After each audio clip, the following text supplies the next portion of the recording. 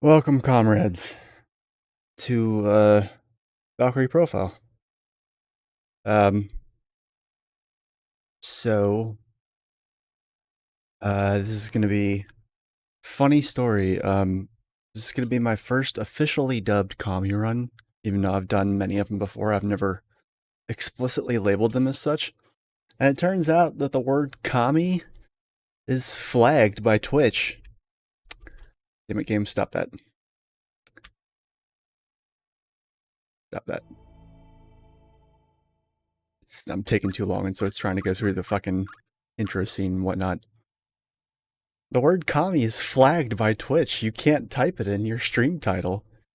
Unless it's, you know, run up against another word with no space in between. And then it doesn't care.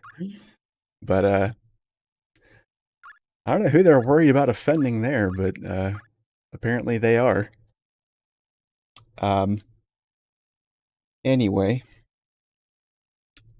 So, with that in mind, this is going to be my second Let's Play, I guess, of Valkyrie Profile. The first one I did was on a YouTube stream, or YouTube, just Let's Play, whatever, pre-recorded bullshit.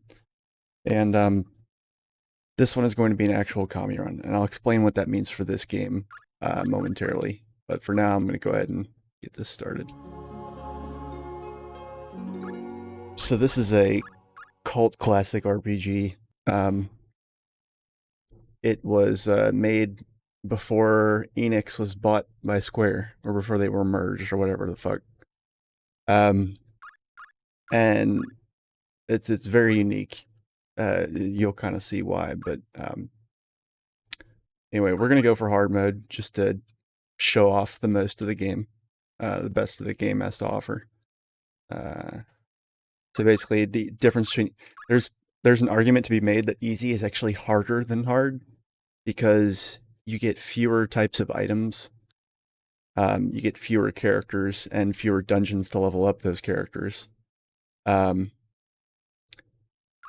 Easy isn't so much easy as it is dumb. Like, it's just, this is Valkyrie Profile, dude.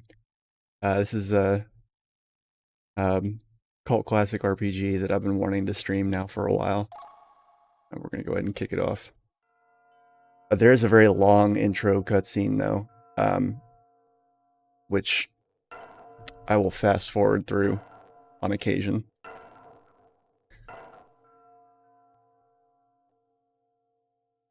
Because, my god, it's long. I'm good, man. How are you? But yeah, this is,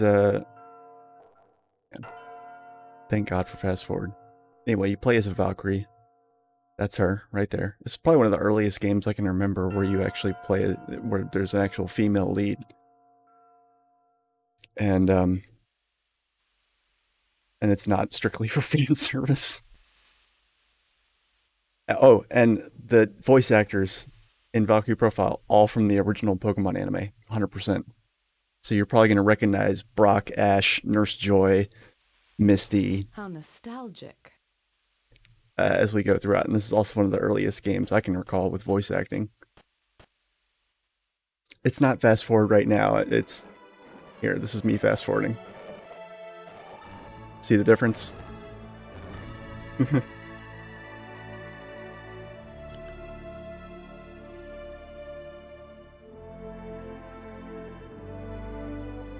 Anyway, this is the opening credits. It's kind of showing off Asgard, and well, at least this game's depiction of Asgard, which is, you know, this game takes a lot of liberties with Norse mythology, but they're still, it works. It tells a good story.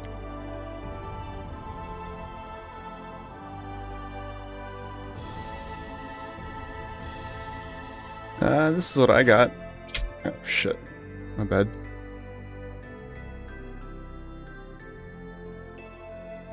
I don't have anything special. I think I just have like a...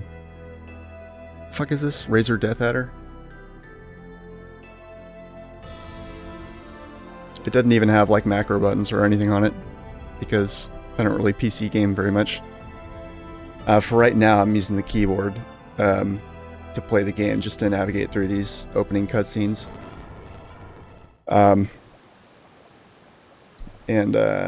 Anyway, right now we're in Asgard. This is just outside of Valhalla, and we're gonna meet Frey here in a second, who is actually a girl. So there's Frey and there's Freya, and there's the ladder's supposed to be a dude, but you know, in this game, welcome to Valhalla. Also name spelled with an I for some reason. You seem as if you're waiting for someone. The dialogue's a little wooden up at the beginning of the game, but you'll kind of see why. Of course. I've been waiting for you, Lenneth. I've been waiting since my sister Freya told me you were coming back. Anime style exposition. Gotta love it. Has it been that long? Are you well? Yes! Oh, Lord Odin is waiting for you within. Of course. We will speak later, Frey. This game, yes, I have not. This is not a blind playthrough by a long shot. It will be a challenge run.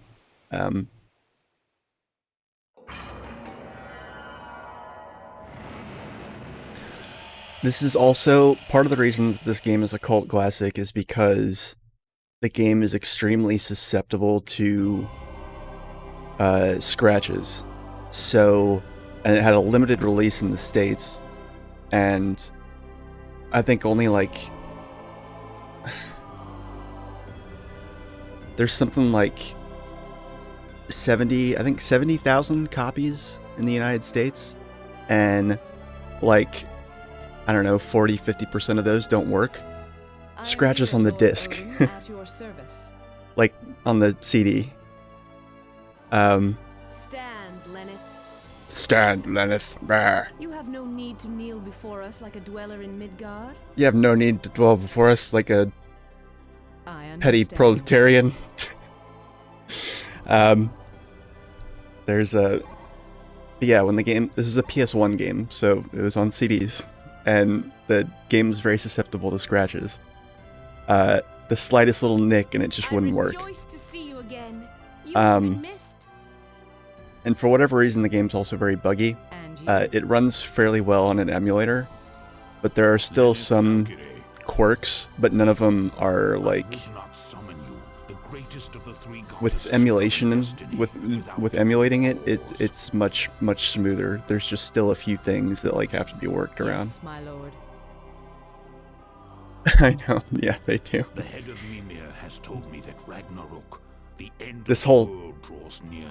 The head of Mimir. Ragnarok? Oh no, Ragnarok.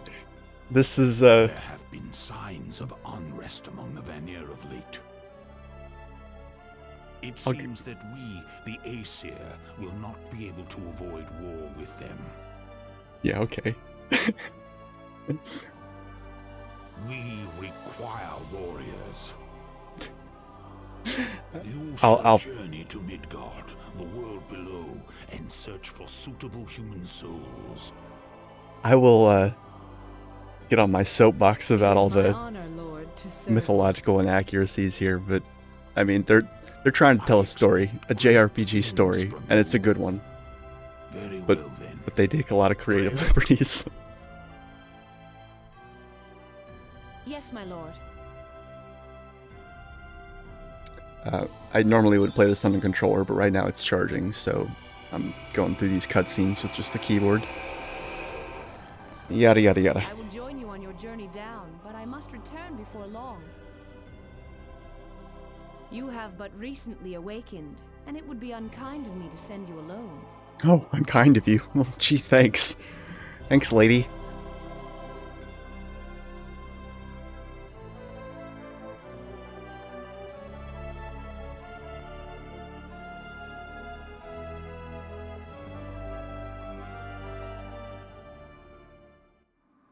You mean wireless?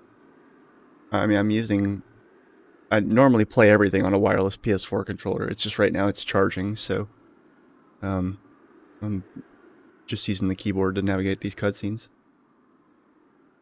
Lower world of Midgar, where souls wander about, locked in cages of flesh. Some metal shit right there. Does it remind you of anything?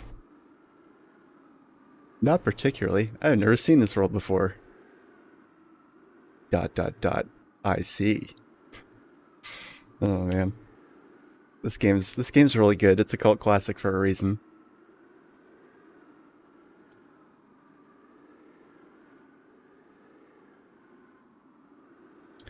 Time for me to teach you about who you are and what your role is. Alright.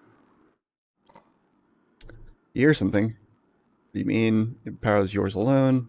Close your eyes and open your heart. Close your eyes, or yeah, concentrate and listen.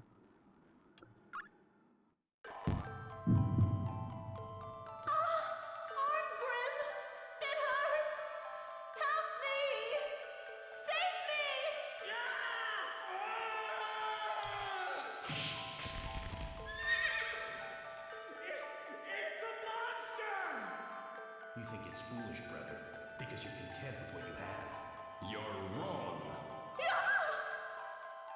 So yeah, there's these little cutscenes that happen every time you, like in every segment of the game, where you go and, like, Valkyrie, like, listens for, like, human beings that are, you know, on the brink of death, so she can go find them and recruit them, basically. I've never found wireless products laggy. At least not when it comes to video game controllers.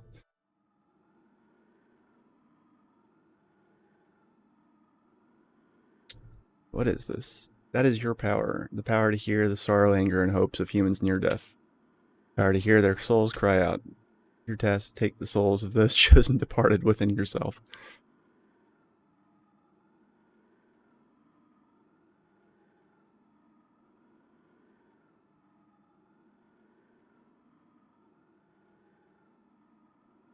Then you will understand more. Yeah, so this intro part of the game is, like I said, a little bit dragged out. Human souls, take them into myself. What in the world?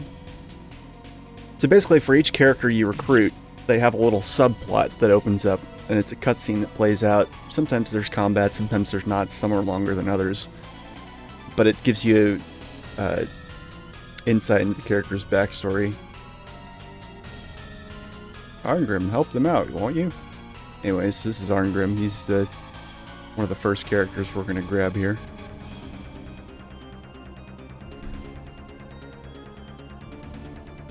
This beast is tough. Nuisance, out of my way. Low battery? I mean, I don't know. Like, it's just a necessary evil. It's just a kind of a 21st century thing. Let me assist you. Okay, so here's the first little taste of battle that we get.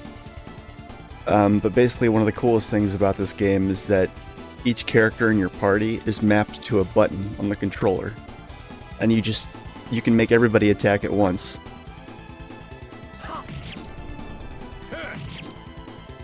Yeah, and sometimes if I sit and wait for too long, the game, the animation will kind of hang up there. But that's not, rest assured, that's not super common. It just means that I need to, like, move quickly. I don't know why it does that, but it'll look like the game will freeze, and then I just have to press a button and edge it forward. I really don't know why it does that, but I noticed that the game, like, really hates certain animations when it's being emulated. But I'm making it sound worse than it is.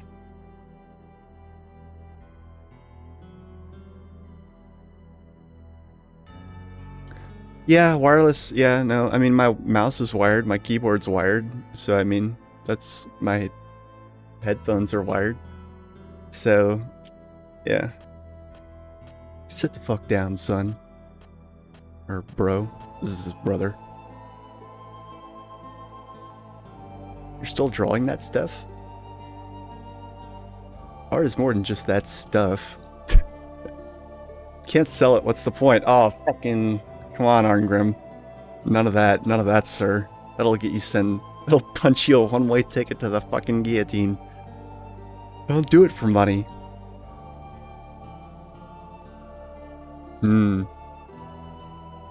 Whatever. This game released in 1998, I think? 98, 99? It's different than war where you just kill people. What? Don't fight for money, I'm a mercenary because I enjoy it. Yeah. I split people's skulls open with my gigantic sword because I enjoy it. Same as you, right?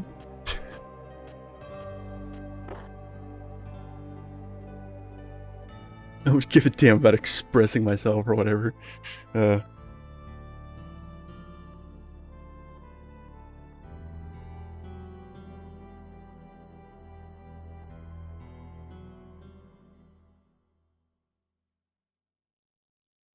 Say, Roland, what's fun about making art anyway? Yeah, I'm an old fart. When I was born before the PlayStation even happened.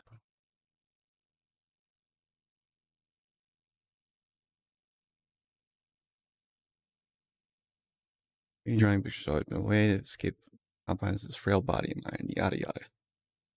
I don't want to gloss over like the actual plot points of this because it's actually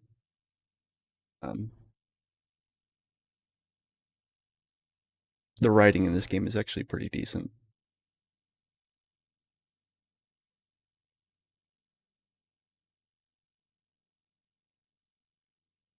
Oh shit.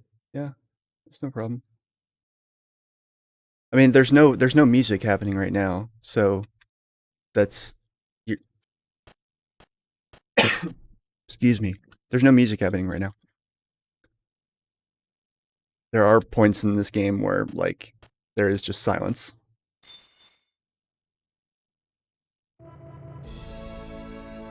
But I did edge the volume up a little bit. Music is playing now. Tell me how it sounds. This guy. Look at that fucking Bill Murray hairline.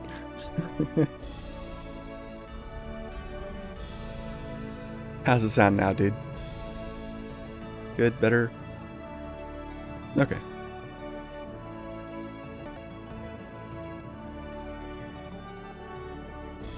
And this chick.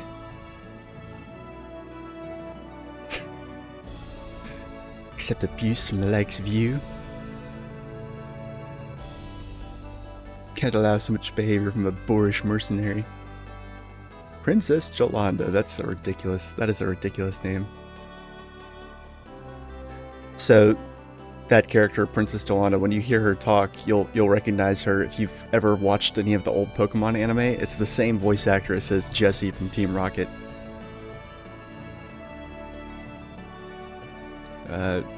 All the voice actors in this game are straight out of the original Pokemon anime.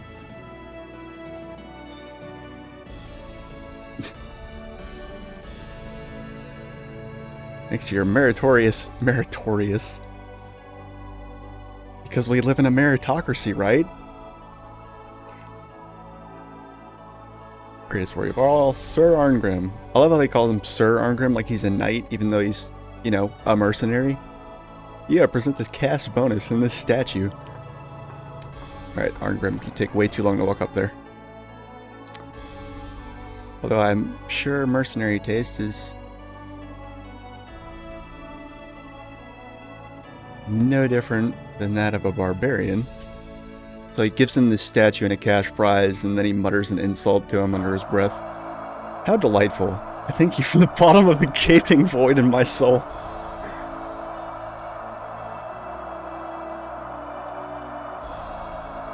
Yeah, I unfortunately, I mean, you got Twitch to thank for that.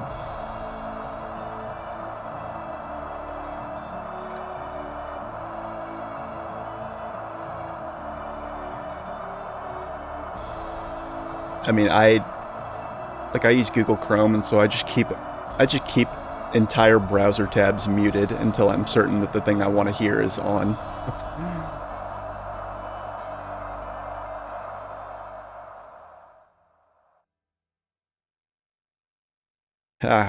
You're such a feeble little king. I love the character. I don't know what you call them.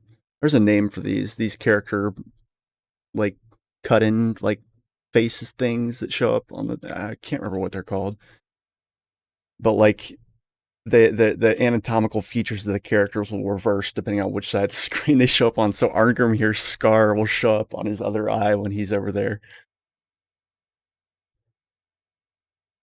No, there's no voice. It's there's not voice acting in every single part of the game. It depends on. There would be nowhere near enough room for that in an old PlayStation 1 games disc. Because those were like CD-ROMs, like not even DVDs. So it's like two stages, 2 orders of magnitude below a Blu-ray disc, and that's what this is. You ungrateful brute. So basically he just like cleaved the stupid statue in half because he's like, yeah, fuck you guys. Fuck you guys. Fuck you and your bougie trappings. 10,000 deaths are not enough for you. King's back there shaking his fist. Guards, take him. No, the guards are like, yeah, I'm not taking that guy. Fuck that.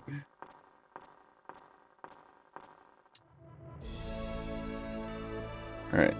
That arrogant lout. There must be some way I can get him. Some way I can get him. Let me think. I've got it. We're about halfway through the opening sort of cutscenes here. I do apologize that it takes a while. But the action will be happening soon. Been a long time since you hung around the house all day, huh? Nah. Okay, so they're gonna get a visit from somebody. Just sit down and relax. Just sit down.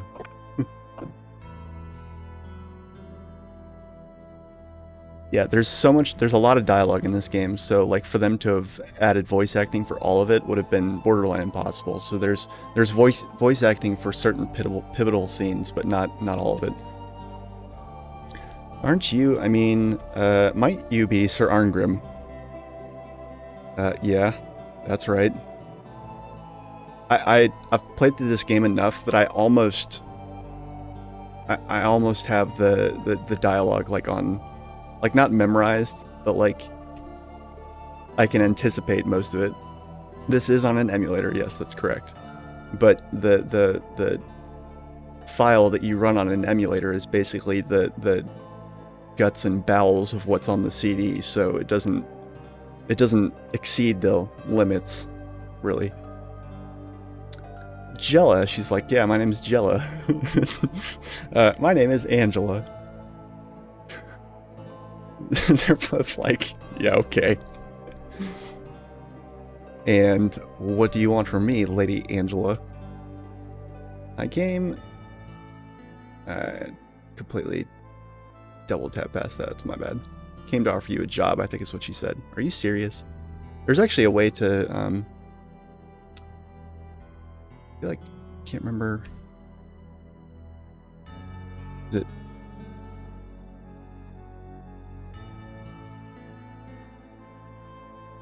Whatever.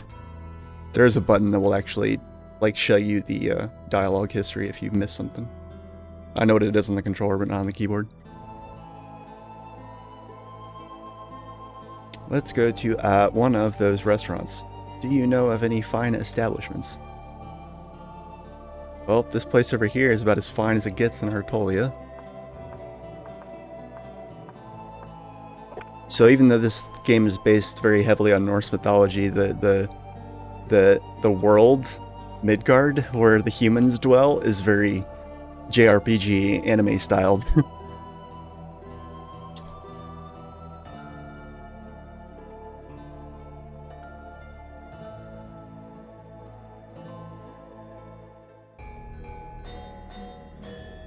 May I take your order? I have no idea. Let's see. I'll take this and this and this and this. Look at her fucking face.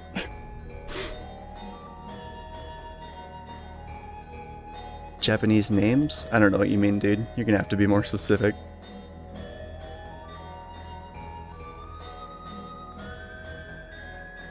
this and this in one of these. I just mean in terms of like, if this was a game based on Norse mythology, like in a like all-encompassing sense, you wouldn't see the character sitting down at an Asian restaurant.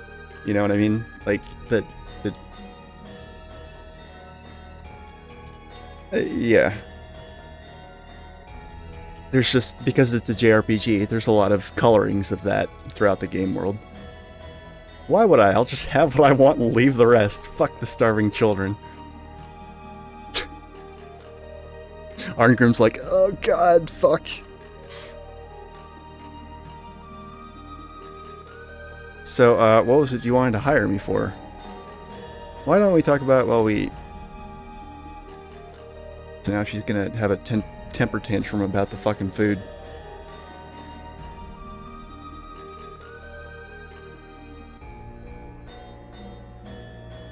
Call your manager.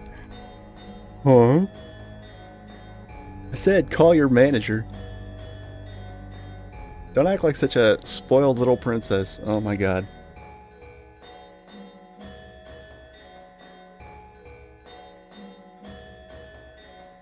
Is something not to your liking? It's like ready to fucking throw down. That's why I like it. You say, what is this meat? It's raw. But miss, that's called sashimi. It's classic Yamato cuisine. And what's this cloudy soup? It smells awful. It must be rotten. Miss, that's an absolute staple of Yamato cuisine. It's miso soup. God. What about this? It's a monster. You're trying to make me eat baby krakens. That's just plain octopus. Technically, wouldn't it be calamari? Whatever. Serve monsters here. I assure you, miss. I've never been so insulted in my entire life. Ah, now my throat is parched. Calf, bleh. What kind of water is this? You're trying to poison me? How dare you? 10,000 deaths are not enough for you. Suddenly Arngrim's gonna perk up and be like, wait, what? 10,000 deaths are not enough for you.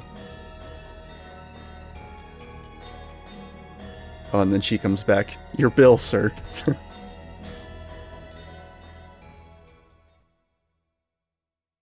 Sure, why not?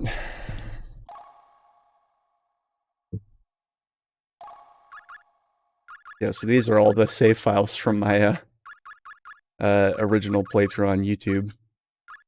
I'm just gonna make a new one down here, or just overwrite one of these.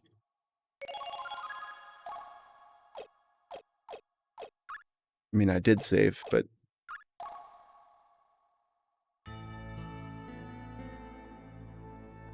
This happened before you could hear what she wanted. Yeah.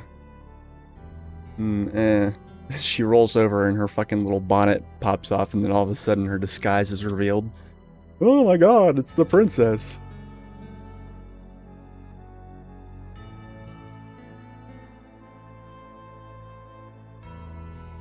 Yeah, so now these guys have a princess hostage in their bedroom. And she came here in disguise to hire me for a job.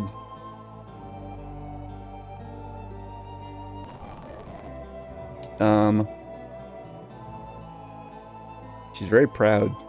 Yeah. And, talking in her sleep, eh? Foul Oathbreaker. 10,000 deaths are not enough for you. Yeah. Yeah, so now Arngrim finally fucking gets it.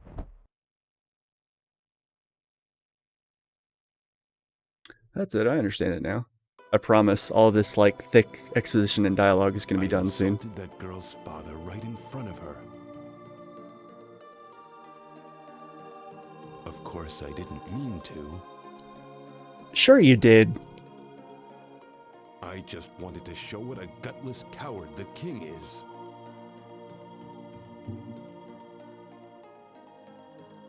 What I did wasn't wrong. Oh man. The rationalization is thick. But it kind of was, But a but daughter not can't really. help but love and honor her own father. Really? She can't? Be sure she Is there can. any child that would not feel anger at seeing their sire made a fool of? Nah. It depends on how much of a douchebag their sire is. Where am I? It's already evening. Yeah, it is. I have to go. Oh, is it okay if I come back tomorrow to make my offer? Yeah, sure. A job offer, huh? Probably some sort of revenge for what I did to her father. When she comes tomorrow, I'll apologize to her. You're late. So, what's your offer this time? Short notice. I need you to help another man deliver. What? Give me a break. What are you wasting my time for like that? Come on, pay his top price. Will you take it? Dangerous cargo, eh? Well, I'll take it, but I want 5,000. My price is double. Fine, it's the deal. Are you serious? Well, if you say so. By the way, who's the other guy you got me teamed up with? You'll meet soon enough. I don't know what that guy's up to. As long as I get my I don't know, man. Like, are you looking to give me a hard time about it? I don't know.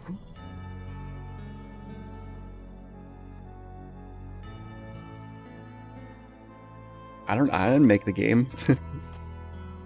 All I know is that I know that they definitely could not fit, like, all of the dialogue that they would have wanted, for all of that on a game back then. You know, the game as it is 2 discs.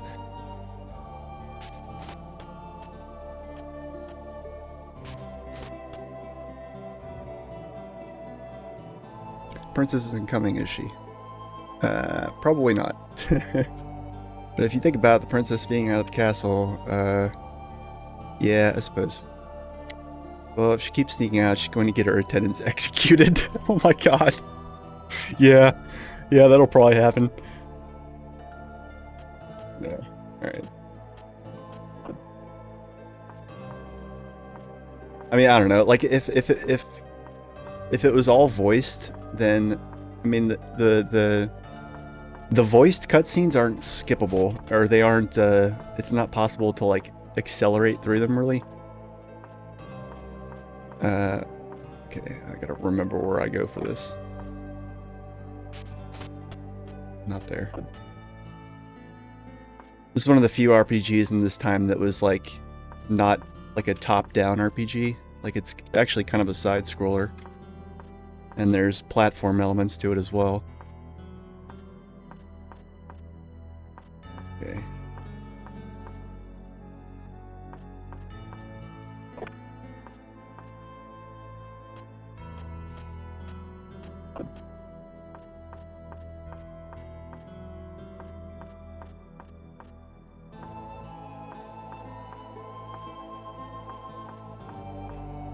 Trying to remember where I need to go.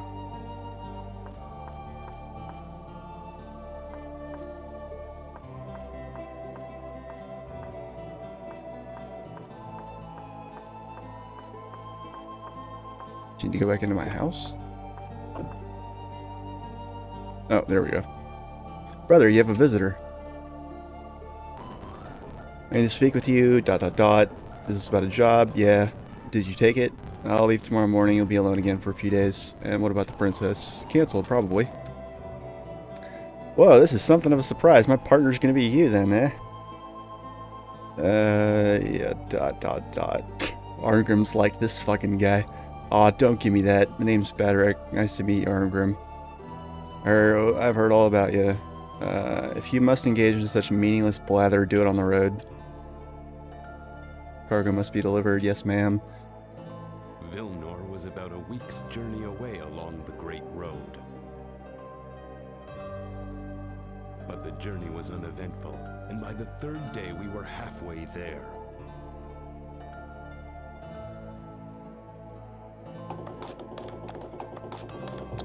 Getting plenty of money for this job, so who really cares what's in the thing? Mr. Bodyguard? Grr, that Lombard. Lombard? Artolia's chief counselor. You mean it wasn't the agent who hired us? Something's coming up behind you.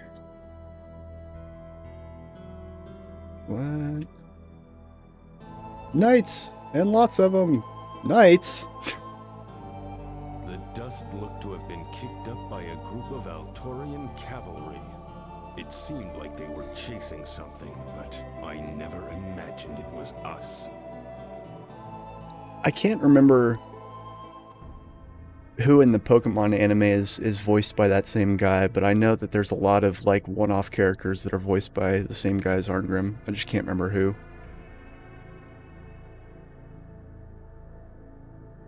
Hey, hold up. So they're breaking open the cargo. I think about it now. I never should have agreed to take that package without knowing what was inside. It Yeesh. just wasn't like me.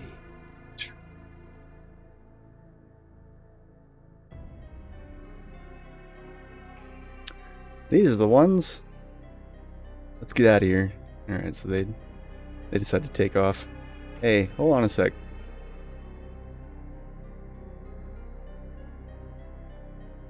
What? Dun dun dun, it's the princess. Our parcel? Hey. It was that little tomboy princess, That's all. I was like, what? Jalanda.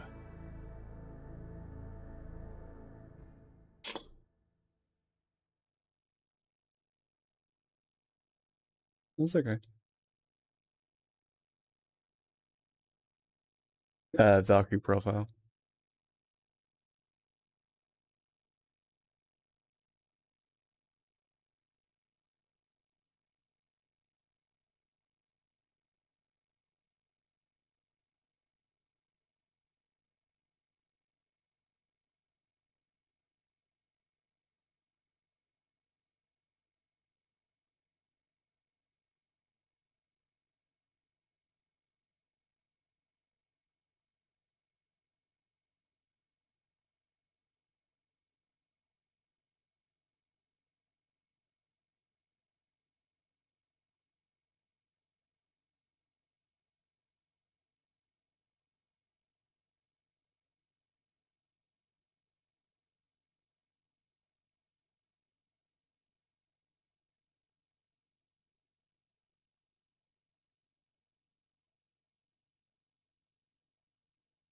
Hey, no problem, dude. I'll see you around.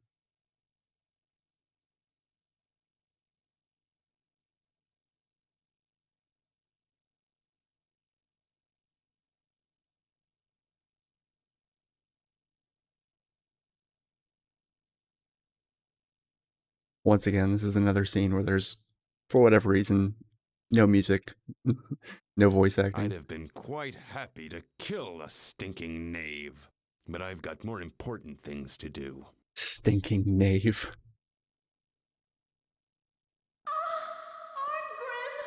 It hurts! Help me! Save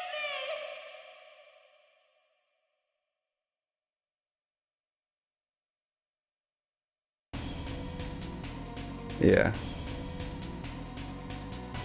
So like all the things that Valkyrie hears up on the world map, like you get to see them actually reenacted in context. That's kind of the point of all that.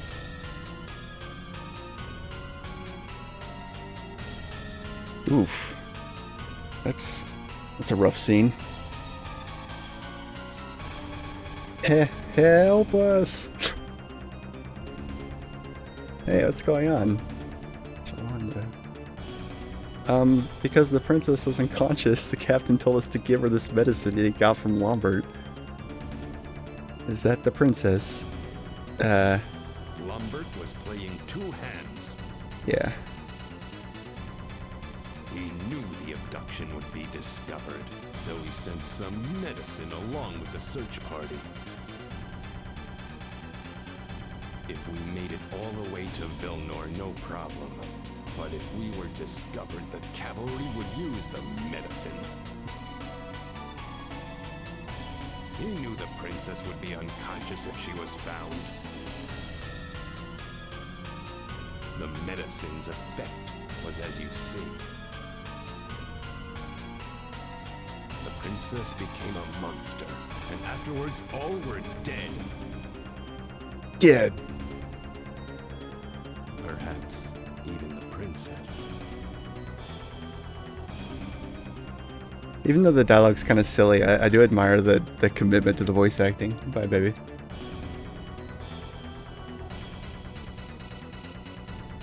Ghoul powder. Turns a person into a howling demon. Necromancers use this stuff all the time. Oh yeah, no, it's normal.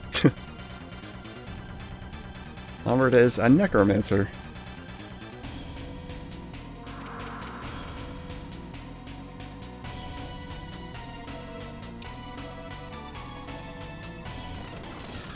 Angela, you mean Jolanda? What are you talking about? It's time we head back to Artolia. I'm getting out of here. See ya. Wasn't going to run. Maybe you made the right choice. I don't know. I'm going to run. Even Yeah. on the field of Sorry. battle, Fast I forwarded through a little bit of that. like this.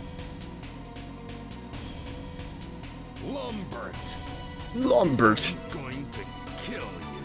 Kill you! I'm sorry.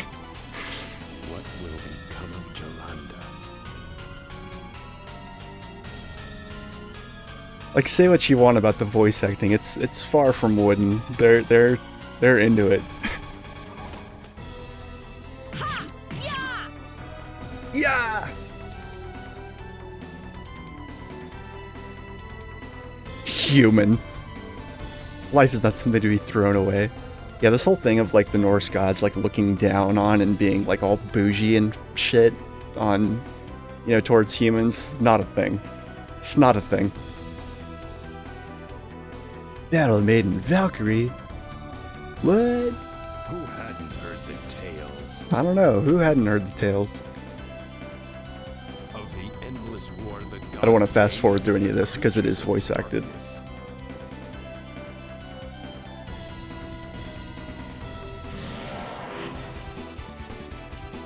Alright, let's get some combat going here. Awaits us. Oof. Urgh.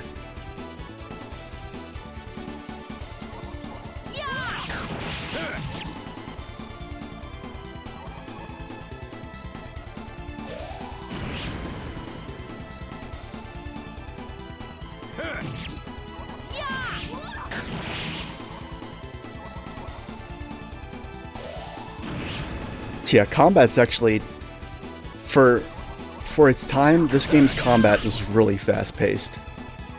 Like, this is pretty cool. Like, there's turns, but there's absolutely no, like, ATB or anything like that.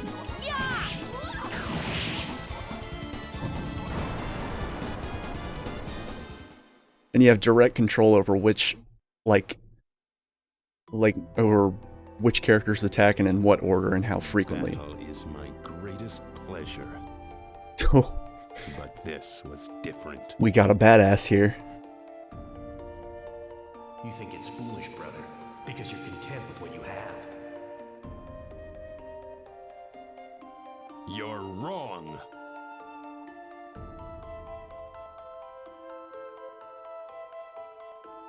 It was through others' misfortune that I felt myself to be strong.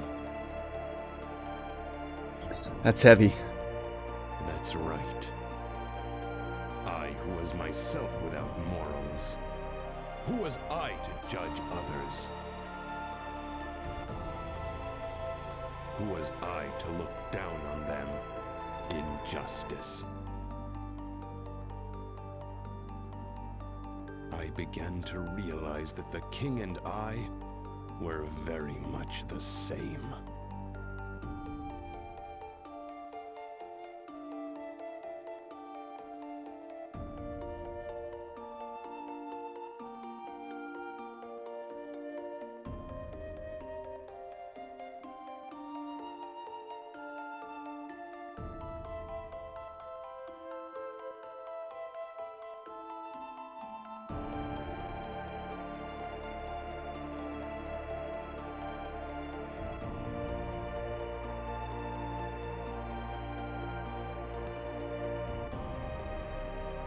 I thought you might show up sooner or later.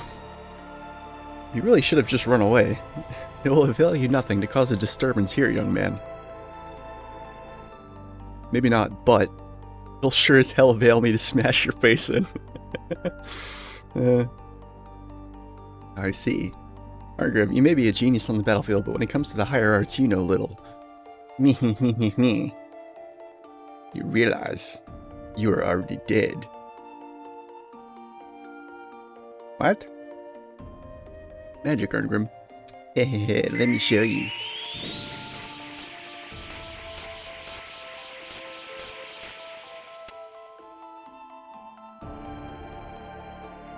I beg of you! You must save Arngrim, please! Save? How do you think he might be saved?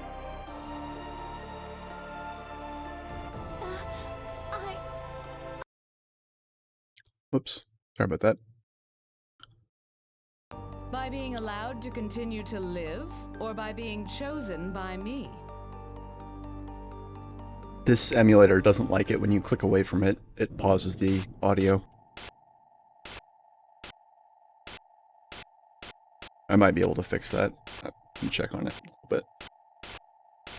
I kind of believe that if you ran away, but could a human really have defeated a ghoul? I mean, I can't imagine. That's him! That's the man who betrayed me! Oh, no!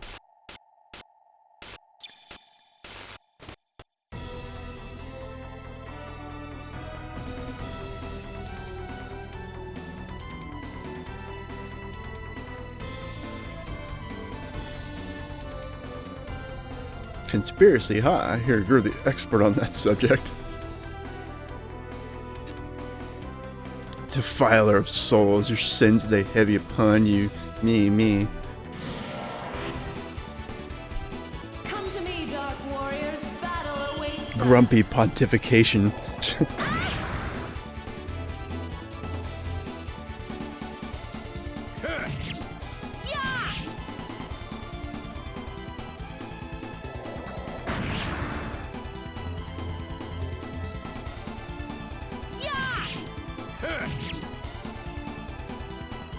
Hey, Itzka, this is Valkyrie Profile. It's a cult classic RPG that I've been wanting to stream for a while now, and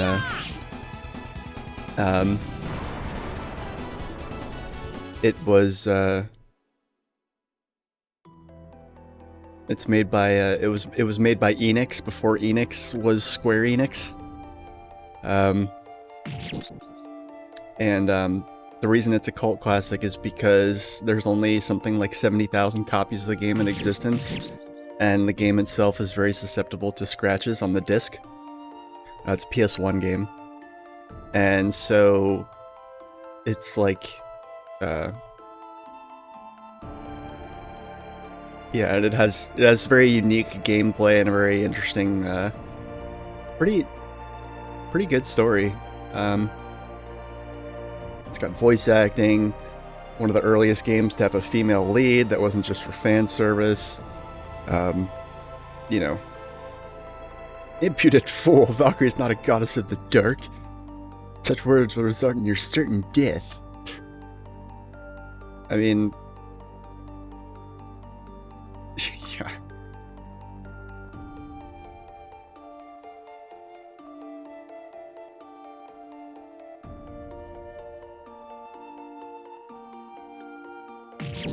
I love that part. Just like, oh, hold on a second. Let me just cleave this one guy in half and we'll get back to our conversation. Okay, where were we?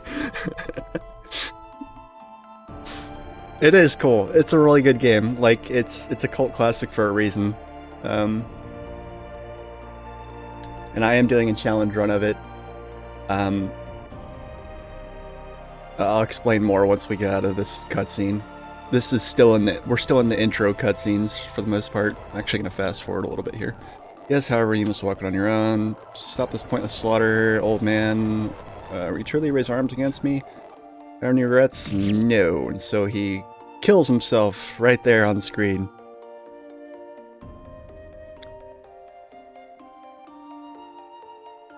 Why did you save me?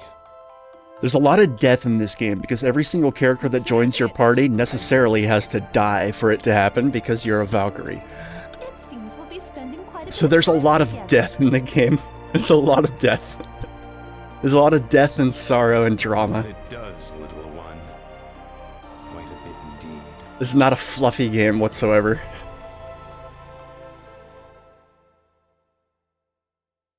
Alright, so there's one last little tutorial that we have to go through, but basically Freya's going to show us how to do the same thing, except instead of looking for characters to recruit, we're going to search for bad guys to slaughter. So, that's what we're doing. That's what we're going to do next. Let us take leave of here. Next. Yes, even the strongest steel must first be tempered, yes? To send them to Asgard directly would only be a death sentence.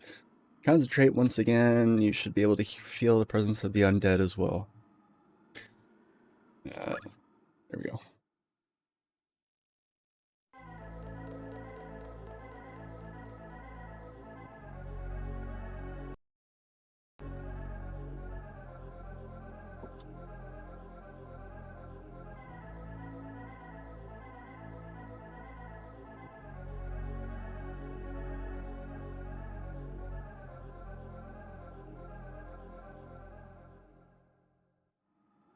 Well, good. I hope people like it. I'm actually hoping Valkyrie Profile is the kind of game that it's such a cult classic that, like, I actually expect to get like at least a handful of new viewers just based on the fact of, oh my god, somebody on Twitch is playing Valkyrie Profile! Like, you know? Because, yeah. It's that kind of game. The people that like this game really, really, really like it. Anyway, so we have our, let's see, where is, can I go through the, I guess I can't access the menu right now.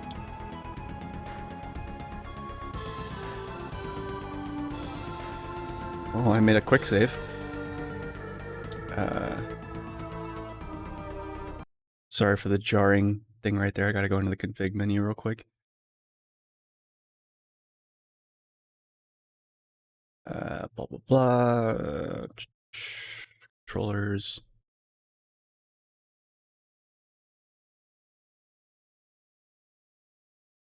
Yeah, okay.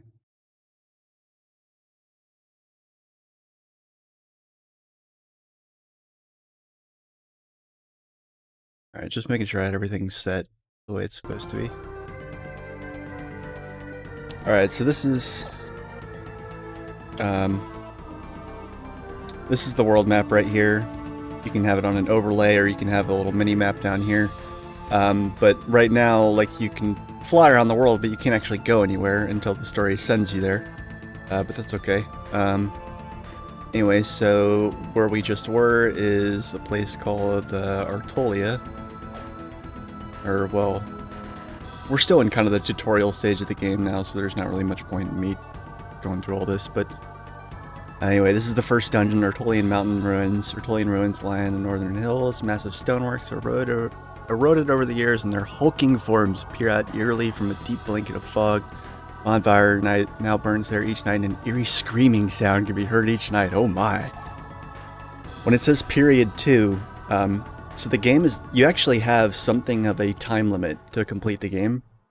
It's not really a time limit, but it's, you can only do so many things before the game ends. And everything that you do, whether it's going into a town or going into a dungeon or recruiting characters, all of it consumes periods. And there's like 24, I want to say 24 periods in a chapter, and there's 8 chapters in the game. So you have a limited amount of time to kind of get through everything. Yes, there is one. An undead. Oh no, Lenneth, are you ready? I can accompany you through this ruin, but when you leave this place, I must return to Asgard. Yes. Look at this, Lenneth. That's a memory camp. I don't need a memory camp because I'm playing an emulator and I can just make save states. Eating souls is a desecration of the dead. Having mercy on the undead is useless. Enough, let's go. Alright, so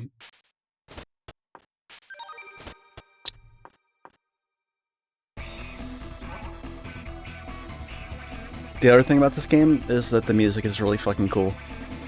I'm actually gonna, sorry, there's gonna be a cut here real quick. I'm just gonna edge this up a little bit higher.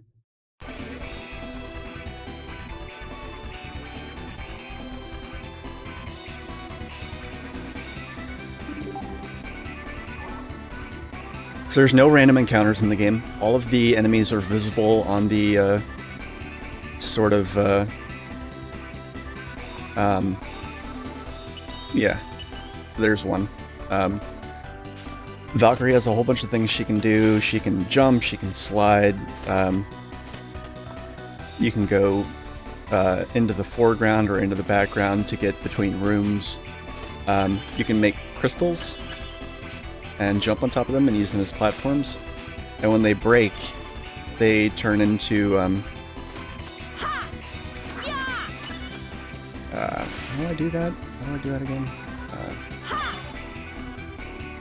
There you go. You can actually pick up the pieces and like set them down and make yourself little platforms. And then you can jump on them and use them to get to upper areas or whatever.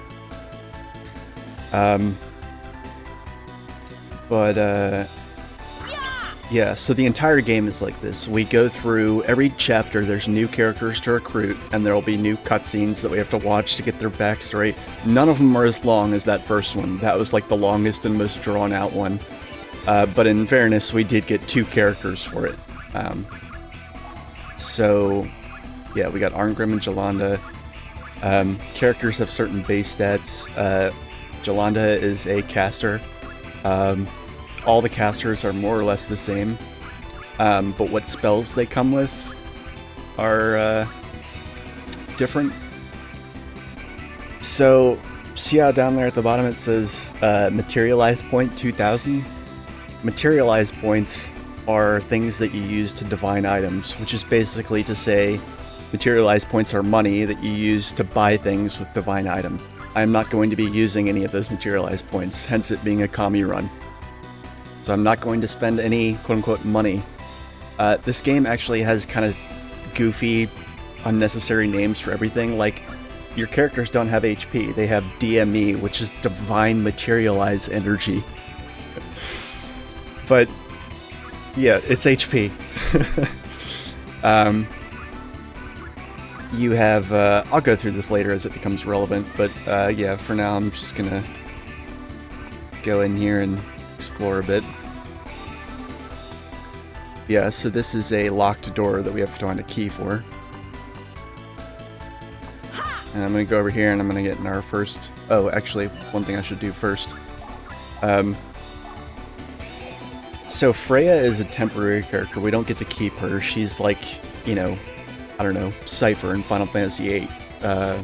Or, you know, any number of other guest characters that you get. But basically, every weapon that you equip modifies your normal attack. So every character has a 3-stage normal attack that has 3 steps to it that form a combo. And if you have all 3 of them, you can reorder them. You can set one to be a counterattack or not. But the interesting thing is that Freya's attacks are kind of interesting in that some of them are way more powerful than others. To such an extent that if you remove her weapon for this dungeon, her attack actually gets far, far better. I'll show you the difference, but so we'll go ahead and do the, you know, vanilla attack for this next battle. To my side, my noble Einherjar. Uh-oh, we may be in trouble. Nah, I don't think so.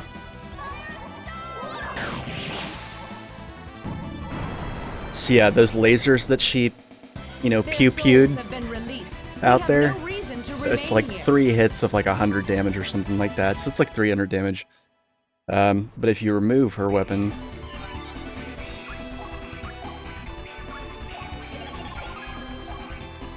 her attacking stats do go down by like almost half. More than half, actually. But the attack that you get instead is so much more powerful that it actually, like, it doesn't even matter. the attack she gets without a weapon is also like unblockable. Basically, if you don't equip a weapon, there's a default attack that every character sort of falls to. We may be in trouble. I'm fairly certain that Freya will one-shot him with this. Yeah. Yeah. I lied, that's not the unblockable attack, but still. Well, my So enemies can block, you can block as well. It's random though, it's like an RNG kind of thing. Let's check out the contents of that bag. It's possible there could be something useful inside. Thanks, Freya, for telling me how to open treasure.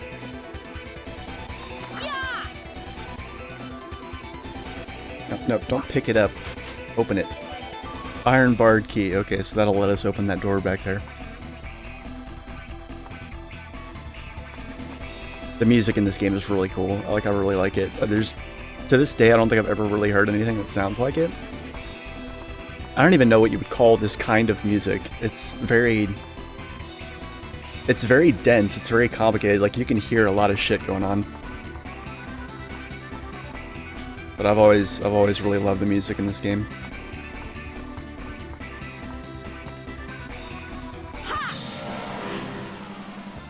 To my side, my noble Einherjar. Yeah, my favorite thing about the battle system in this game is the ability to just make everybody attack all at the same time and just have like just a clusterfuck of numbers on the screen. I just nerd out with that shit, like probably way more than is justified. Freya has a delay to all of her attacks though, so usually I, go ahead and get hers queued up, and then I know the animation well enough to where I know at what point I should have everybody else go and attack.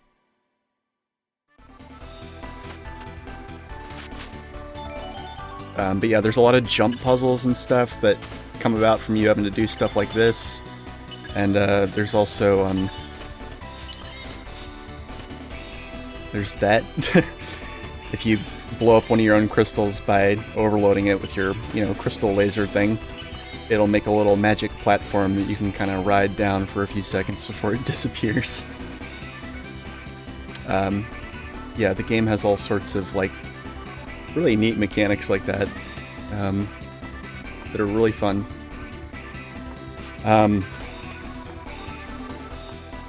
So this is going to be a commie run, which means, as I said before, I'm not spending any materialized points.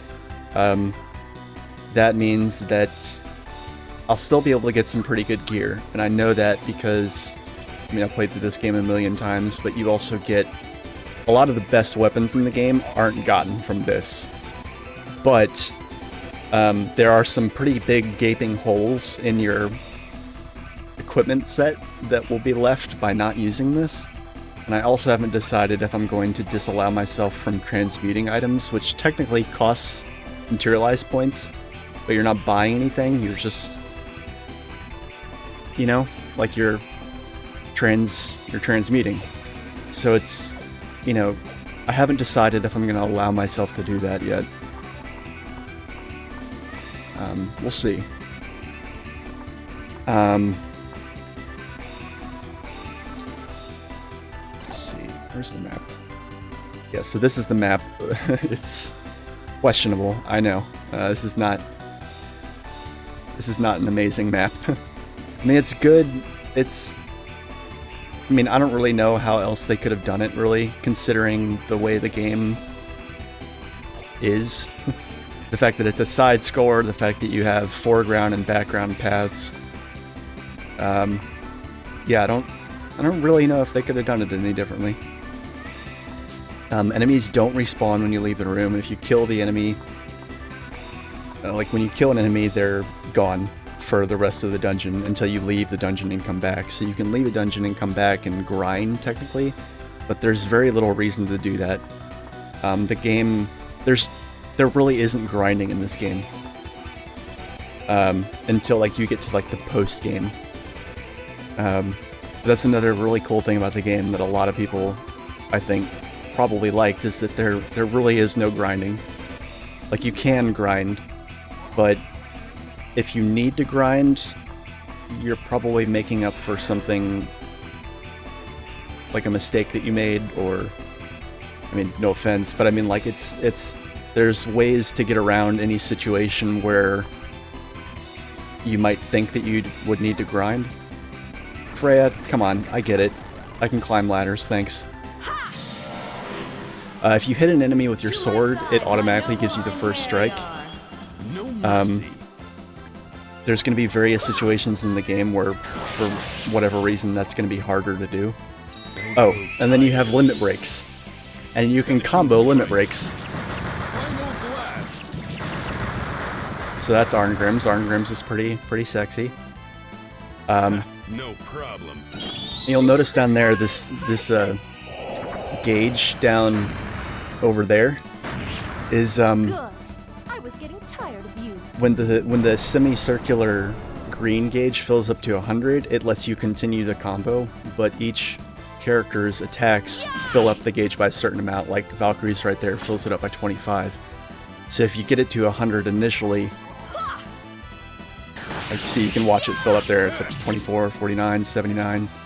So if you get it up to 100, that's what lets you do their limit breaks. They're not called limit breaks. They're called Purify Weird Souls. I'm not calling them that. You know, I used to say in my Let's Play, I used to call them passwords. Because it's PWS. So they're PWS, they're limit breaks. And then if the limit break itself raises that gauge back to 100, then you get to do another one. So combat in this game is really fun. It's a really unique system, and yeah. Get up there by jumping. Let's build some wall crystals. Yeah, she's telling you how to use crystals.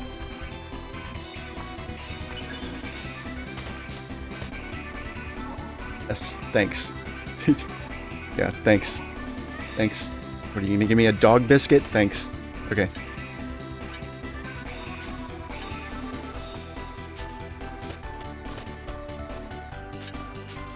There's all sorts of like crazy advanced techniques you can do too. Like you can actually manipulate crystals to send you flying across gaps. Like watch this.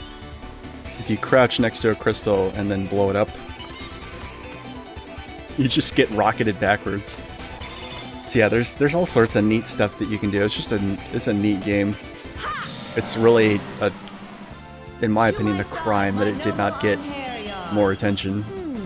These beasts will be a good test. Oh shit. You also have to be careful with how you combo things, because you can knock enemies out of the way of other characters' attacks. So there's a lot of strategy that goes into it as well. Like some characters' attacks don't even combo well into themselves, unless you like rearrange them or use them in a different order. Oh, and right there you saw Guard Crush. If that stupid zombie had lived through the Guard Crush, they would have been stunned and not able to move for a turn. Kind of like getting flinched in Pokemon.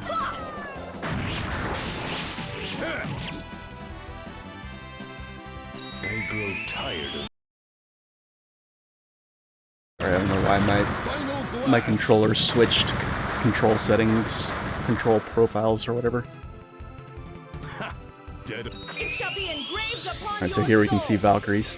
Divine And the more you combo them together, the more powerful they get. Nibalang Valesti. So actually, you want to save... Such is your fate. Prepare to be cleansed. You want to use... Divine assault. So yeah, Freya's is extremely powerful, but it doesn't fill the gauge by very much. Ether strike.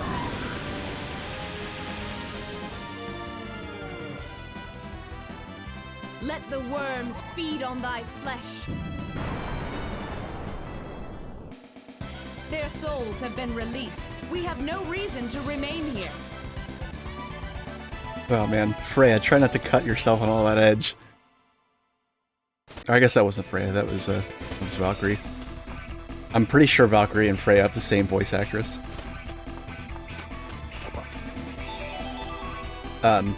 Valkyrie is voiced by the same Officer Jenny. Officer Jenny, that's Valkyrie. Yeah. Since this is a CommieRun, I'm also going to be going out of my way to get all the treasure and all that stuff, because that's really all I'm going to let myself use.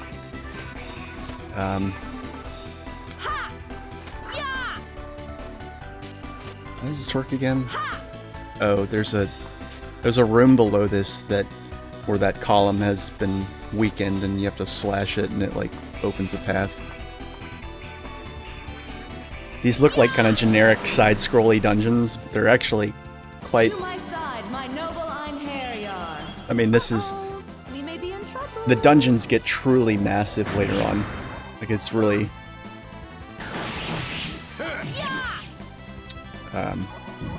This is a very small dungeon. Yeah, the dungeon and level design in this game I think is really cool.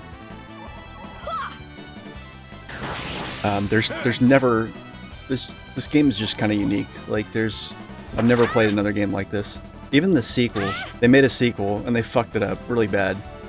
But like, yeah, I don't know. I wish they would fucking,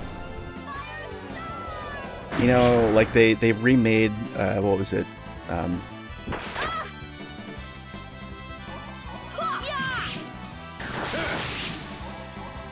What are they made like a bajillion different ports of like Final Fantasy IV Easy work for a god. that like all look different and have like different graphical reskins and everything. And there's like a Game Boy Advance version, a DS version, the old SNES version, yada yada. Yes, I get it.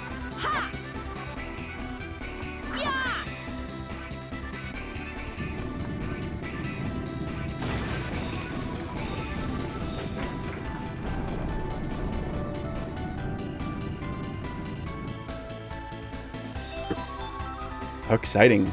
So you also get things called you get event experience. And event experience, you can go into the menu and you can distribute this experience as you see fit between your characters.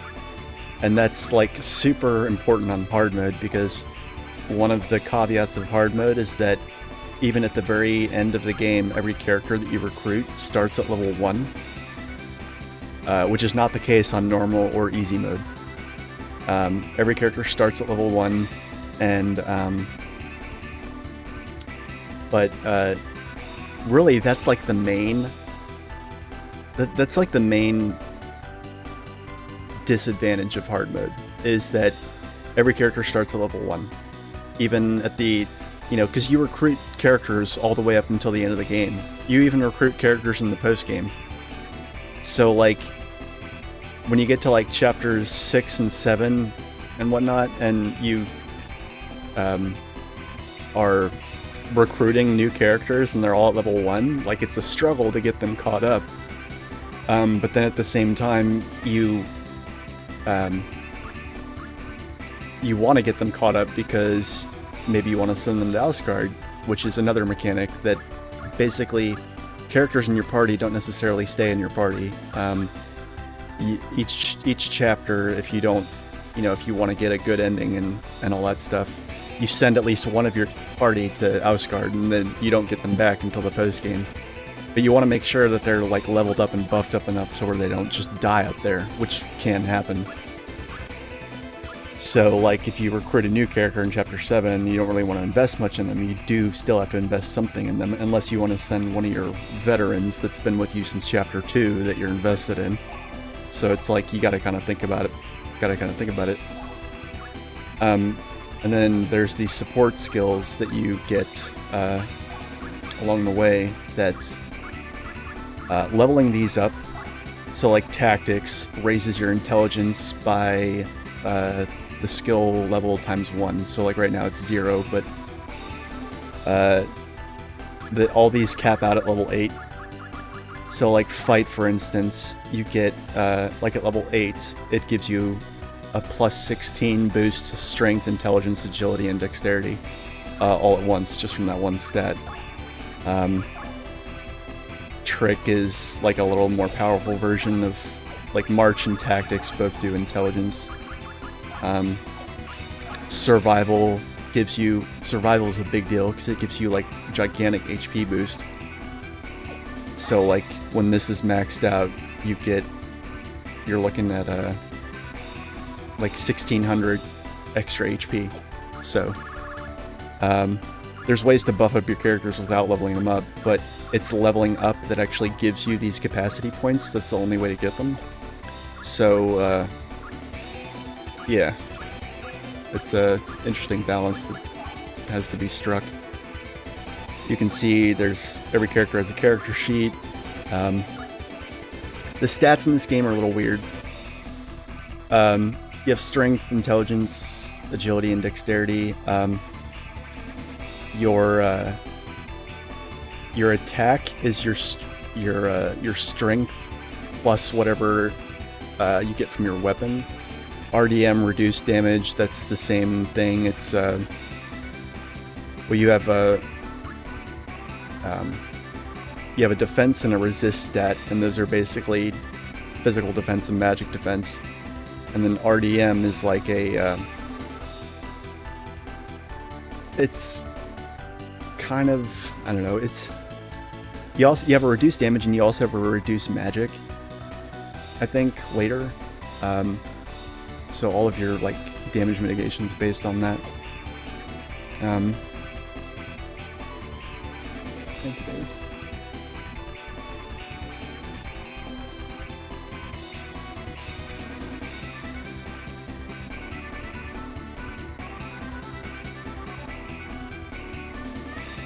One second.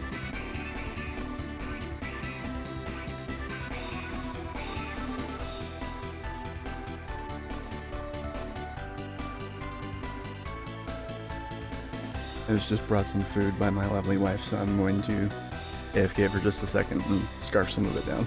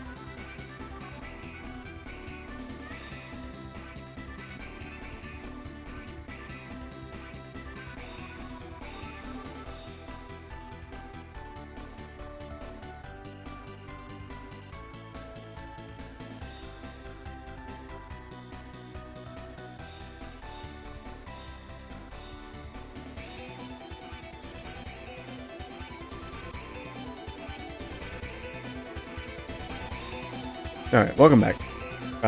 To facilitate progress and also keep my voice from going hoarse, I'm gonna hold off on explaining anything else until people show up.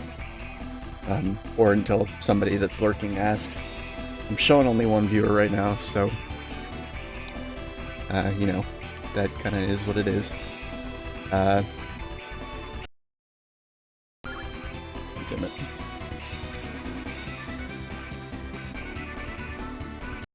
I'm actually gonna look real quick and see if there's any way I can make this not pause.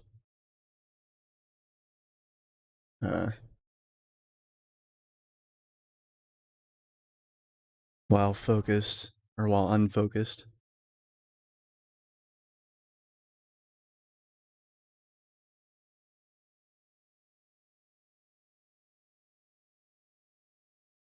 I have pause when not focus unchecked, and yet, I don't know, it doesn't pause, but, you know. Yeah, that's the other thing, is when I unfocus it, the fucking controls go, like, crazy like that. It, like, plays into, like, I guess the up button. there's a thing that I have for this. Was it? I think that.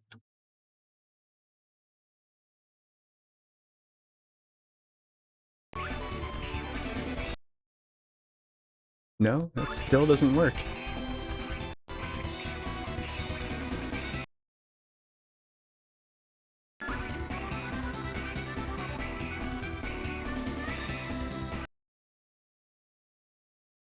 See, it's supposed to keep it like in the foreground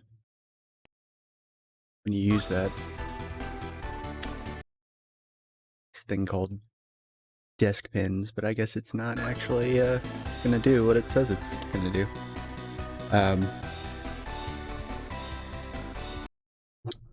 Yeah, I'm closing out of some like browser tabs and shit.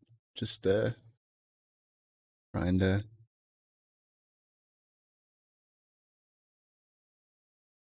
cut back on some of the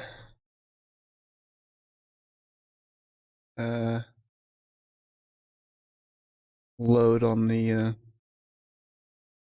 PC a little bit. I definitely want to I definitely want to give this thing as much breathing room as possible because, like I said, even when emulated, this game's a little bit buggy. But yeah.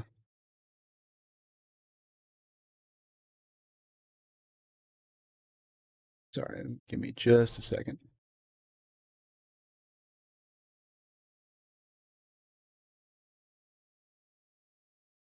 I know full well that this is a pain in the dick and that nobody wants to watch this.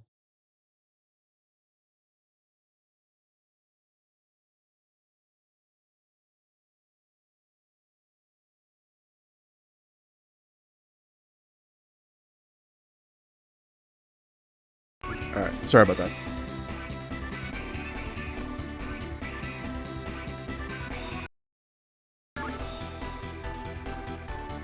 Cool. Alright.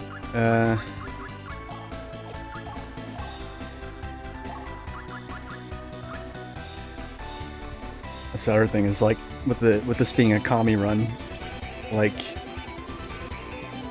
I don't know, I took a brief look at kind of how, because before I do any CommieRun with an RPG, usually what I do is I pull up like, you know, I go on GameFAQs or whatever, and you know, or to the wiki or whatever, like, and I pull up a list of like all the items in the game, and I just fucking exclude anything that well, I put things in two lists where it's like, you know, this is stuff that you are either given or that you find lying around or that drops or is stolen from an enemy, and here's the stuff that is only ever purchased. And I separate those out into two lists, and I'm like, okay, this is what I'm gonna have access to, this is what I'm not gonna have access to. And I did that this time around, but I really didn't look super closely at it. I was able to tell that it was a decent, like I don't know, I did a CommieRun of Legend of the Gaia. It was one of the last Let's Plays I did that was recorded and that went on YouTube. And in that game, doing a CommieRun was basically like, you may as well not even call it a CommieRun. You may as well just call it an initial equip run, because there was like almost nothing that you find lying around in terms of like, in terms of gear anyway. So it wound up just being an initial equip run.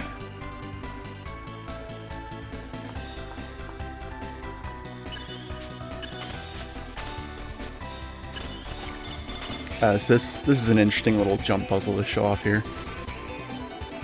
So both of these treasure chests are booby-trapped. And if I had remained standing up there, I would have been blown off the ledge. But this one is one of those kind of Easter egg kind of things that's like there for you when you come back and play the game again after you know all the mechanics really well. Because it's like the beginning of the game, I guarantee you almost nobody ever got that treasure their first run through the game.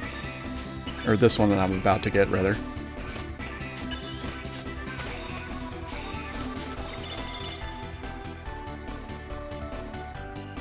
Yeah, basically you have to make a crystal over there on the far side to extend the ledge out a little bit for you to fall onto it. Oh, god damn it.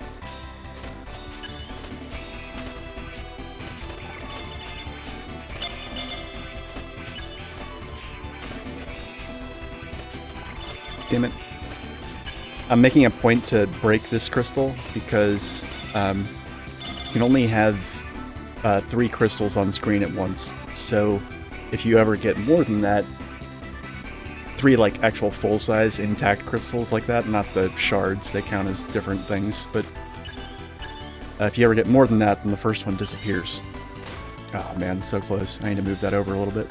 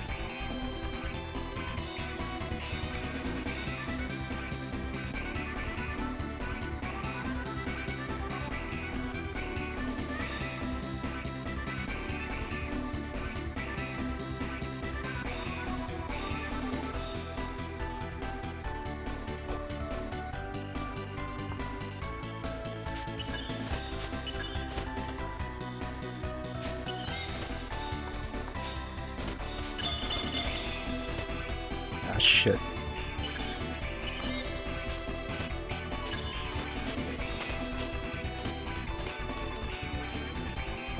Yeah, I don't know. I think the jump puzzles in this game are really unique.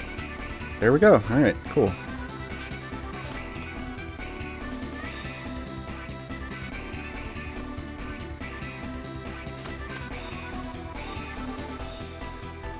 Alright, now...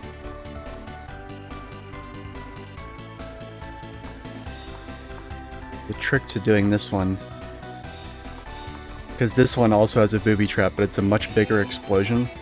And there's really no way to avoid getting hit unless you want to jump off and bounce yourself over there a second time.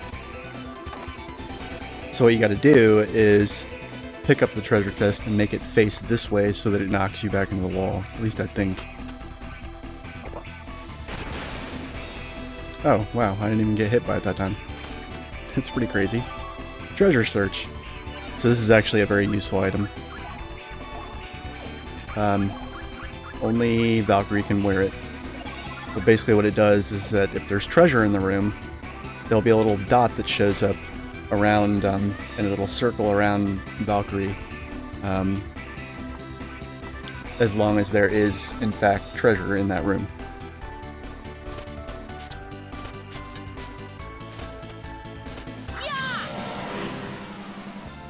To my side, my noble Einherjar.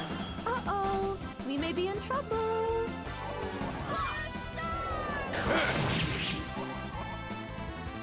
It shall be engraved upon your soul. This is total overkill, I don't need to do this, but, you know, Nibalang Valesti. sometimes it's just fun to do. You have no hope of survival.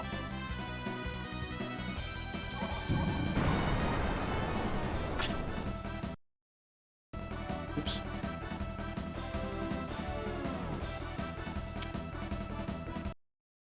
Alright, hold on a second.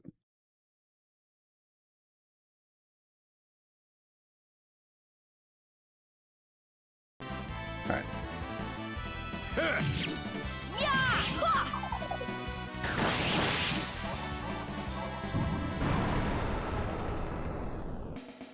Get thee hence. Oblivion awaits thee.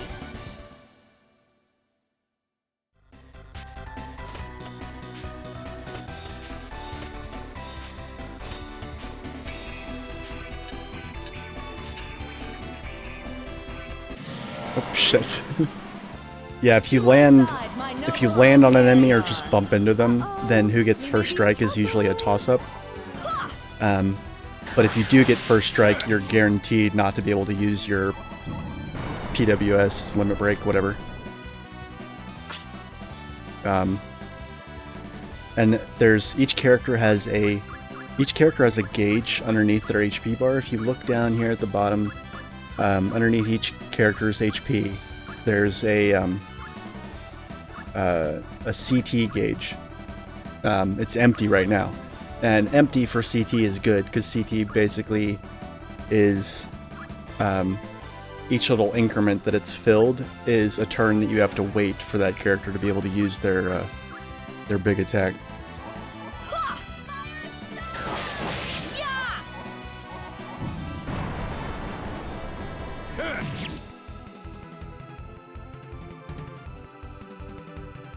So to be able to use big attacks, your CT has to be at 0, and you have to fill that energy gauge to 100. It got to 79 there. It's ticking down now. Get thee hence. Oblivion awaits thee. Look at fucking Arngrim's sword. That thing is so ridiculous. Even the handle, the fucking handle of that sword is bigger than the blade of most regular swords.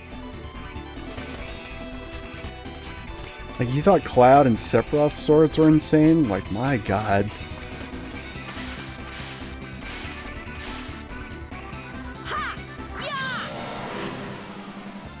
To my side, my noble Einherjar. No mercy.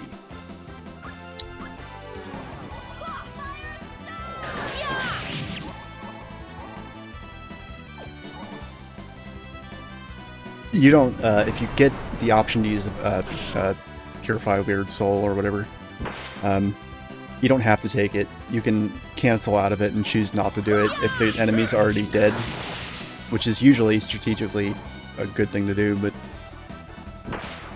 now the game's a bit loud? Okay, alright, sorry. Well, I was actually trying to, edge it up actually a little bit higher than I would have normally. Just because of the music is like, the music's really good. Like, I really like the music in this game. Prepare to be cleansed. Divine assault.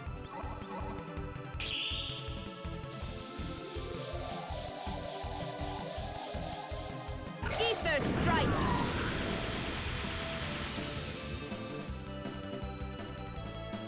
I just nudged it back down about a dB and a half.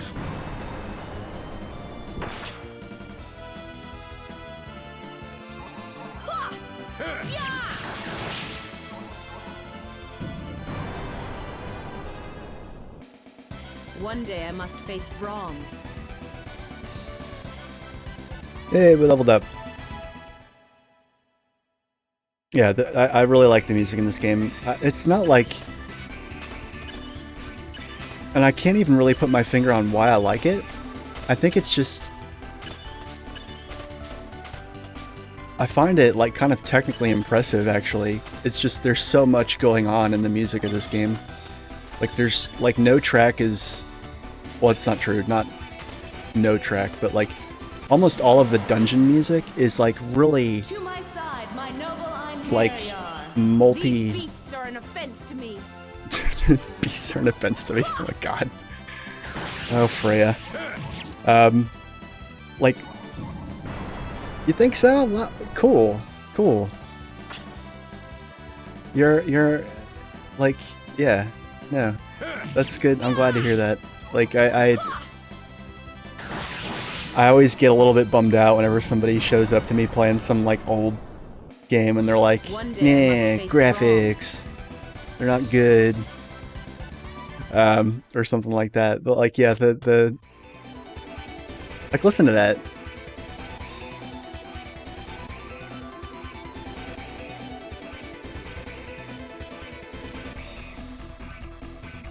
Yeah, like, all the dungeon music is just absolutely sick. Like, it's either really driving and propulsive, or, like, you know, just energetic, or it's, like, slow and heavy and kind of dark. Like, it's all really good. The other thing is, I really don't know what to compare it to, because it's so complex. There's so much, like, intricacy that I can hear in it that I don't really think I've ever heard in another video game soundtrack. and yet it's not orchestral, right? You know, like there's a lot of crazy good game soundtracks nowadays that are crazy good because they're, you know, big and film score sounding. This isn't like that. This is very clearly electronic. There, that blue dot around Valkyrie, that's the treasure search thing, so that means that there's treasure in this room that we haven't found. But yeah, I'm glad to hear you like it, dude. To my side, my noble There's every dungeon has its own unique theme. Every dungeon has its own unique song that goes to it. So that's another thing that's really cool. Like, we're not gonna, like, after we leave this dungeon, we're not gonna hear this music again. There'll be a different theme in every dungeon. So that's like another thing that's really cool, is that you don't ever get bored of it. The only thing you will get bored of sometimes is the battle music. But the boss music is significantly better, and there are a few bosses that even have their own themes.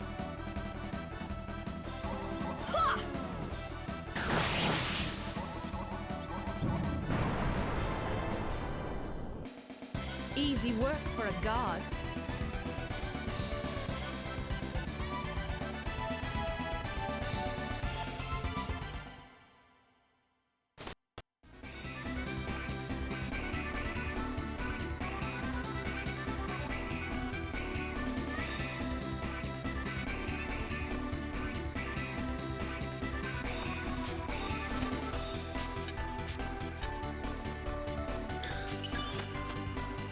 Yeah, and like I said when I started the stream, this game was kind of, oh my god, I get it. Shut up, Freya.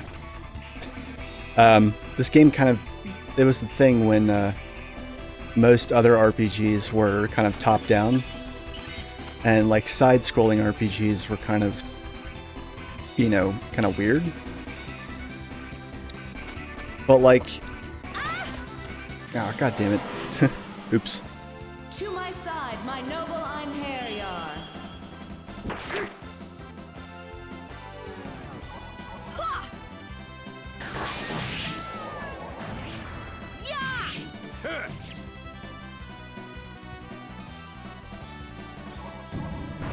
But this game, like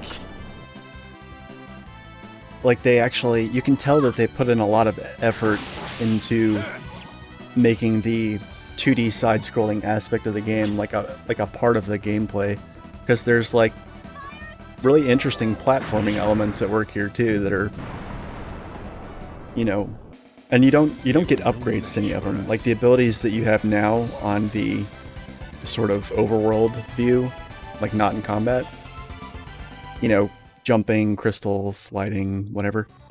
You have all those same abilities from the start of the game, and you have them until the very end of the game. So it's like every puzzle that's based on any of this stuff is based purely on the level design. So it's amazing what they did with such a simple system, I think.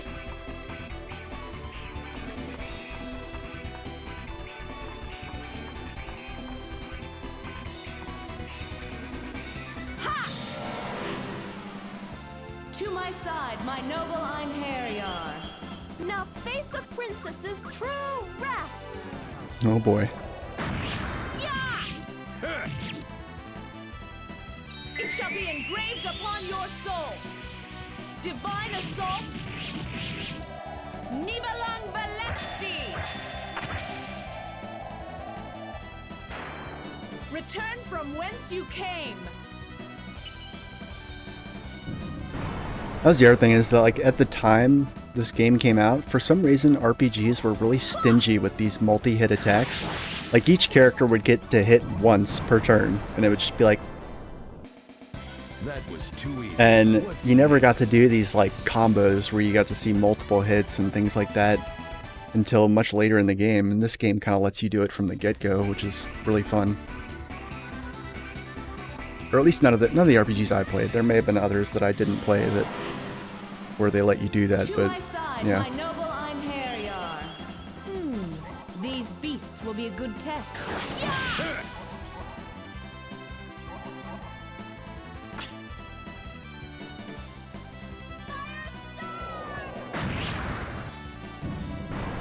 So yeah, with that, I just finished off that one enemy with Firestorm, and like left the other characters to deal with to start on the next one. So like, there's like strategic things that you can do like that to make the most out of your attacks every turn.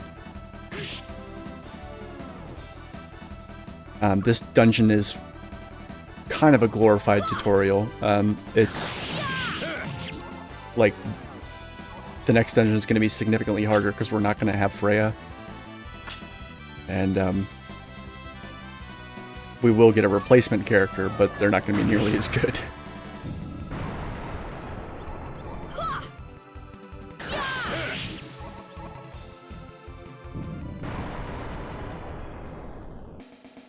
Well done, everyone!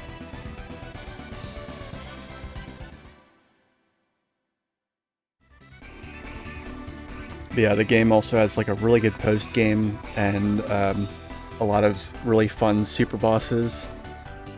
Oh, that's interesting. To my side, my noble Einherjar. These beasts are an offense to me.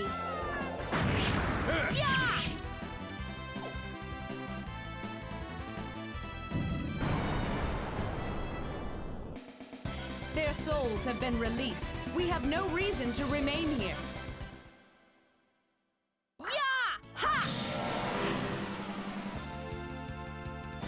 Einherjar.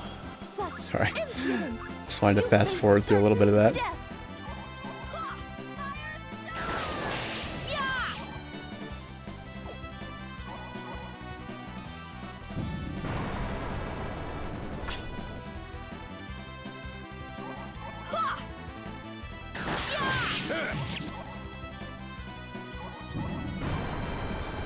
Yeah, and later in the game, You think you could defeat me? once we get like characters' combos more fleshed out, we'll be able to like juggle enemies. And there are certain attacks that when you juggle enemies with them, like if you just execute a really gnarly combo against an enemy and they're getting juggled in the air like crazy, you knock crystals out of them, and those crystals can be either red or blue, and the blue crystals will look more like, you know, well, crystals. And those actually give you an experience bonus, which can add up to a lot. And then there's red crystals that are really kind of more like orbs, really, that get knocked out.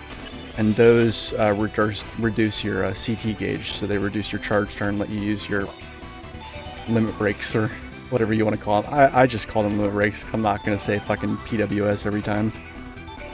Or Purify Weird Soul.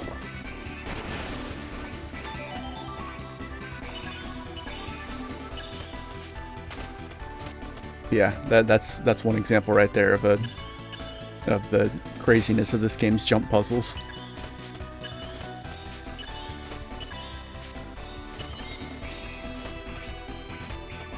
And when you make these big crystals, they are more durable. Like they can, like you make a little crystal and you jump on it twice and it breaks.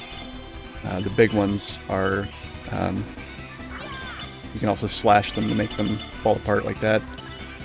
And the big ones take like 1, 2, okay, so the big ones take 3. Yeah, they do eventually crumble under your weight.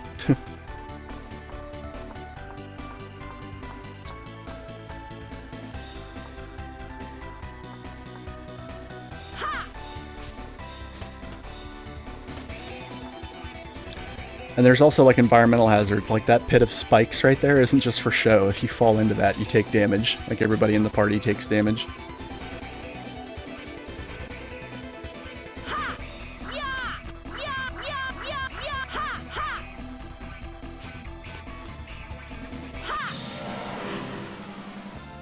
To my side, my noble Einherjar. This won't be easy. Not all enemies look like those nondescript little blobs. We're going to see ones later on that are going to look more... They're not always an accurate depiction of what you're actually going to be fighting once you trigger the encounter, but there's a lot more sort of overworld sprites that show up than just those, you know, blobs.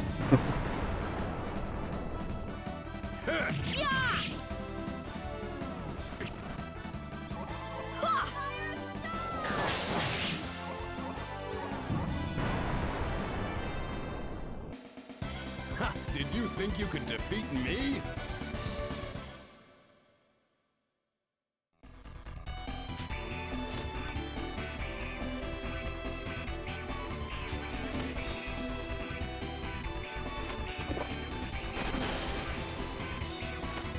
If you can maneuver yourself behind the chest in time to get out of the way of the explosion, you can avoid getting knocked around by it. That scepter we just got is an element scepter, which I'll kind of go into what those are for later.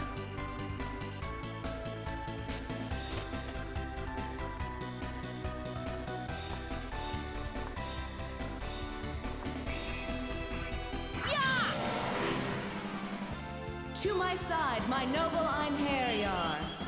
Such impudence! You face certain death! I'm also going to take a moment and go into this menu here. I want to avoid being in this menu because, as much as possible, because the game seems to bug out a lot when you go into that menu. Like, it doesn't really bug out. It just, like, the visuals of the game will freeze until you get out of that menu. So as long as you know which button to push to back out of the menu, you're fine. It's never actually... It happened all the time in my first playthrough. And it was really frustrating. It's less of a bother now that I'm streaming, because I don't have to worry about editing. But every single time I would go into that menu, if I don't continually move quickly and stay on the move and select whatever option I need quickly, then the screen will freeze up, and it'll do that until I back out of the menu and do something else. The game never actually freezes, I do want to emphasize that. It's just the display kind of times out there for a second. It's like it doesn't know what to do. It had a limited loop on which to display that menu screen. I can't really explain it, but... so I'm going to avoid going to that menu as much as possible, and when I do go into it, I'm going to try and go through it quickly. It's been so long since I fought in Midgard. But when you use spells from that menu, certain spells will hit everything in the enemy group, as opposed to just one. But when you use a spell by selecting the character's button, like a circle with Jolanda, it only ever targets one enemy. That was too easy. What's next? That menu is also the only way to use items from, in battle, so...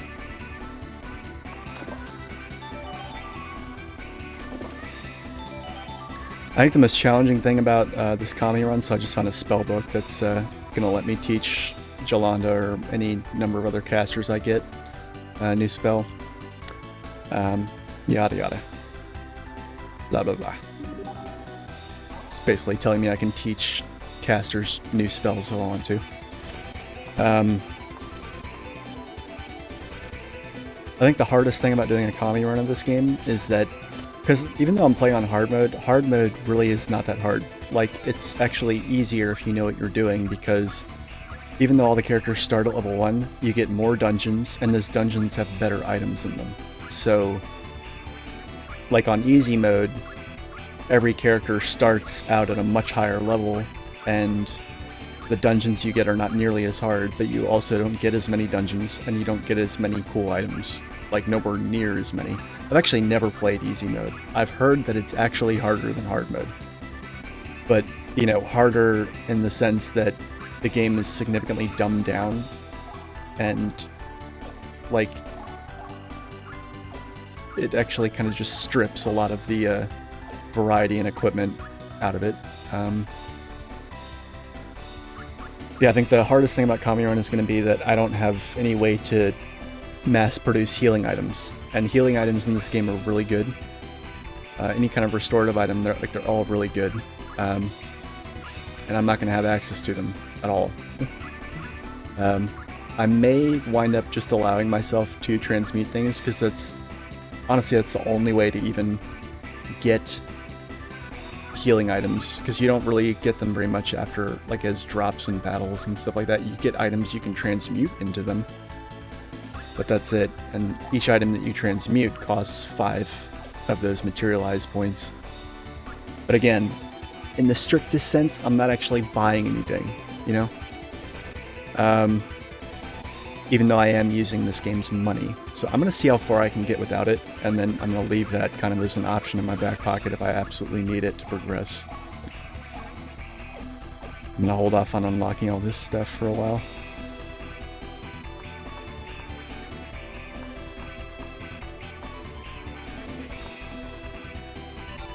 Oh, that's the other thing, is that there's items that I normally always convert into materialized points.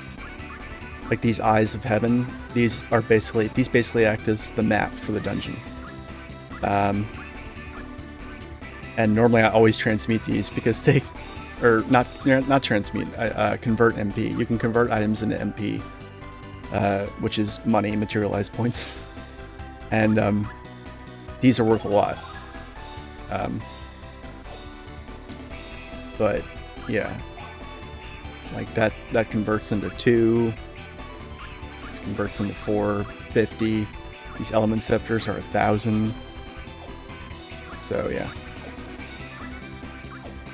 But now I'll actually get to take advantage of the dungeon map.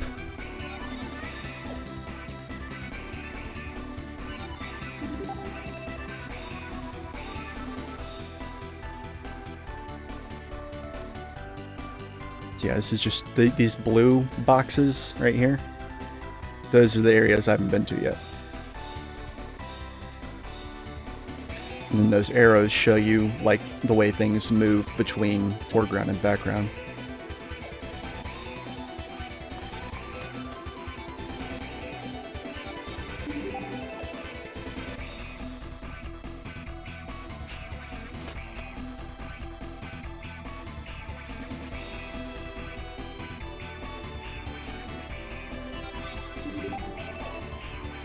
Yeah, what the fuck? Sorry, everybody, hold on a second. I don't know why it keeps going back to the fucking profile I have it on for Dolphin.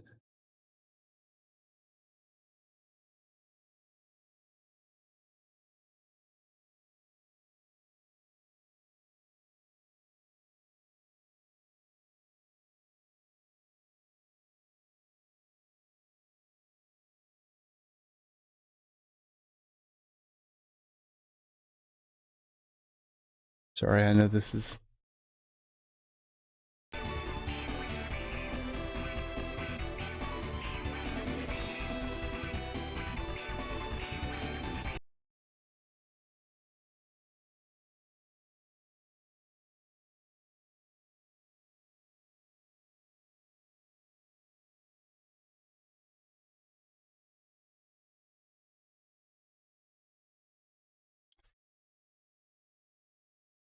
Okay.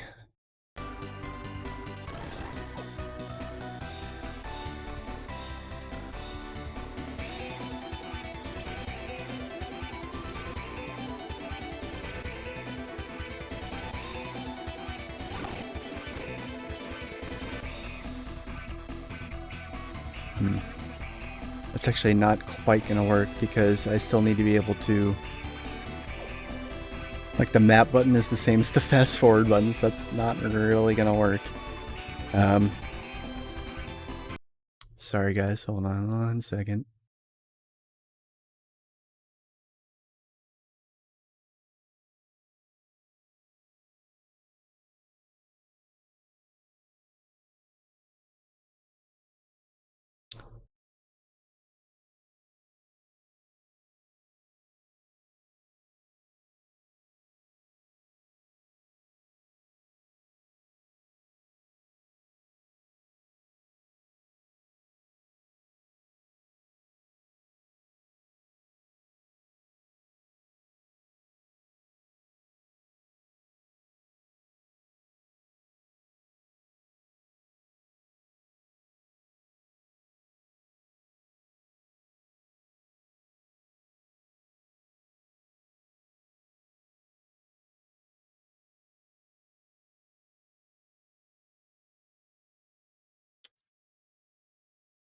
Oh boy. Alright.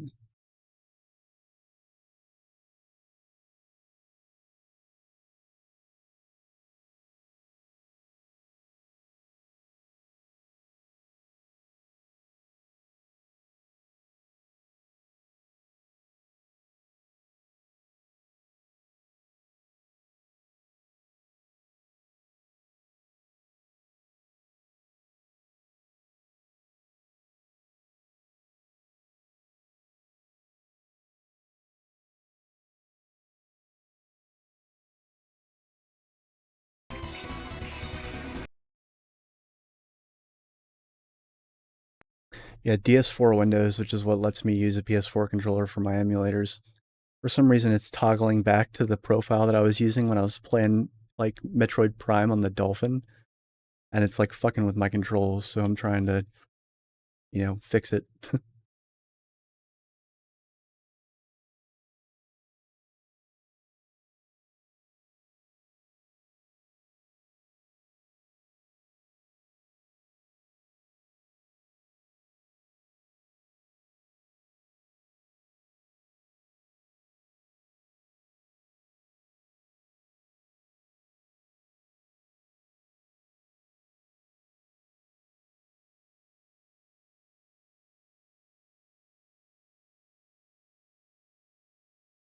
Alright, there we go. That should have worked.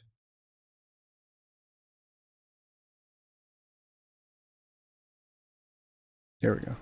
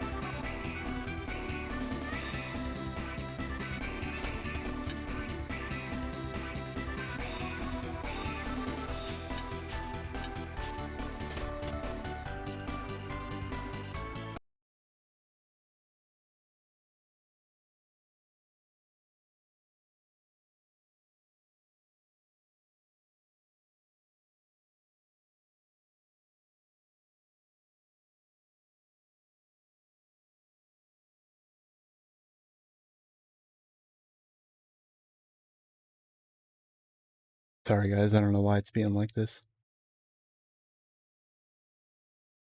Oh, there we go. I'll just use the PS button.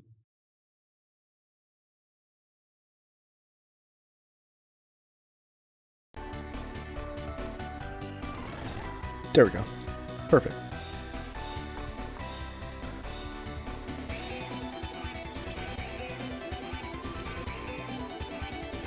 Very sorry that that took as long as it did. Anyway. Let's see, where were we? We were already in here.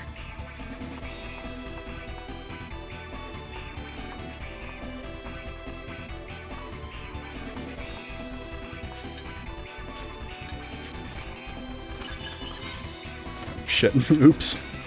Did not mean to do that.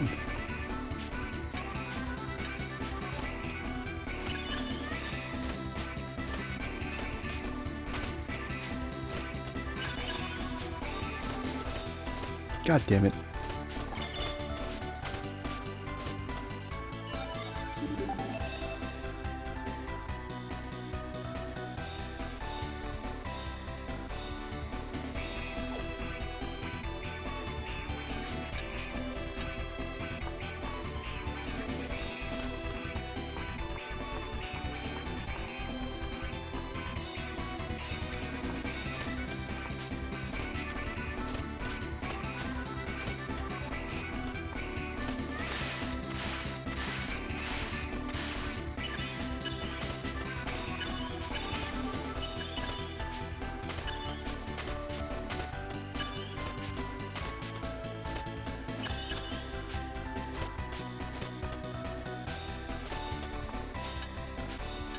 Kind of went up the hard way there.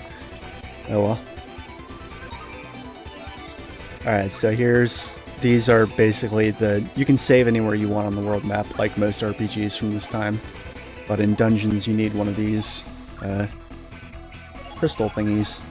Or if you're like me, just make a save state.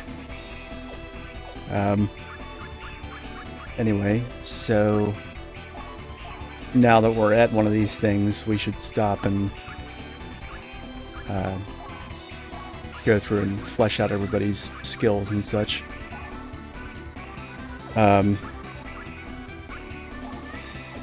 So basically you have reaction skills. These are skills that happen when certain conditions are met. Attack skills you integrate into your combo, basically. They're like little extra bells and whistles that get tacked onto your attacks. Support skills are, I think, like, I can't remember, I would have to get a few of them to note them as an example, but basically, when you unlock them here and level them up, you get, you can use 2 reaction skills, 1 support skill, and 1 attack skill, basically, per character, and they're all like that. And then these are all status skills, and these are all permanent passive buffs, basically, that you unlock them and then you have them, basically. For now, in like the early game, I'm gonna focus on survival and fight, because that's like the best bang for the buck.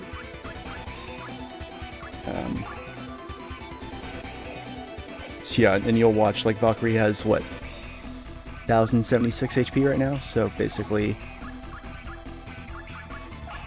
this is going to be an extra 200 HP.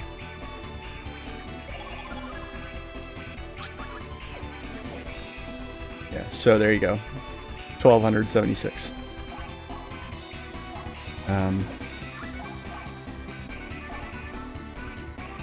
First aid is basically a passive heal. 50% chance of restoring DMA when injury occurs. Amount restored depends on skill level. Cannot cure self.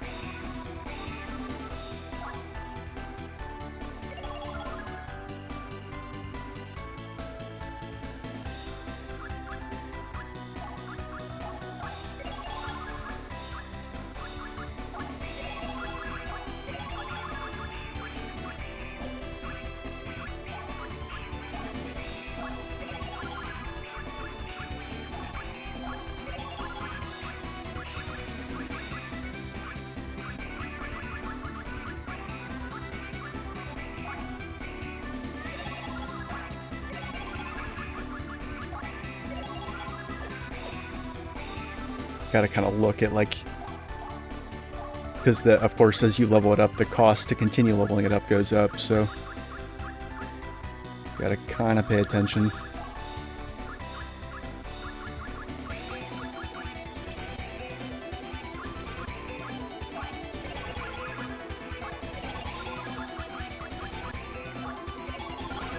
Alright, that's all I can do for Valkyrie.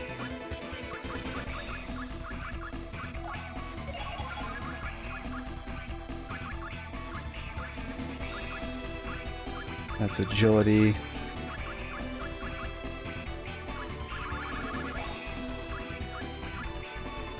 These ones that don't seem to affect stats, or they don't, like this says int skill level ×1, agility skill level ×1.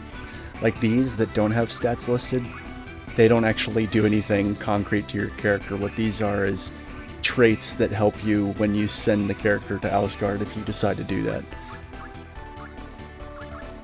Otherwise, while you're actually using the characters, they don't really do anything. The game doesn't really ever explain this very well, but it's somewhat self-explanatory if you look at it and read carefully and put 2 and 2 together, but in defense of people for whom that didn't happen, I mean, I certainly didn't put it together when I was a kid, but as an adult, it's pretty easy to parse all of it out.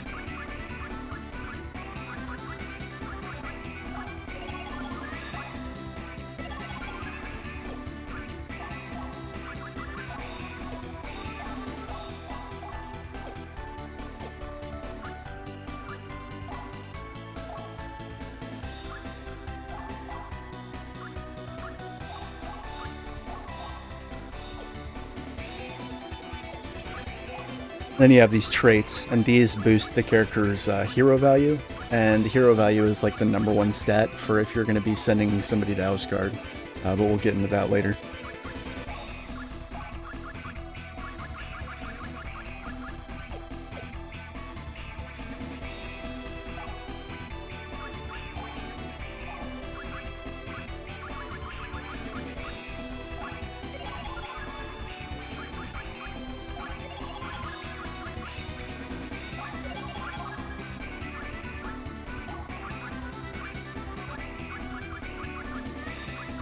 Freya really doesn't need anything other than just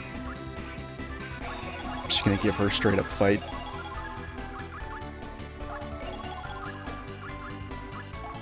She's definitely got more than enough fucking HP.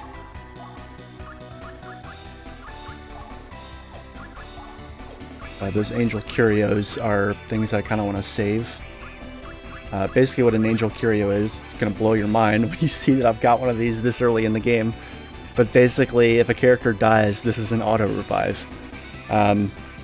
But every time it activates, it has a 30% chance of breaking and disappearing. And there's a lot of really powerful items like this that you get early in the game that seem really good, and then you're like, oh, I better actually save that for when I really need it. Because otherwise, it'll be just gone.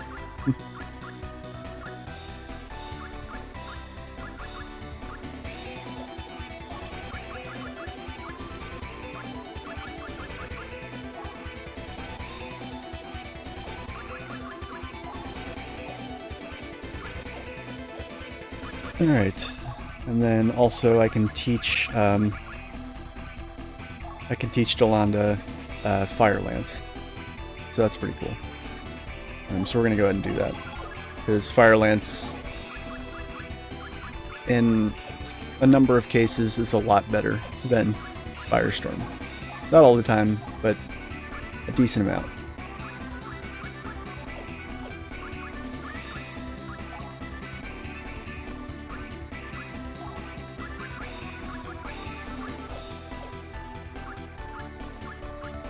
And the only problem is I can't really... I've only got 10 elixirs, so I need to kind of like be stingy with them. So I'm going to see just how much or how little I can rely on first aid. And yeah, I'm just going to kind of charge forward from here.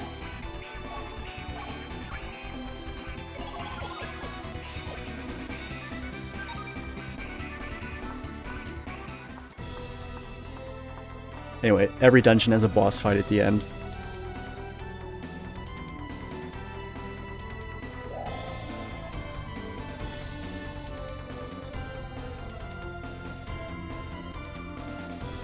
This game also has some very interesting vampire lore. Abomination, you have no place in this world, man. Aunt, you say? You amuse me. Very well then. Let us see if you have the strength to match your boastful words. Oh man. I'll not participate in the battle. Lenneth, let me witness your power. Use this sword. So basically she just gave us a sword temporarily. It's a rental. And it's gonna let Valkyrie do her complete combo as opposed to just that one slash that we've been doing. Also, I completely forgot that Freya doesn't participate here, so it's kind of pointless that I even bothered to go through her stuff.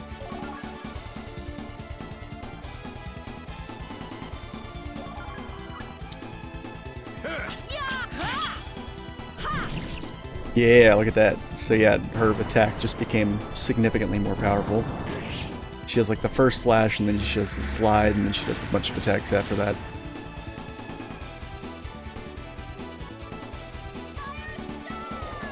Oh, I didn't actually equip the Fire Lance spell, so I'm stuck with Firestorm.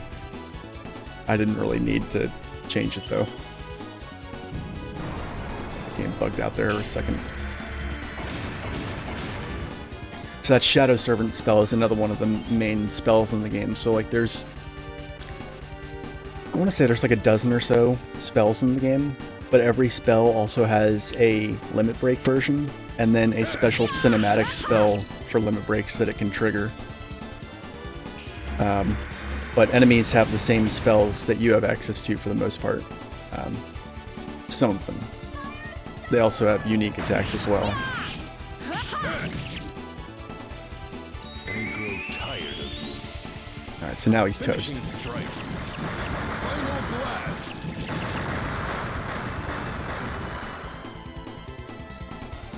You want more? It shall be engraved upon your soul. Divine assault. As she was doing like 100 damage per hit, now she's doing like 250 per hit.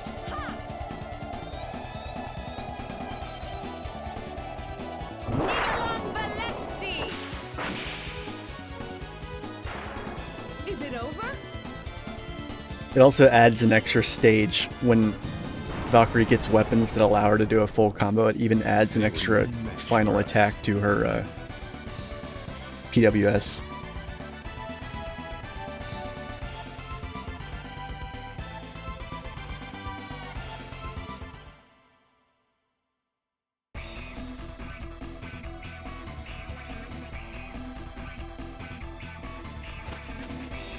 So after every boss, you get to open these treasure chests that have artifacts in them. And the game makes it sound like you're supposed to offer these up to Lord Odin because they're his rightful property. See? And you totally don't have to. There's absolutely no penalty for keeping 100% of these. As long as you send up at least one decently leveled, decent hero value character per chapter. Yeah. And you get the event experience either way as well. Some of these items are good, some of them not so much, but a lot of them have like a hidden attribute, like the Grim Wrist, that sword that we just got. It's not that good, unless you happen to be fighting something that's weak against lightning, and then it one-shots that enemy. There's a lot of weapons like that that have an elemental death attribute, where, like, regardless of the stats of the weapon or how crappy it is otherwise, if you use it on an enemy that's weak to a certain element, it just one-shots them, they're dead.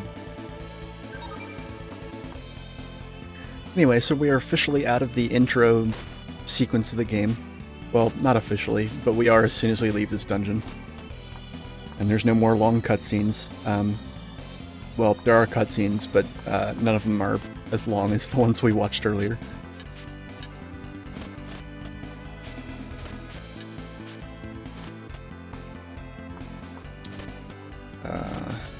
There we go.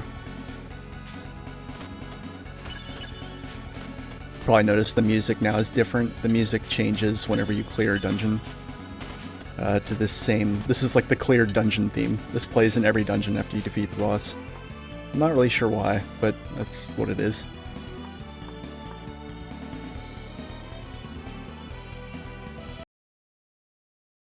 Sorry about that.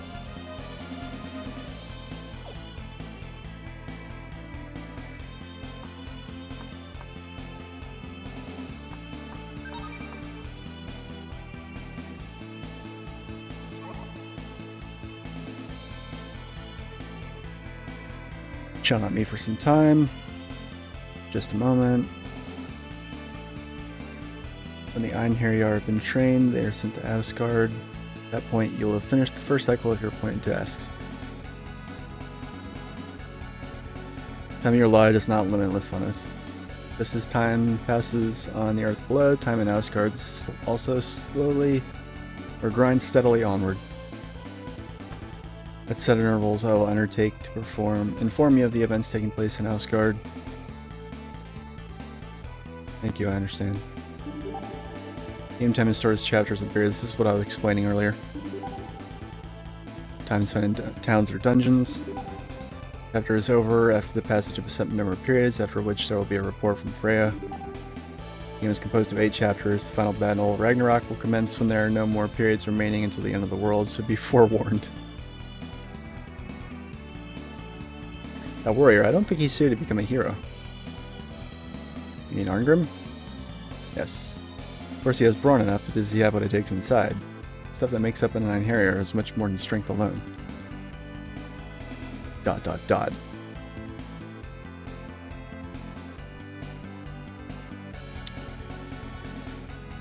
Well, Lenneth, if you don't understand the plan for the training of the Einherjar or for the battle, ask him/her your questions. Alright, so she's referring to this androgynous fairy figure here. So you can come back to this dungeon and talk to this sprite, and the sprite will... That's a look, wow. Basically, like Freya will make requests of you for every chapter, and if you ever forget what those are, you can come back and ask this sprite. Yes.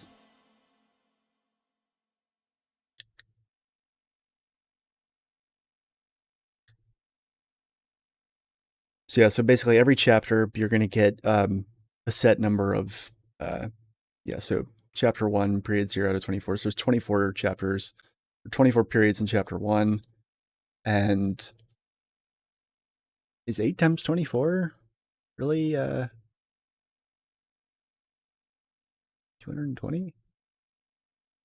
Maybe? I don't know. Whatever.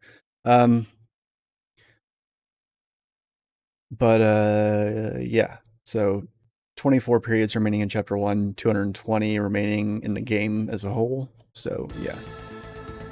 And it'll tell you down there on the heads up display, and then it'll tell you also how many are used up by going into a town. Towns take 1 period generally, and dungeons take 2.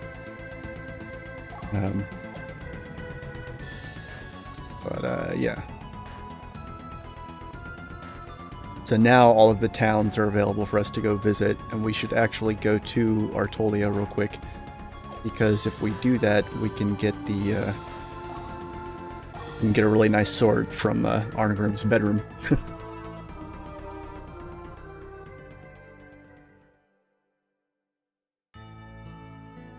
And yeah, whenever you enter a town, Valkyrie appears in her civilian attire.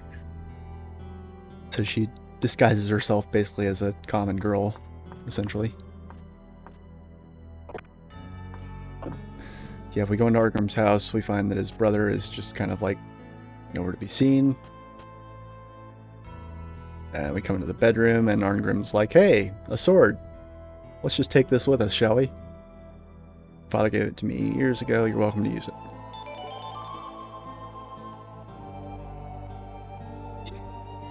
So just like there's elemental slayer weapons, there's also different enemy types. So basically, if we use that sword on an enemy that the game deems to be a dragon, a single hit will one-shot it, basically.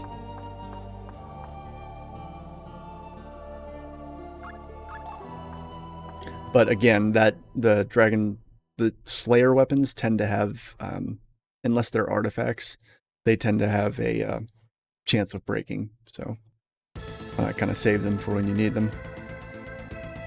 And for now, we get to go back and do that spiritual concentration crap. I'm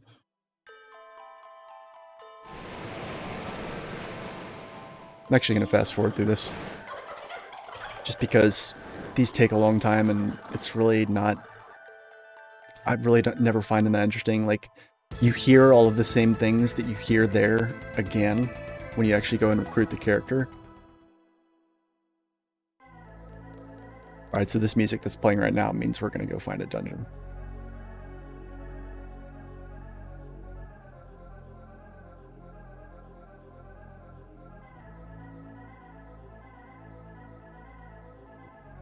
So all the catacombs.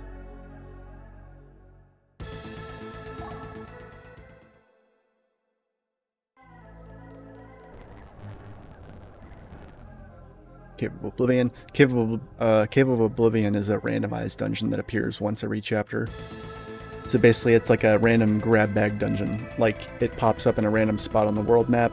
You go inside, the layout is completely random. Which enemies you get there are random, so sometimes you can wind up fighting enemies that are like way too powerful for you. But the thing is that once you go into the Cave of Oblivion in that particular spot and then come out, it disappears. So I usually save them until later in the game and then knock a bunch of them out in a row.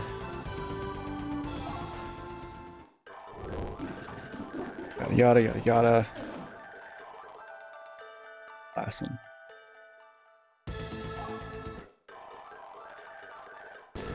Alright, so there's no more left. Alright, so basically we gotta go to Krell Monferrain. This place up here. The kingdom controls most of the eastern continent. Citizens have been brainwashed into leading a self-righteous holy war against their neighbors. Brilliant. Like, the world is so fucked up in this game. There's not... It's so dark.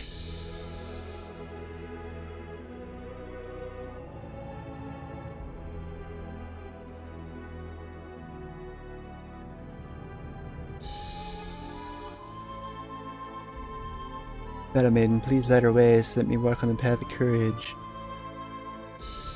That spirit, it shall never be despoiled.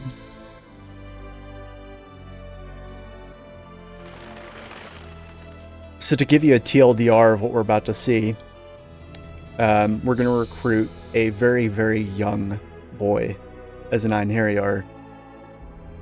And the reason we're going to recruit him is because he was literally drafted into this holy war and died in battle. And left his little high school sweetheart behind. And his name is Llewellyn, and he is voiced by...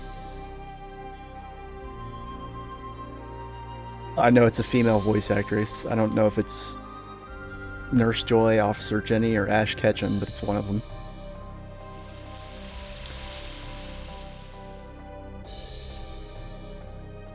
I love to just stand here and listen to the rustling leaves. And the wind blows just right, sounds like the waves lapping on the shore.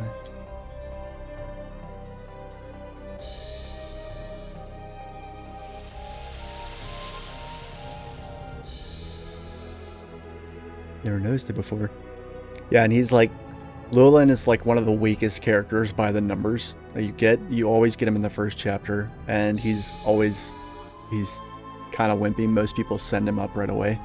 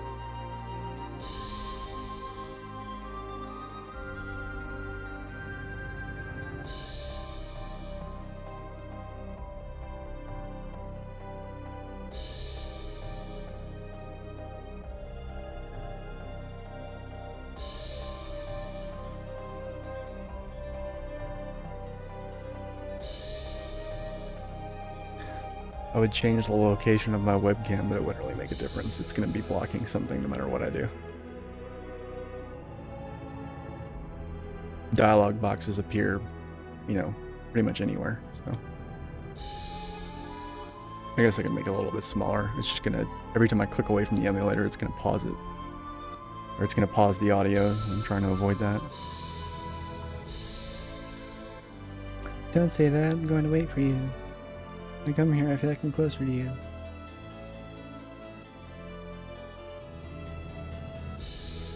Not just that, it's more than that. I feel like you're really here together with me. Love how like strong and confident he looks here. He's like, yeah baby, I got you. Rosa won't die, wait for me. Don't make promises you can't keep, buddy.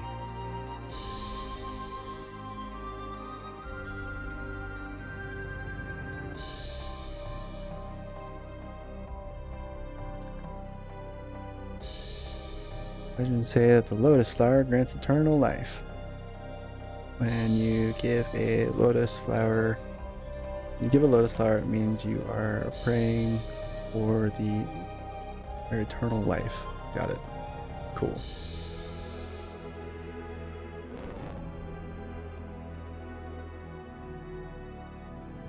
How horrible. Oh my god. He said it was a war that we could not lose. They always say that.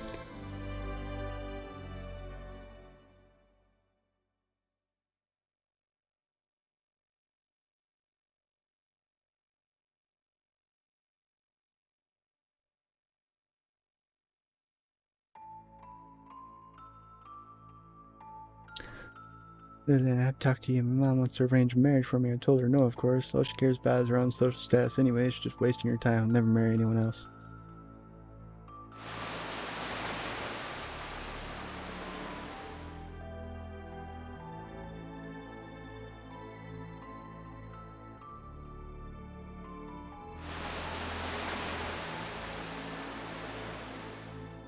I guess she's hearing whispers on the wind that he's died in battle or something. I don't know.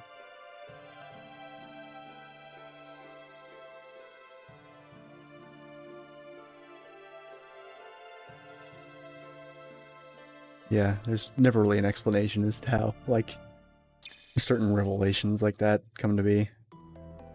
Just suddenly, somehow she knows he's dead. Wait to hear this kid's voice. What could I possibly say? There are no words. If you believe that we cannot do anything for you humans, then you are mistaken. Ho ho ho. Huh? The death of a loved one. For they that remain, the wounds grow deeper and deeper. They that remain grow weaker and weaker, an agony incomparable, their hearts in bondage. Giggity. Kinky. Can you not see it? She has ceased to live, frozen in time. It is the same as if you had slain her with one of your arrows. So he's an archer. So what should I...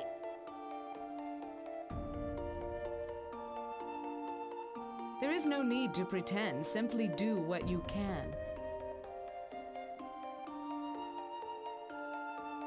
Sometimes the dialogue is a little, not stilted, but cryptic. Like, you don't really understand what they're talking about.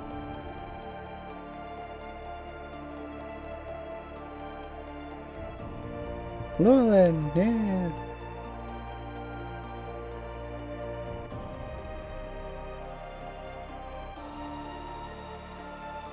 Forgive me, I'll always be watching over you. Toodles, babe.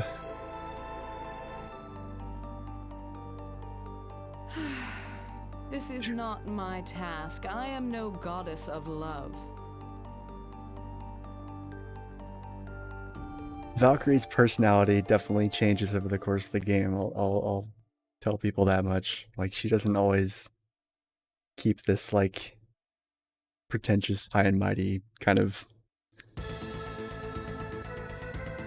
I don't even know what you would call it.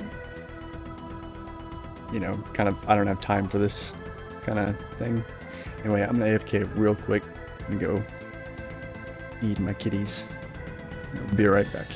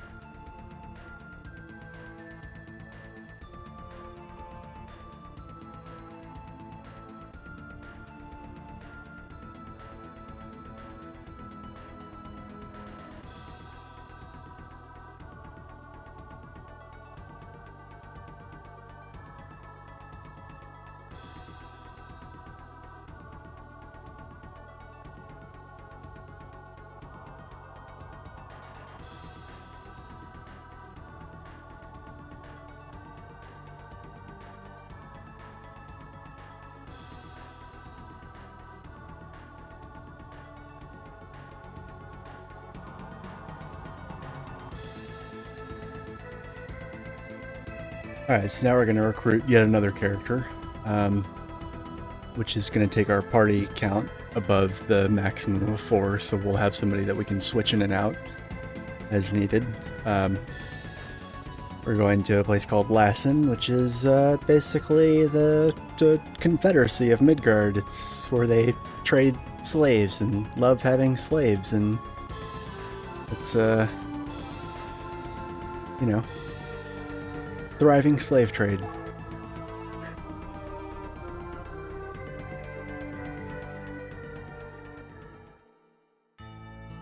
Both of these characters that we're recruiting also have a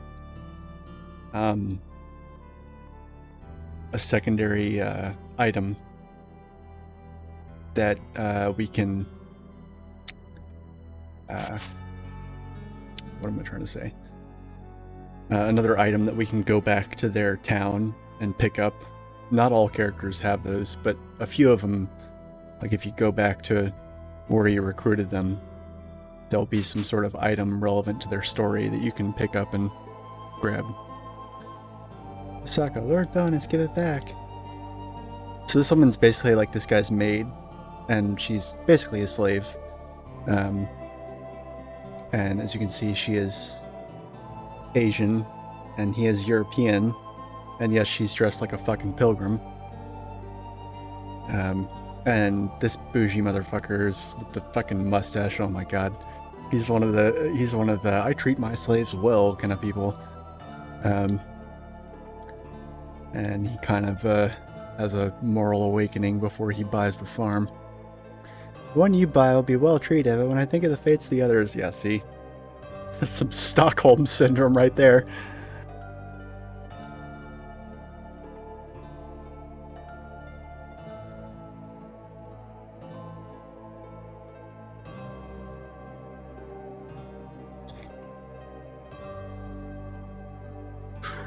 God. Oh god, that's so fucked up. Yeah.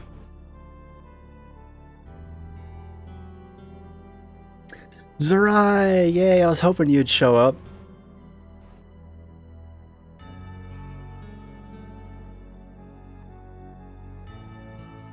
I was choosing a servant, any different from picking a flower.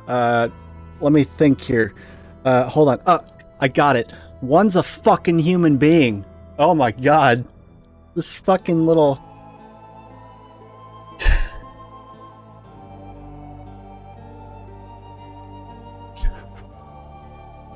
God. Oh man.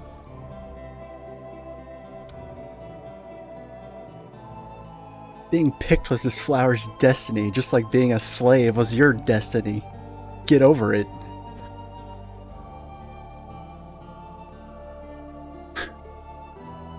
Destiny is the path chosen for us by the gods. What can't be right?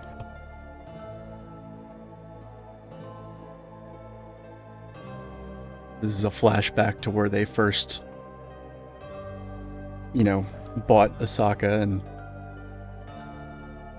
this is back when Belinus here was just a kid, so there's some innocence that he can feign there, and basically the adults are being shitheads, and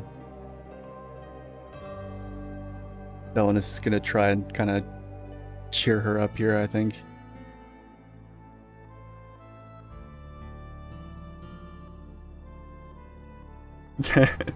Oh, it's fine, don't worry about it.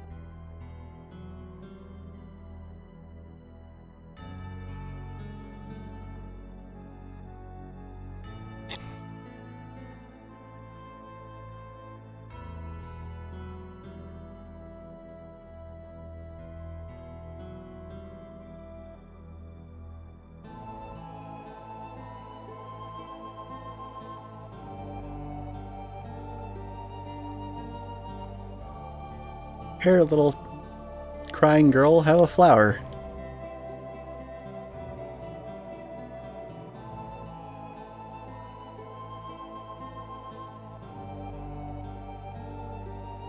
Yeah, that's fucked up.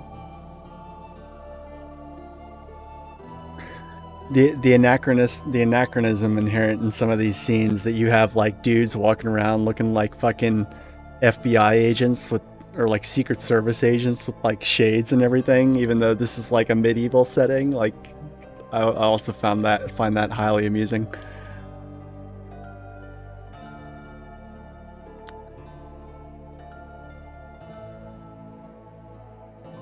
Being pictures of Flower's destiny, yada yada. Oh, whoops. It was destiny that killed my wife, Maria. Didn't mean to fast forward through that. Was it destiny that sent my friends and my father to die in a distant war? Maybe? I don't know. Is it the reason I am here now? Zerai, this is the game where all the voice actors are from the original Pokemon anime. The reason I met Asaka?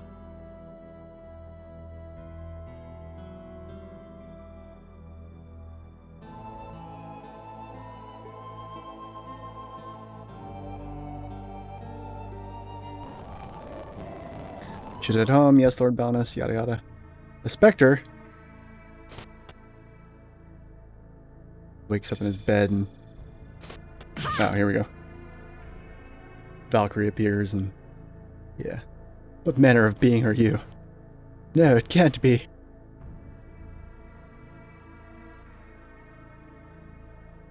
You're a vampire's curse. The young lady is in danger.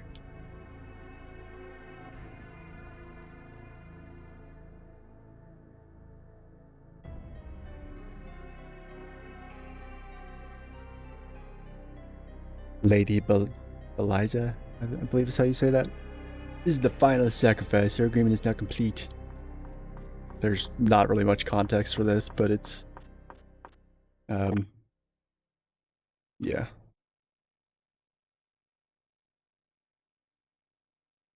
So he had come to really care about this girl, even though she was technically his fucking serf. Please, can't you save her? And return her to what? A life of fucking slavery in your little fiefdom? Speak of destiny? As if such talk could possibly ease my mind.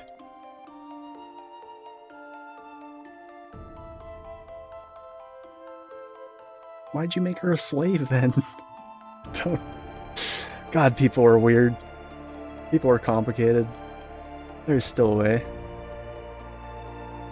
I'll do anything. Tell me.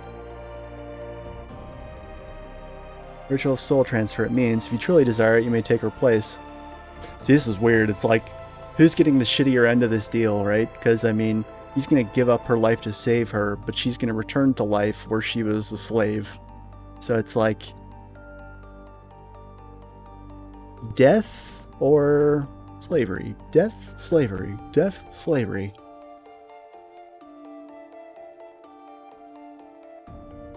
Slave to circumstance.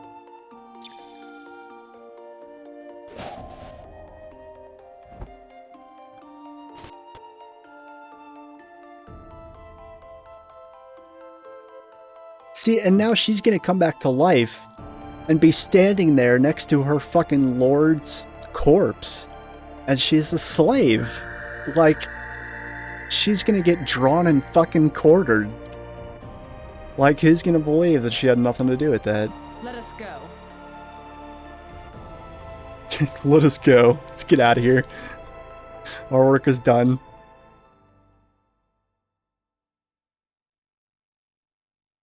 Master's dresser. This is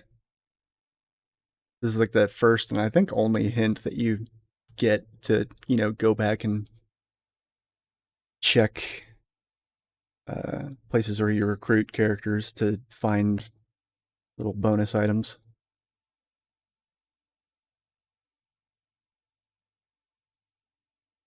The Dark Lady. This plot point is never touched on again. I think there were a lot of plot threads that they were kind of forced to cut, but even though these all seem like very separate stories, a lot of them are intertwined and overlap with each other that you'll kind of see later on.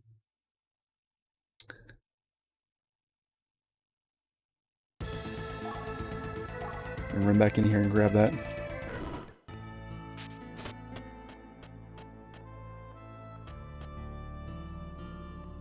I can remember how to get there.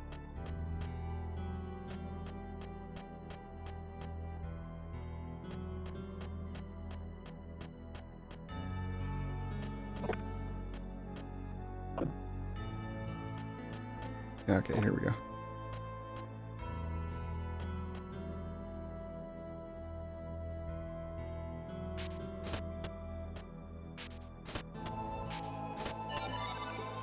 Oh, I think I actually have to have the dude in my party.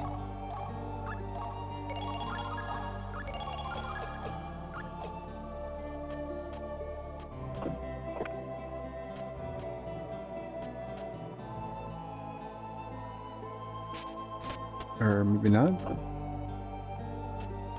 What am I doing wrong here? That's Asaka's room. Okay, here we go.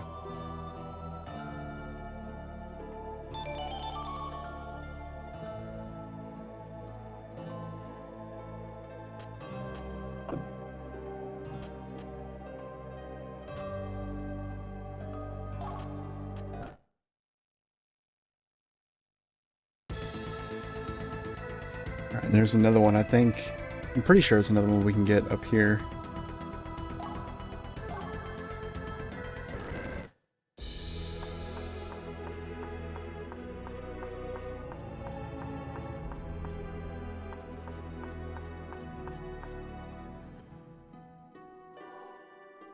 Yeah. What's this? It's a necklace worn by women who pray for the safe return of their lovers. Goddess pendant. Yay. Alright, now we can get back to the fun stuff, the dungeons.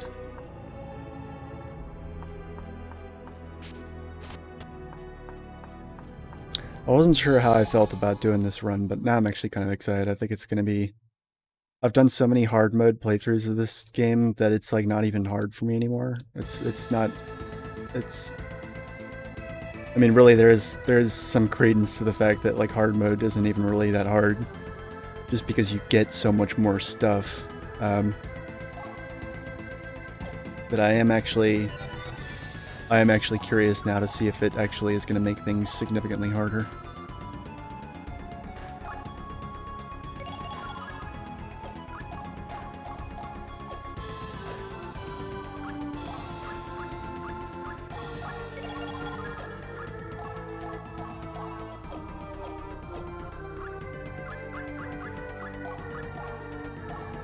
He doesn't even have a weapon.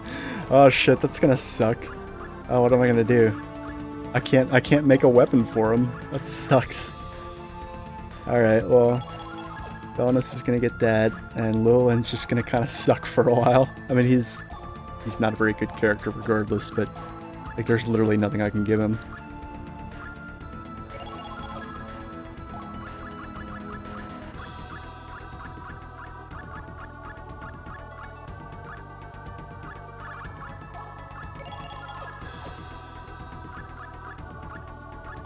Yeah, it's gonna be rough.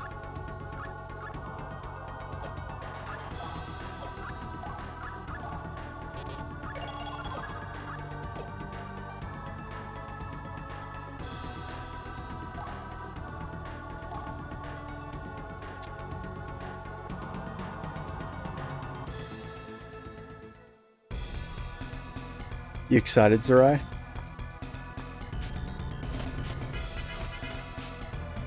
This is like the cultiest of cult classics I think I own in my entire gaming library. I'm actually... I mean, it's probably too soon to tell, but To my side, my noble Einherjar. I'm expecting to get... We're totally outmatched. No, we're not. Gee, I'm pretty sure that guy is Ash Ketchum. It literally did zero... His arrows literally did 0 damage, wow. Valkyrie is also, I'm fairly certain, either Nurse Joy or Officer Jenny. One of those two.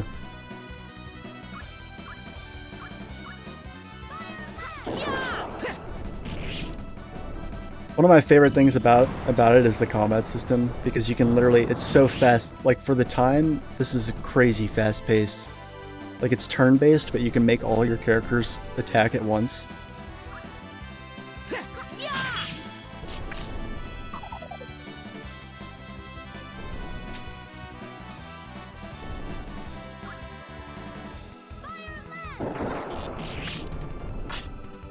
Damn it.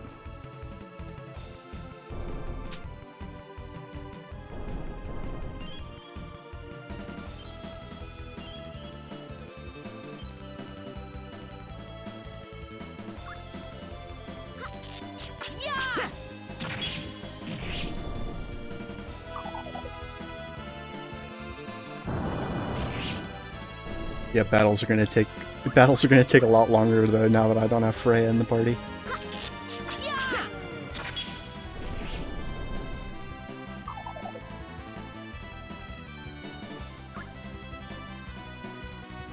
Alright, I kinda don't have a choice. I need to go in here and heal. Because I don't have any elixirs to heal with.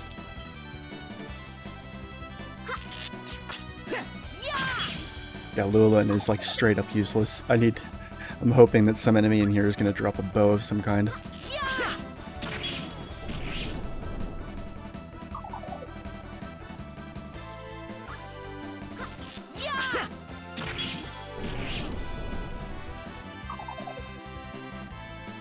These guard crushers are pretty nice though.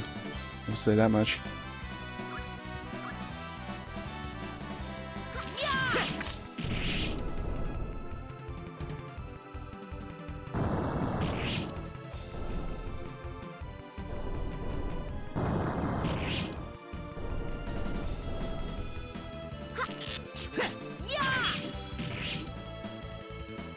Finally.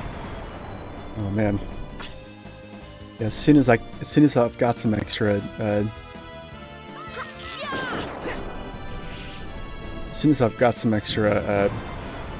whatever they're called,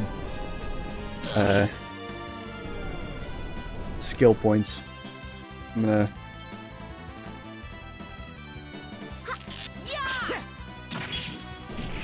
power everybody up a little bit.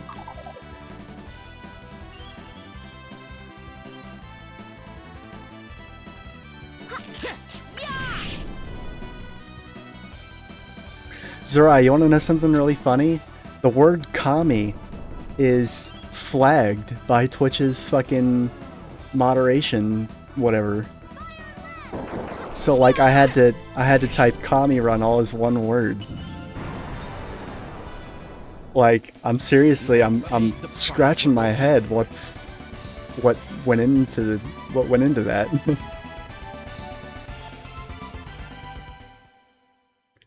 Like, is that to discourage people from, like, using commie as a derogatory term? Or is it to discourage people from identifying as commies? I know, it's weird, isn't it? Like, you don't really know what their angle is. You'd think Twitch being owned by Jeff fucking Bezos, he would just not want people to talk about commies, period. But it seems like, you know, in most cases, something like that is... Oh, god damn it. I feel like something like that would be, you know, blacklisted for it being, you know, an offensive term. But, like... I don't really know... I don't know.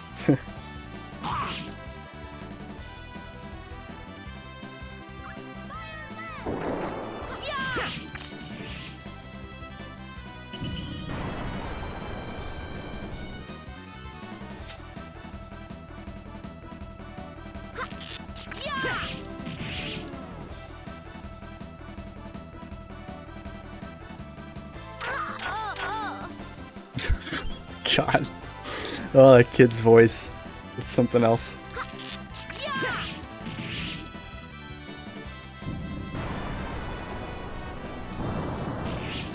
Yeah, I'm fairly certain that like half... Sorry about the emulator. This game is still buggy even when it's emulated. It's never actually freezing, it usually just like lags out a little bit. And it's only for like certain animations. Like it's pretty predictable actually. But okay, that's new. Okay, there we go.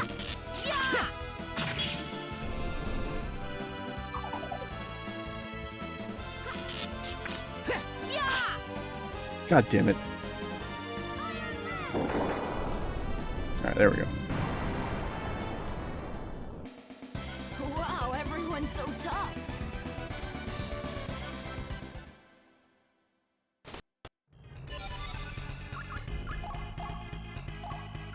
Alright, let me see if there's anything else I can...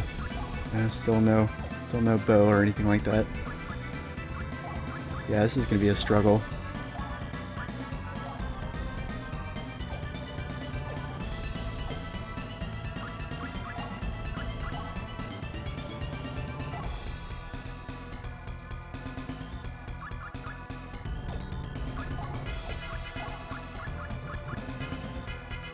Hold on 1 second.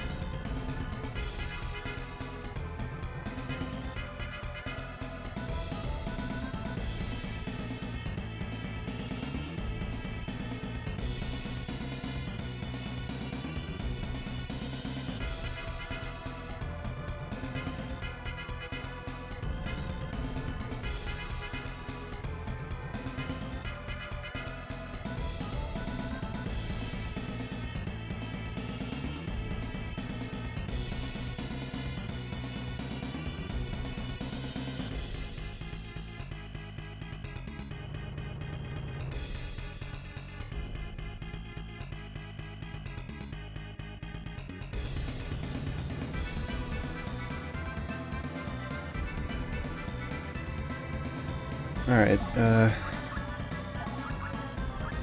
damn it still hasn't leveled up. I might have to go ahead and use some of this orb experience. Let's see what that does.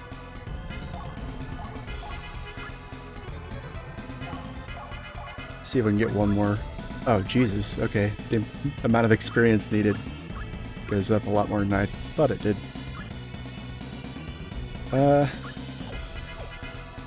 well, whatever.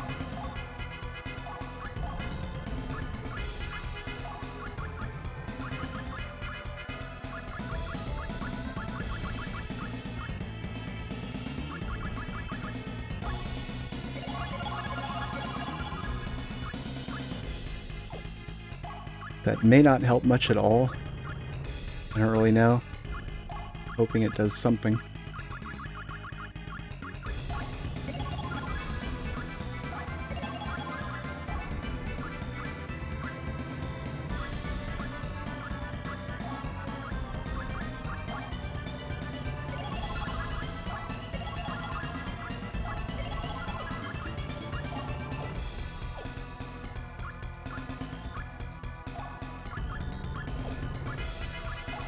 Like the main bulk of my boost, these skills here that you learn that boost your stats, it's almost like junctioning in Final Fantasy VIII. Like you can get a huge amount of a boost just by grinding these up a certain amount.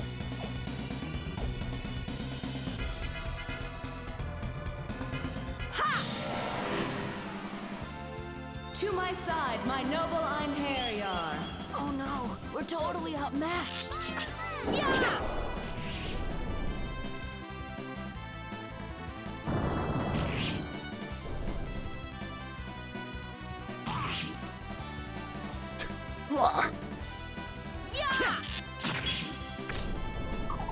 Okay, so he actually did damage that time.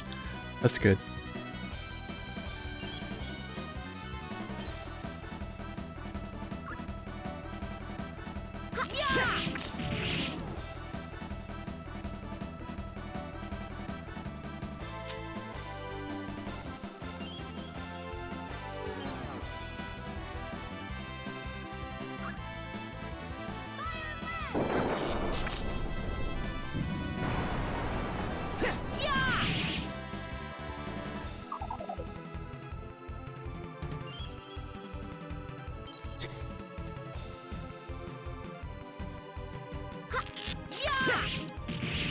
The one thing that really sucks right now is that I don't have the characters in my party right now. Their attacks don't generate enough charge to fill the limit break gauge, so to speak.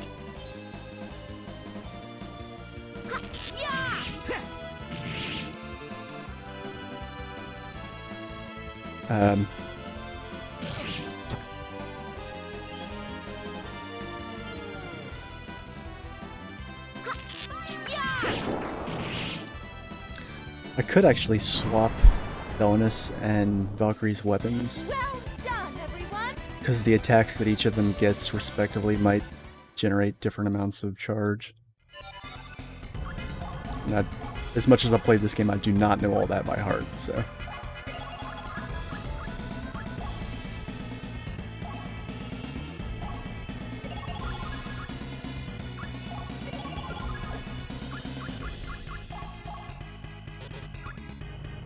So vertical raid does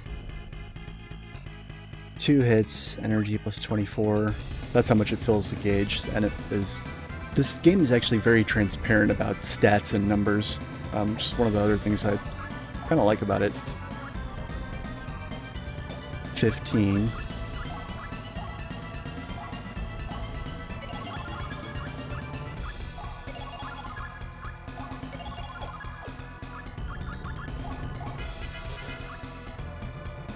That's 25, but I can't tell if that's the one thing I can't tell is I can't tell if it's energy per hit.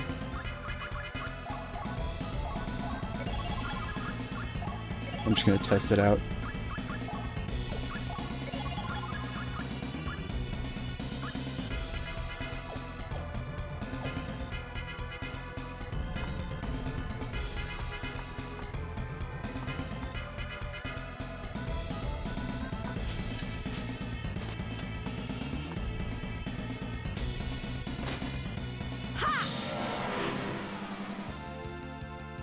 To my side, my noble Einherjar. I dedicate my soul to the gods. The gods are probably like, we'd really rather you not. I'm sorry, this game just cracks me up sometimes. Oh my god, stop that. Stop being like that. Okay, there we go. Oh, they're back row, I can't actually hit them. Yeah, row does make a difference, so if it says rear here, non-archers, non-casters can't hit them until you take out the guy in front. So yeah, there's quite a bit of strategy that goes into this, actually.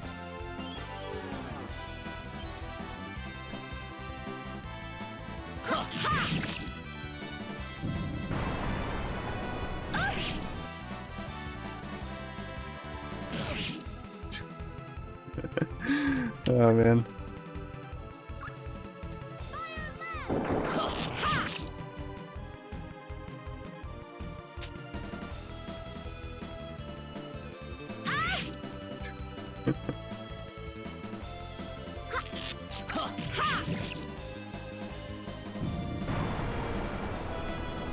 Yeah, I remember like the thing I really liked about this as a kid was just being able to just mash all the buttons. Like I would literally hold my controller like this and just fucking hammer all the buttons as fast as I could.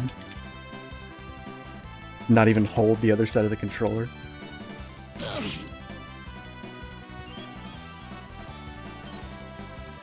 Hell, I'm doing that right now. I'm literally holding the controller like this.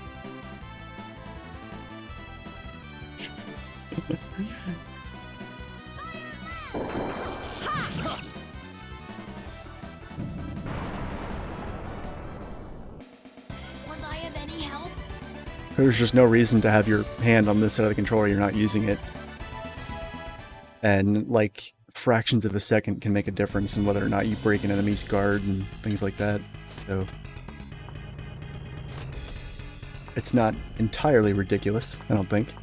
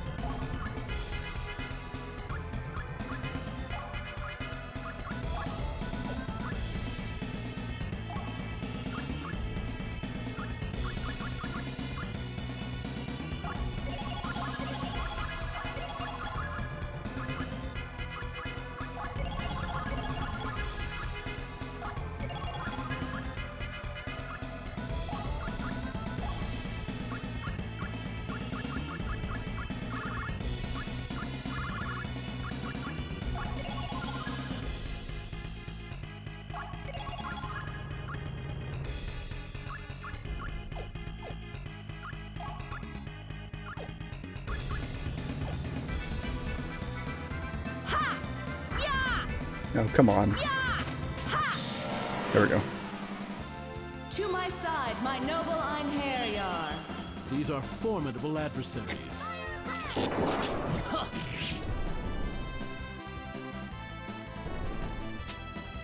So it may not seem like much, but at the beginning of the dungeon we were only getting like to like half of those guys in their HP bar. Sorry about that. And now we're getting them down to like the last 20% of their HP.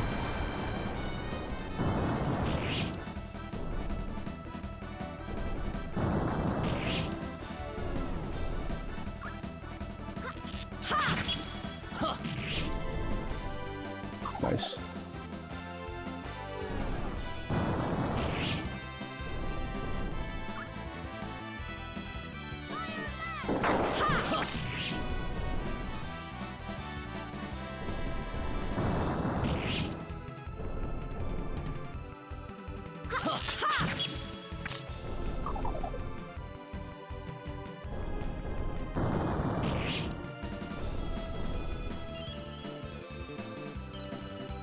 Yeah, you actually don't need a weapon equipped to use the character's default weapon.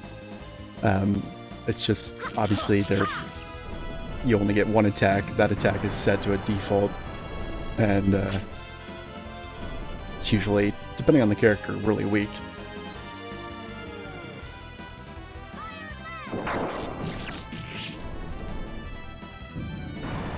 Here we go.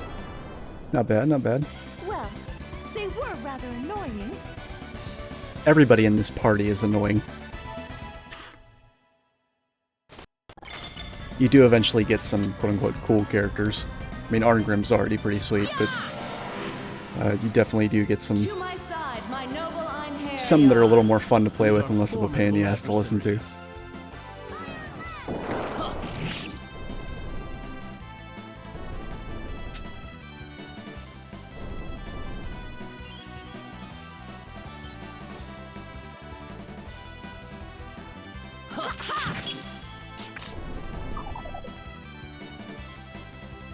But likewise, this guy that's in the back, as long as there's a guy in front, this guy in the back can't hit me.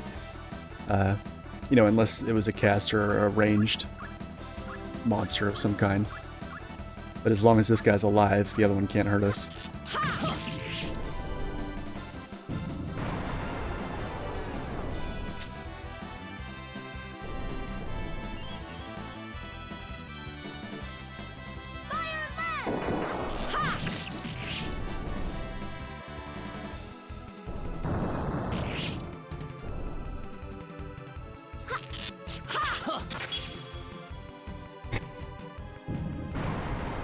Nice. I've got to try harder, or... Or what?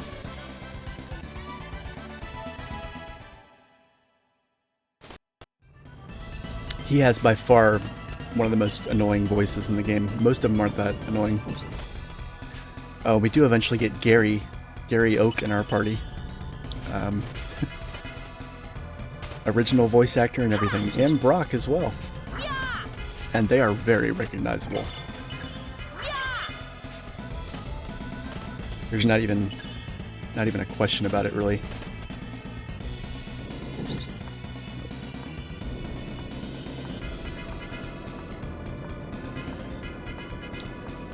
Come on, Lenneth, use those goddess muscles.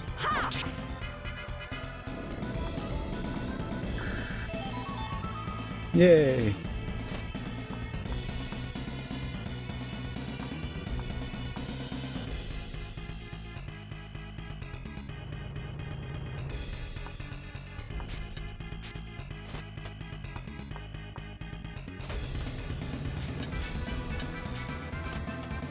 I also just noticed that I'm pretty sure this is the cleared dungeon music, but it just happens to be the default music for this dungeon. I mean, I don't know. Don't ask.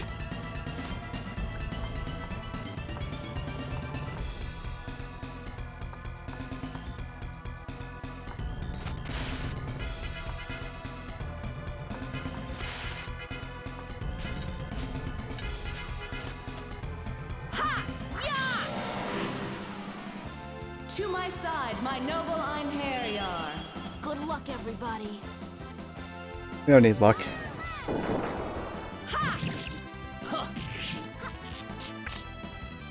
Damn it. Wasn't enough to even kill these little guys.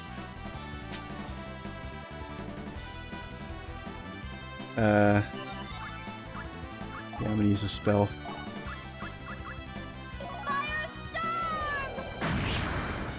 Yeah. Oh, damn it, I missed. Missed with Belinus.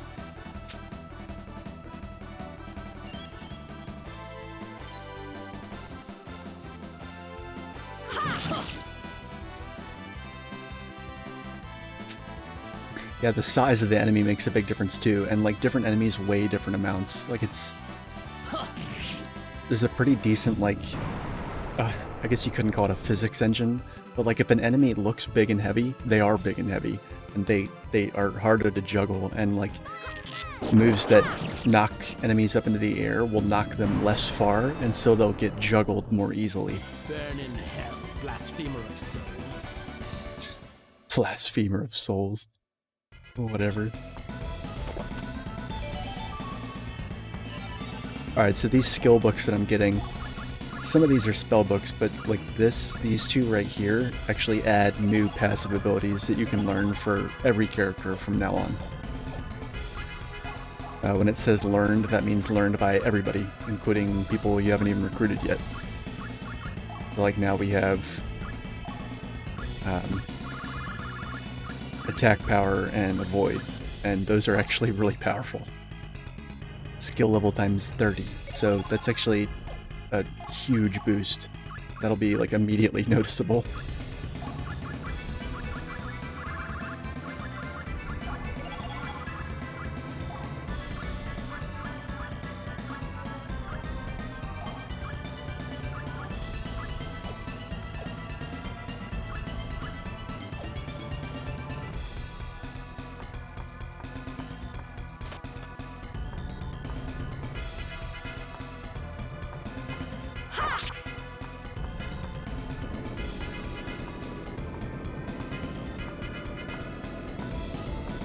Yeah, this is one of the more boring dungeons, I think. There's some puzzles in here, but like, the more interesting dungeons are the ones that have more vertical movement, and this dungeon is largely kind of horizontal. So there's not a lot of the interesting sort of jump puzzles and crystal mechanics that the first dungeon had, but those will become far more common as we go. That and the fights here aren't very... This is still very much a kind of boring early game dungeon. They very quickly get more interesting after this, though.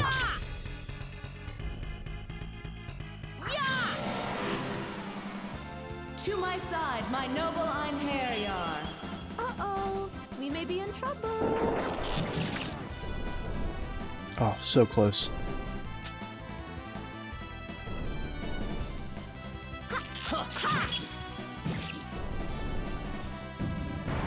Yeah, definitely doing noticeably more damage. They were mighty foes. No, they weren't. They died in a single turn. Or 2 turns. Whatever.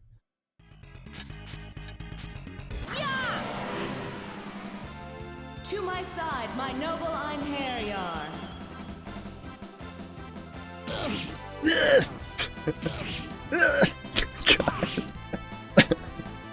Oh my god. Just... You gotta admire how committed the voice actors had to have been.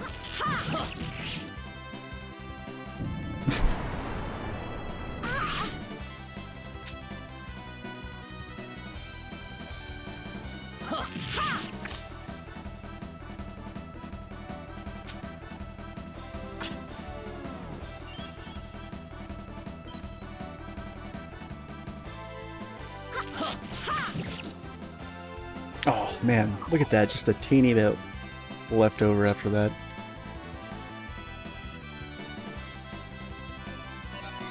Yeah, usually when there's only that much left, I go in here and I use a spell. The thing is, when you use spells like this, certain spells will be able to hit every enemy on the field, but you can't combo with them. That's like the downside. The spell goes off, and then there's a pause, and then you can go and start your combo.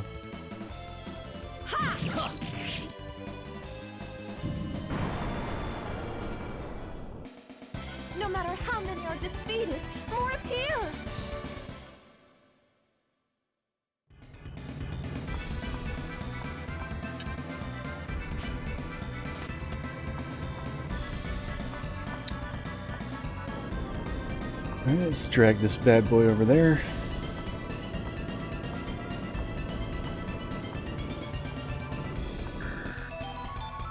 Nice. Have I gotten an Eye of Heaven yet? No, I have not. Okay. Since I can't use materialized points, aka money, in this playthrough, I'm gonna obviously be making an effort to actually use those and get whatever benefit I can from them.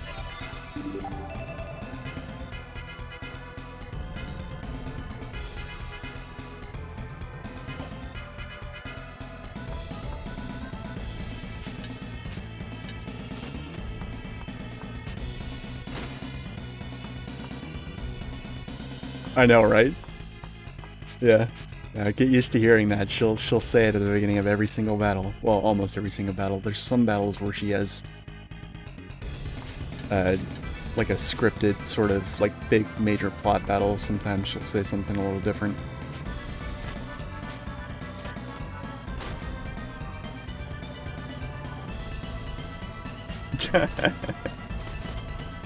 I mean, he is dead. That's the thing. Weren't you watching? That's literally what happened. Everybody in your party's dead.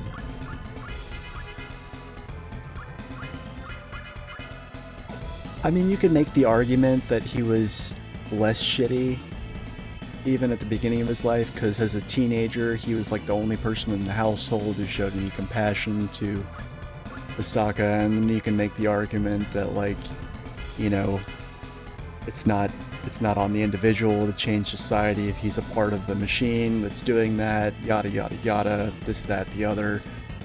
You know, there were good people that lived during the times of slavery, even though their prejudices were colored by the times and whatnot, you know, yada yada yada. But, yeah. No, I get what you're saying. But that is literally what happened. Every single character that joins your party does so by dying because you're a Valkyrie. So there's just a lot of death in this game. Just constantly.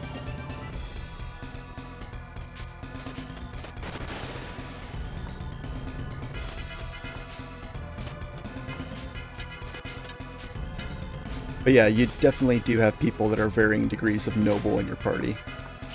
And the very concept of what's noble and what's not is colored by,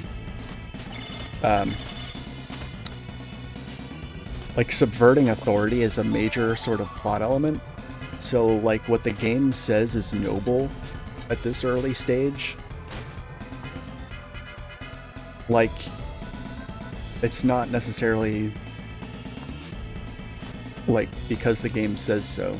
Because the game subverts your expectations in regard to that, because, like, you're given these things for each human character that you recruit, traits, like a hero value, and the character that has, like, one of the lowest hero values by default and, like, is in fact so bad that you can't even send him to Ausgard is, like, one of the core characters of the game that actually turns out to be really have the most character development and the most one of the best stories. So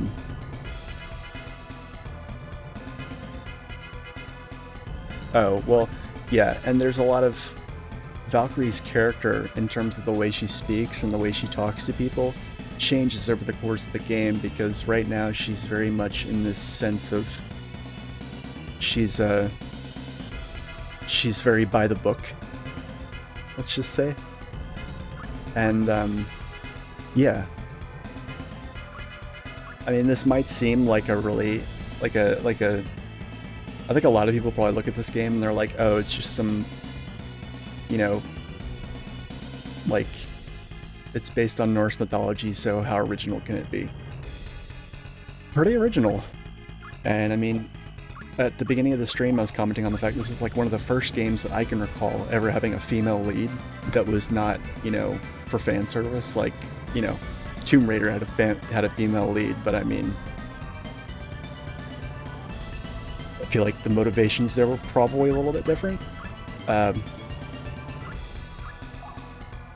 but like this is very much like Valkyrie's story, and like every other character is like a side quest, really.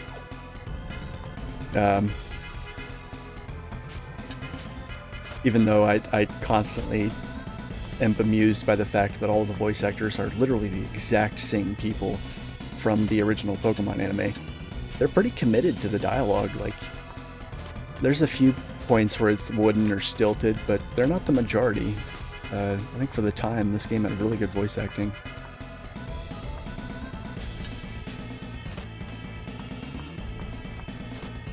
And the music is so good. I don't know if you've been listening to this music, but the music is like really varied and intricate compared to most other things you would have heard around this time. And it's not because it's orchestral. Like, this is definitely synthy electronic music, but it's unique. Like, I haven't really heard anything like this in any other game, really, ever.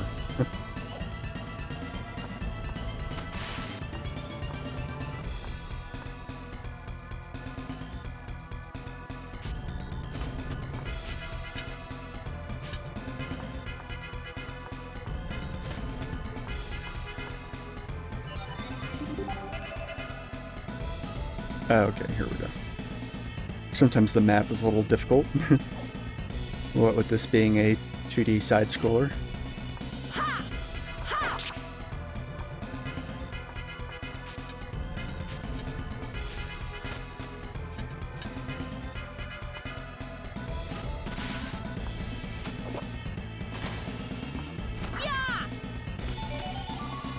Oh, another Fire Lance. Great.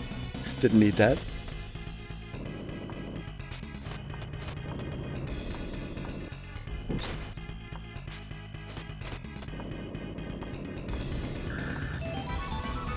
Yeah, and even though this game is made by Enix, from before Enix was Square Enix, and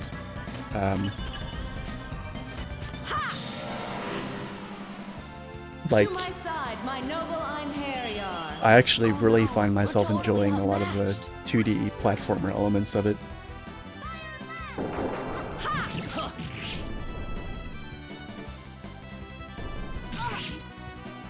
Yeah, some of the characters have way more relatable stories than others.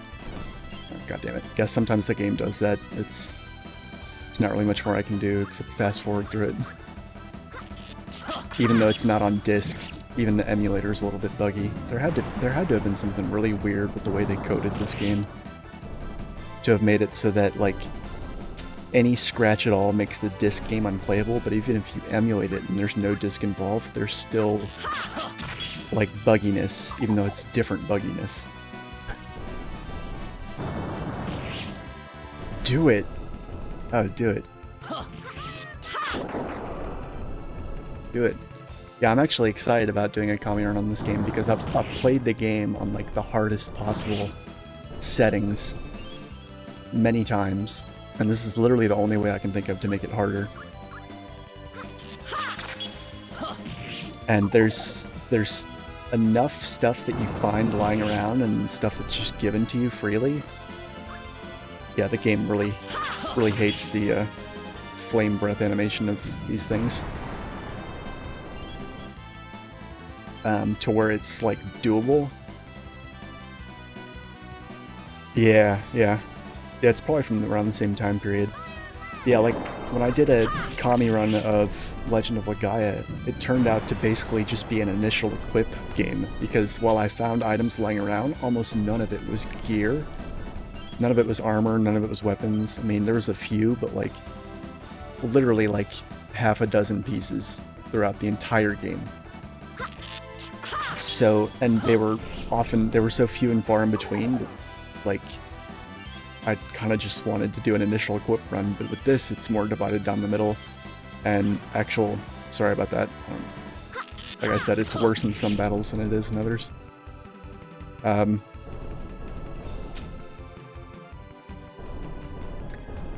don't know, man. Like, no, I beg to differ with you on that. Suru can actually... I mean, early game, yeah. But, like, Wow, everyone's so as soon as you start getting hyper arts and the ability to chain combos together, and in like overlapping ways, your arts outdo Suru by a good amount, I would say. With the sole exception being of Suru that can hit in an AoE.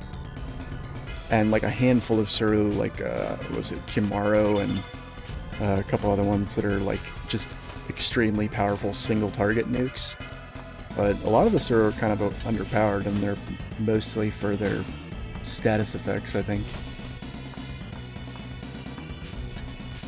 I mean, that's how I feel about it anyway.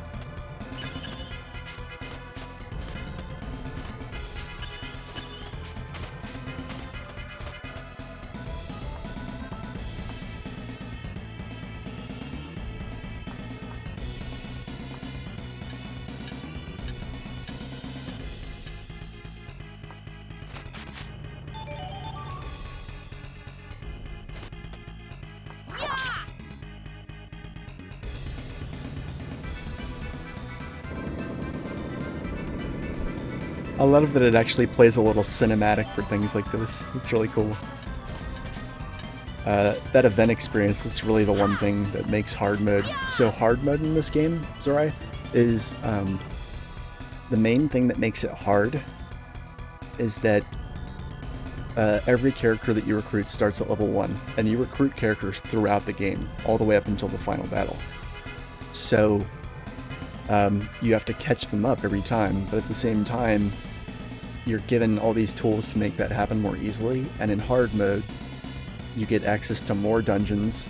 Yes, the dungeons are harder, but there's more of them, so you can level up more, and you also get access to better and better items, like the rewards are greater over the course of the game. And so there's a common thing that gets said about this game is that easy mode is actually the hardest, because it's easy in that it's dumbed down, but what's meant by that is that you get fewer dungeons to level up in, and you get fewer characters, and you get fewer of the best items. Yeah, your characters start out at a much higher level, but, like, you know, I've never been motivated to play through the game like that, because it just sounds boring. Yeah, CommieRun means I can't... I'm undecided as to whether I'm going to allow myself to transmute, because it's not technically buying anything, but it still costs a slight amount of money, or MP. And without being able to transmute like healing items and stuff like that, I don't know how doable it's going to be, but I'm going to wait as long as I can before I'm forced to do it. But I can't divine items at all, so I can't make weapons using materialized points. It's going to be interesting. I wasn't sure how this would pan out, but the more I think about it, the more interesting I think this is going to be. And I also am probably going to have to seriously reconsider like who I'm going to send to Ausgard based on who I have the most items for. Because right now, like, I don't necessarily want to send Llewellyn because I feel like it's more challenging to keep him. But at the same time, like, I don't have a weapon for him. Or at least I don't think I do. Did I get one? Oh, okay, I got a bow. He's got a bow now, although this bow has a 5% chance of breaking, so that's not good. Still better than nothing, though. 6% chance of breaking. Interesting.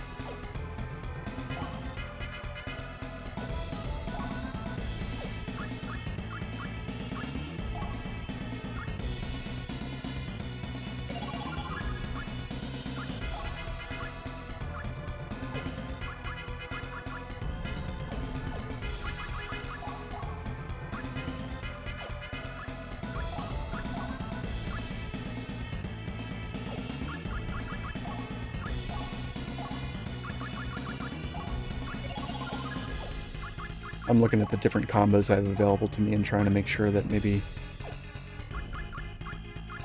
trying to see if maybe I can get more,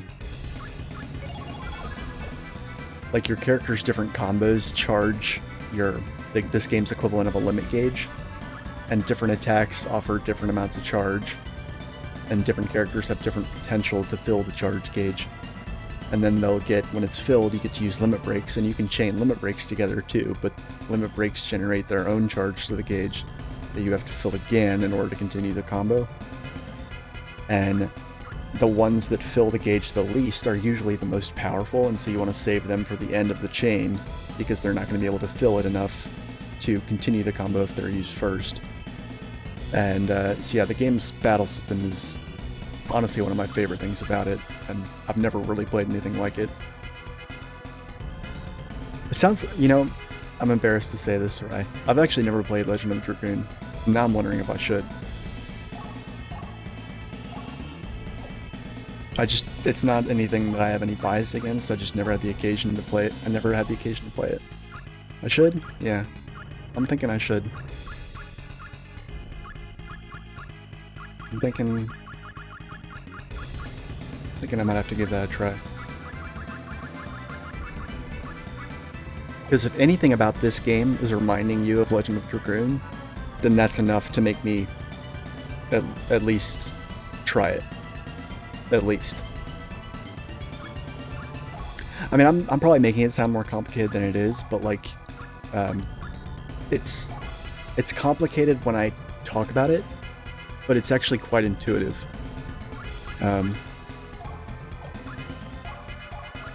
Which is really what, like, I don't know.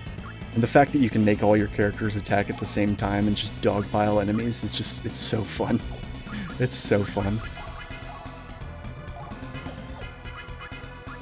Man, Llewellyn still has not leveled up again. Alright, look at all that event experience you get, so you can just distribute this between characters, and it, you know, greatly eases the difficulty in leveling them up.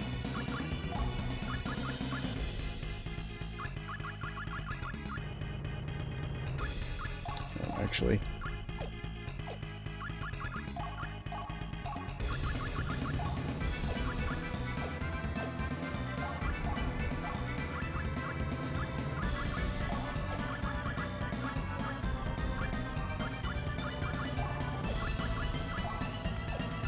Okay, never mind.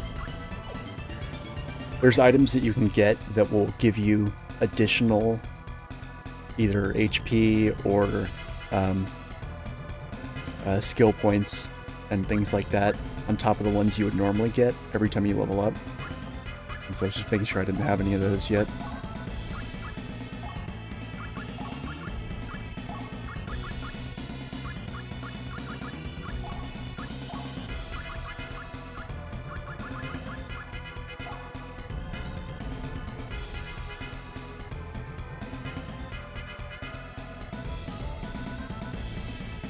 Oh, yeah. It's not... The battles that you're watching right now are really not doing it justice. Once I get access to weapons that allow characters to do full combos, then it becomes just a like lawless sea of damage numbers that's just... It makes my inner nerd just cry with joy.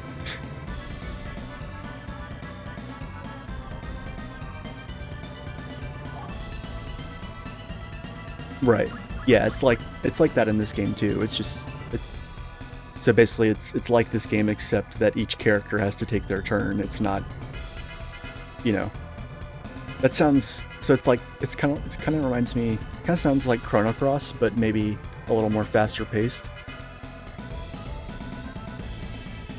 Maybe.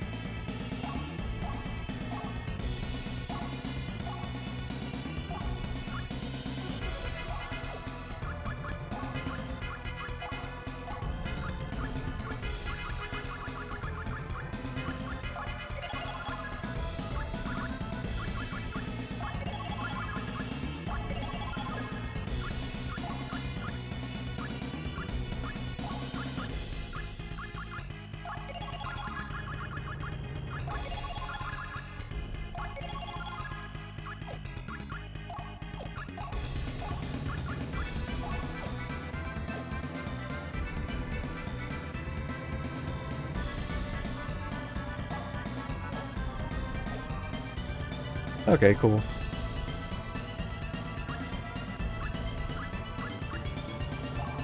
Right, yeah. Oh shit, this gives him 2 attacks. Okay, I might be able to fill the gauge with this. I hope I can.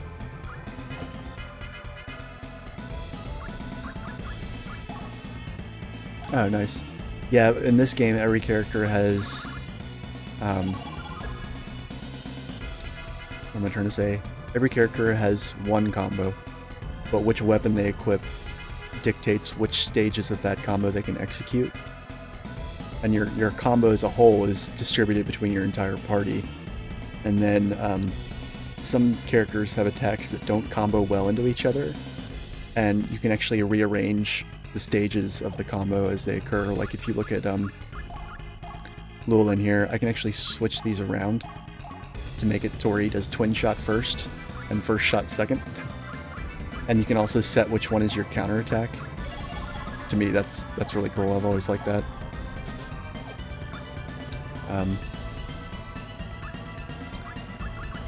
But yeah, we're getting ready to go fight a boss, so...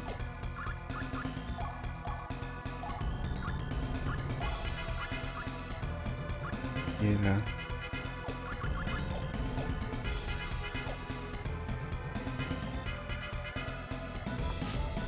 And if I remember correctly, this boss is very dependent on being able to hit them from far away.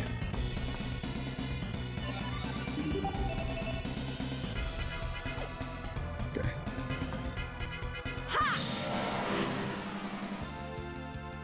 To my side, my noble Einherjar. Oh no, we're totally outmatched.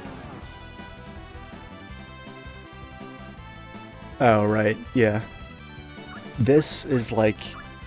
So when I attack, you're gonna see a gauge show up down there in the bottom left-hand corner. And it's like a semicircular gauge, and it's green, and when they attack, it'll fill up.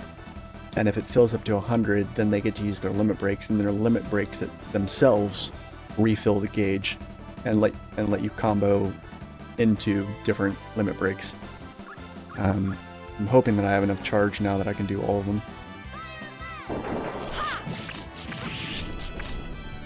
Damn it, 99. So close.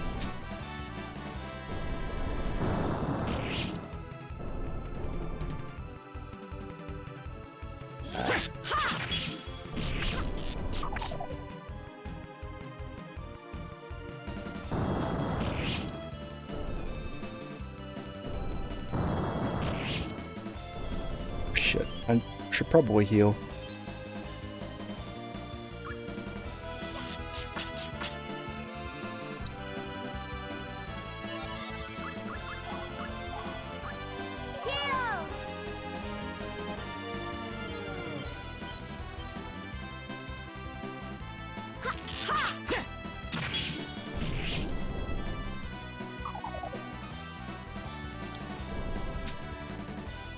Yeah, when you break an enemy's guard, it makes them faint, which is basically like flinching in Pokemon. They just can't move that turn.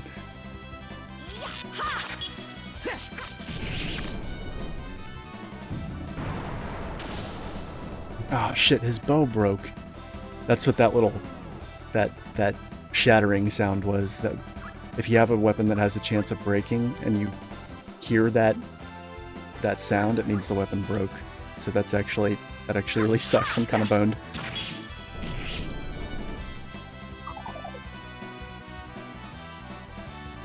I should have not equipped it until the boss.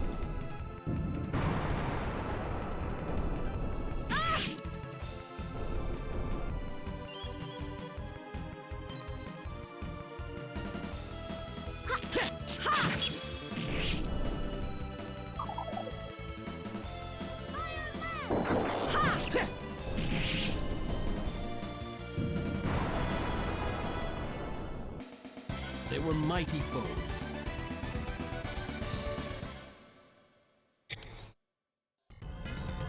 Again, sorry for the graphical bug-outs. None of them are anything to worry about. It's just there's certain things that make the graphics like freeze briefly. And I grappled with it for ages when I did a Let's Play of this. because that was back when I was doing Let's Plays and editing them and making episodes and stuff like that, and like, it just got to become so much work, and it was making me so miserable. It's a lot less stressful to just stream it.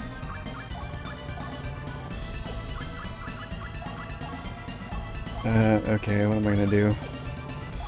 Oh, I have a chainmail. That's cool.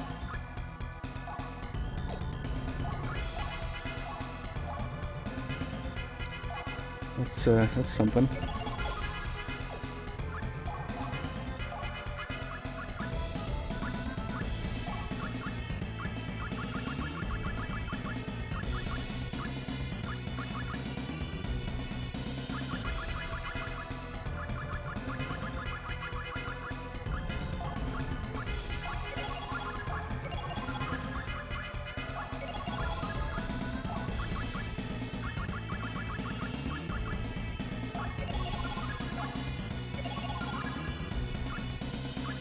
I'm buffing up his attack power like crazy because he doesn't have a bow now, so it's gonna be kind of all up to him as far as doing damage to the boss.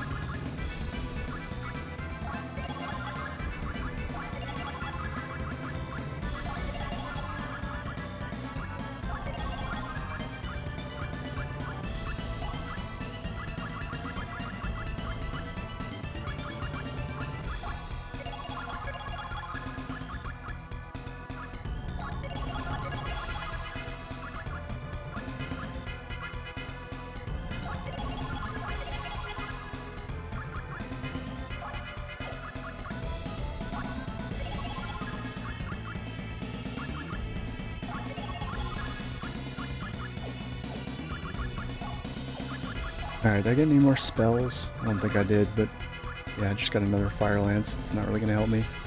Oh shit, this would be a great time to use the Element Scepter. It's almost guaranteed to break, but yeah, Zerai, check this out. I mean, not right this second, but once I get into the boss fight, you're gonna want to check this out. So there's certain scepters that you can give mages that turn their limit breaks into like these big cinematic attacks that hit everything on the screen and just do batshit insane damage, and they literally have their own FMV cutscenes. It's bananas. The problem is, I did not realize that I still had another fight before the boss.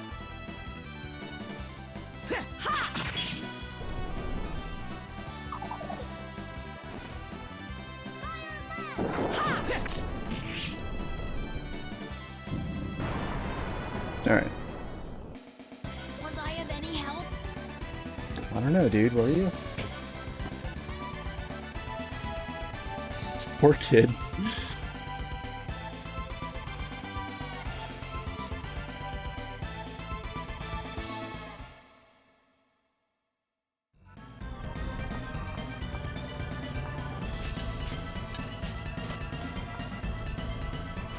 Whoa, whoa, whoa. To my side, my noble Einherjar. Uh-oh, we may be in trouble.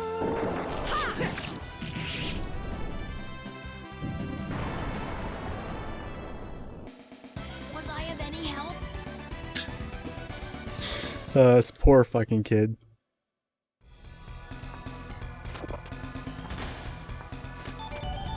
Oh, look at that, another Element Scepter. Perfect. It's like the game knows. It's like the game is trying to prepare me. It's like the game is well designed. I could be biased there.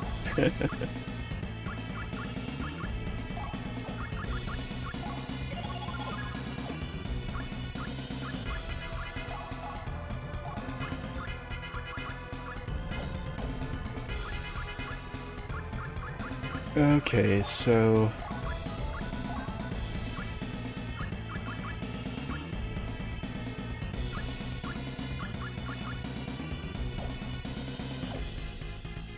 alright. Here we go, boss time.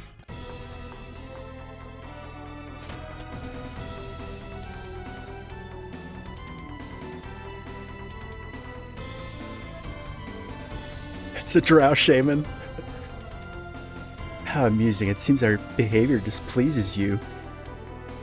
Perhaps you should leave your job as a goddess and become a grave tender. Silence, worm.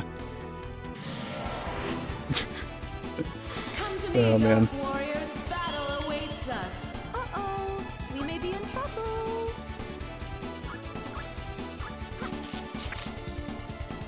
Damn it.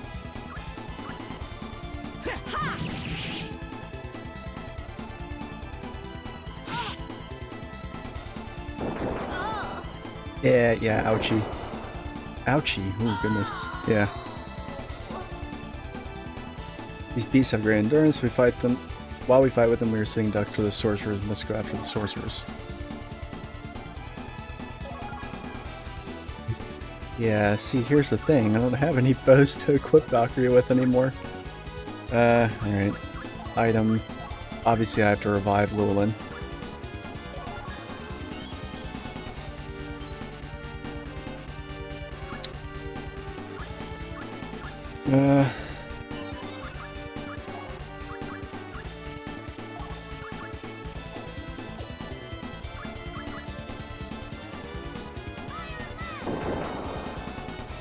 Oh, there we go.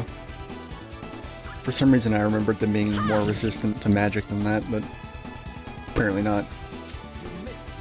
You missed! That's fun.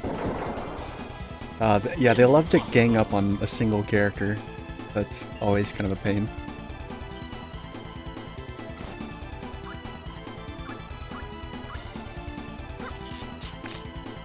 Damn it. Damn it, Lulin. Damn it, game. Game. Oh, come on, game. Okay, there we go.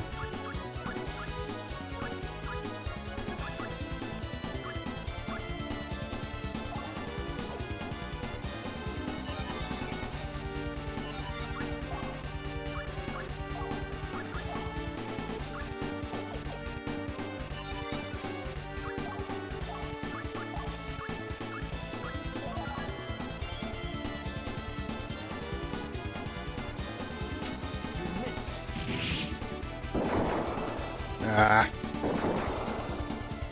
Damn it. I don't want to die again.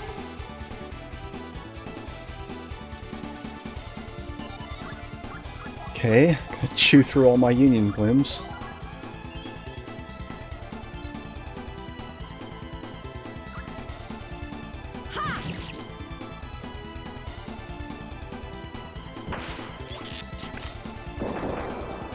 Ouch. Impossible.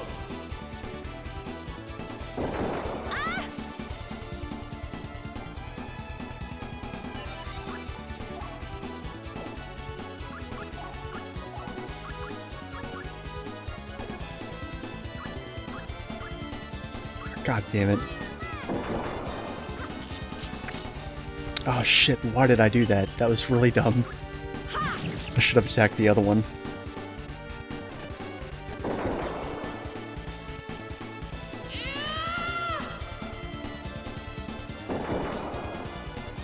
Oh yeah, I might fucking die, holy fuck. Alright, this is not good. Jesus.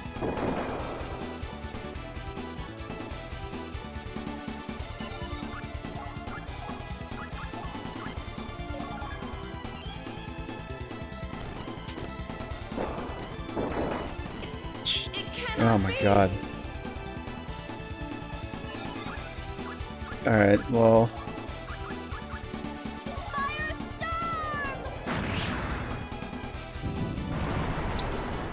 Okay, there goes both of those dudes.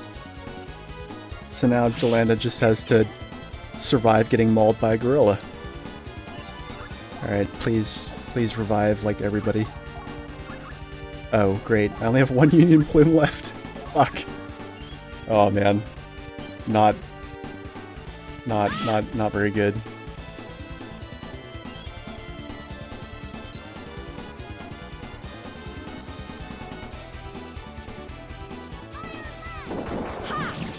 Although I think I'm gonna make it, just barely.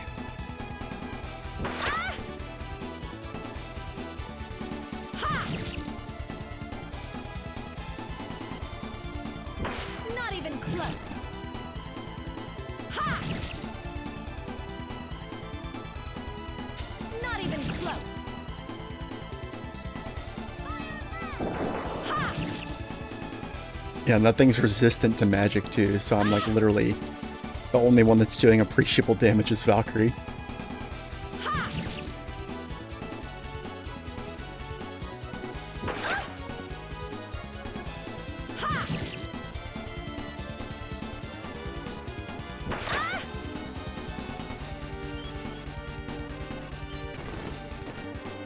Damn it, game.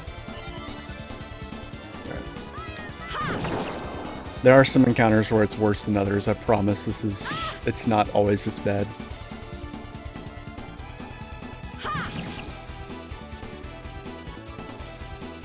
Not even close.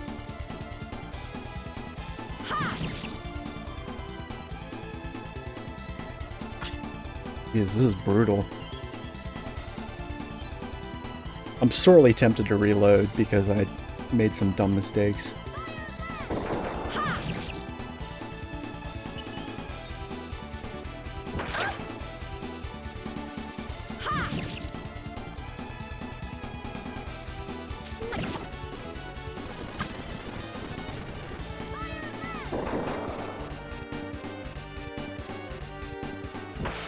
Not even close. Alright, there we go. Barely made it by the skin of my teeth. That is one of the... I mean, it's only the second boss, but it's definitely one that can kick your ass if you're not careful. Which, I wasn't being careful.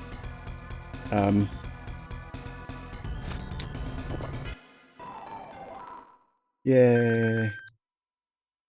Fuck no.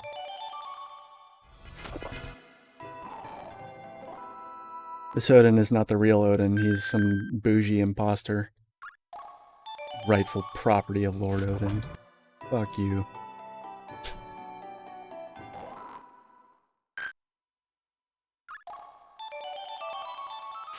I am gonna go check my saves because I actually really do want to reload that.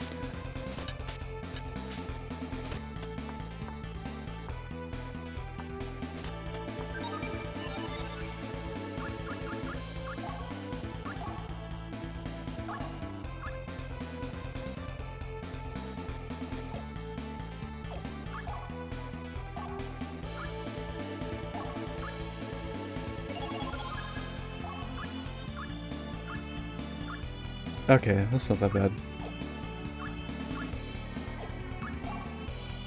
I was smart and I saved when I was supposed to. Yeah, I'm reloading that. That's horrible.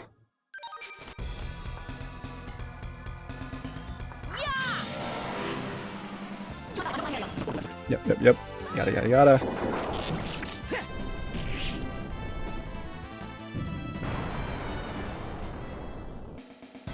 Wow, everyone's so tough.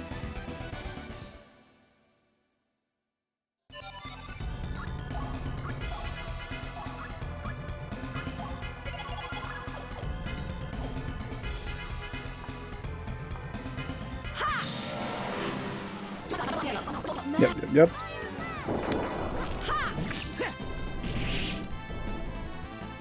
Bam. Easy peasy. Their souls have been released. We have no reason to remain here.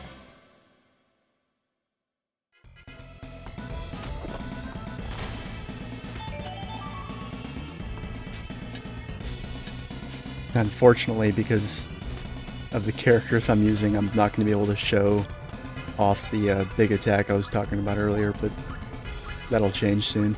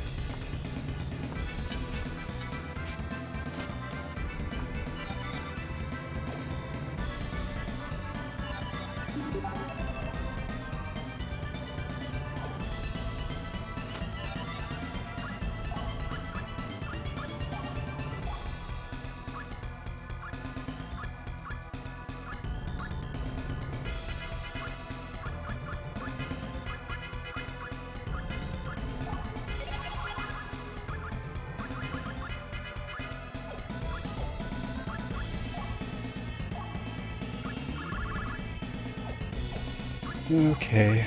Oh,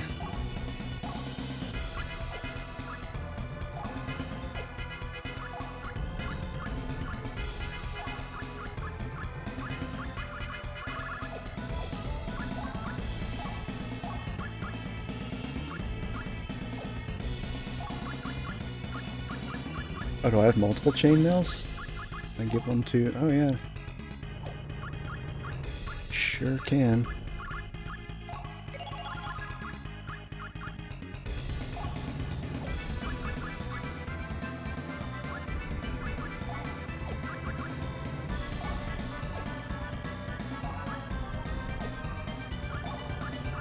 I'm actually going to remove these and give them to Lulin. I don't know if it'll help that much, but...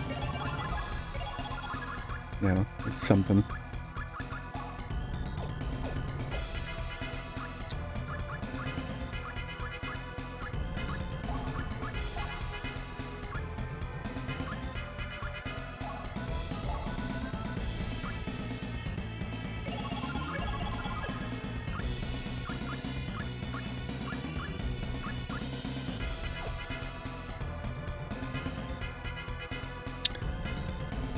Alright, let's try this again.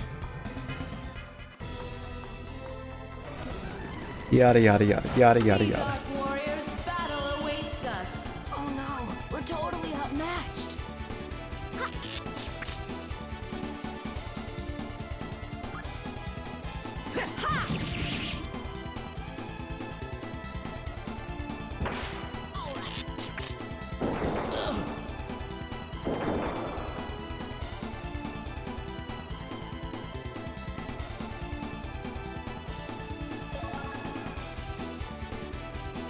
Yes, yes, we know. Damn it. No! Oh god, why did I do that? Hold on.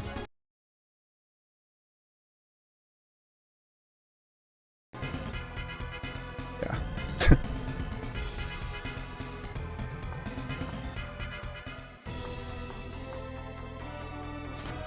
It's annoying because all of the To me, Dark Warriors, battle awaits us. your characters are mapped to all the same buttons as, like, you know, your basic confirm and cancel and everything.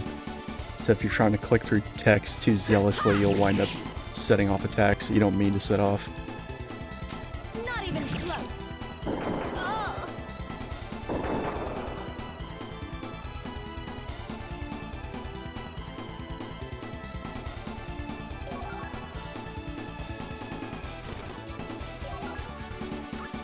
Alright. So... there we go.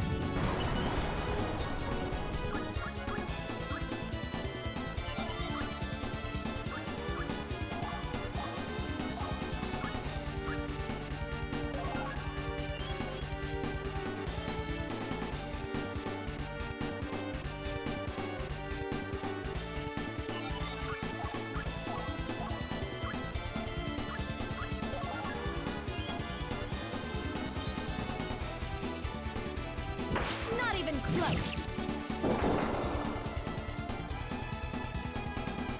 Very nice.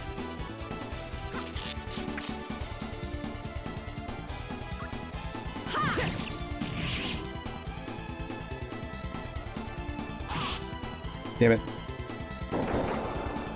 Oh yeah, he's toast. Impossible. Impossible. Alright. Bam. Done, son.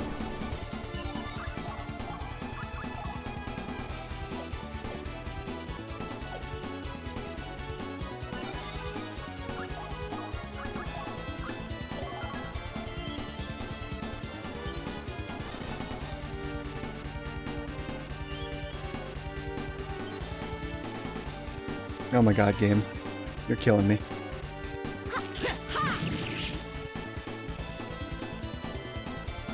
Not even close.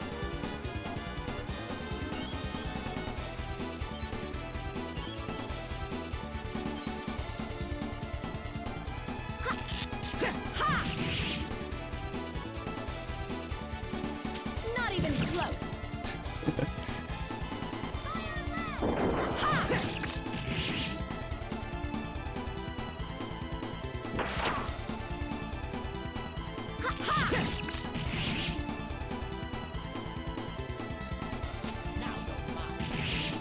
Now you're mine. Oh man, I love this game.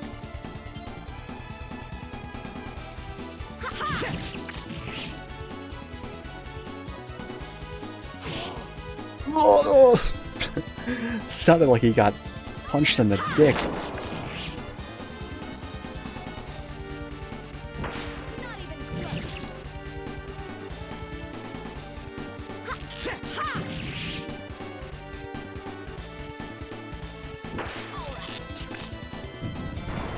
Holy shit, Roland dealt the killing blow. Burn in hell, blasphemer of souls.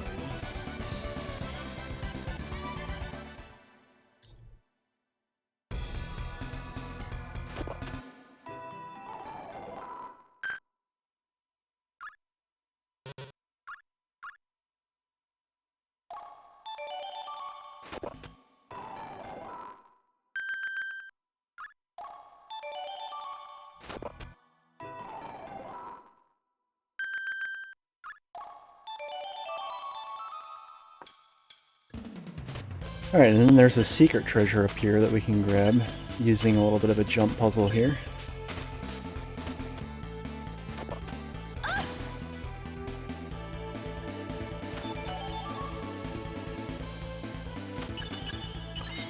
Yeah, look at that. That takes some booby traps to the face, but that's alright.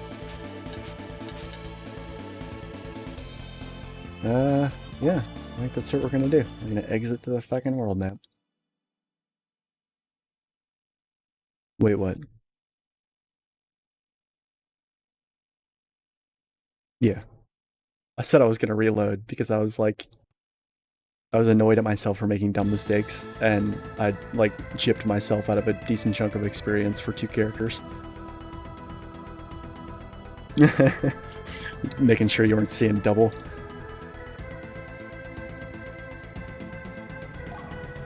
Sanity check.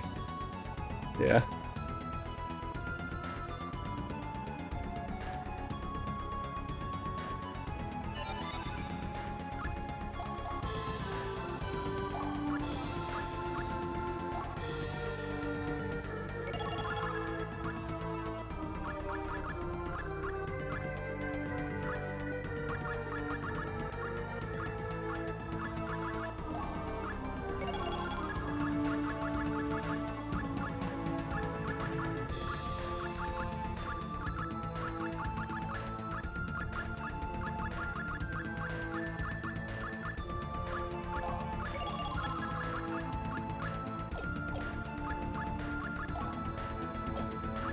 Yeah, so this is Divine Item. This is all the things that I could buy if this was not a Commie run.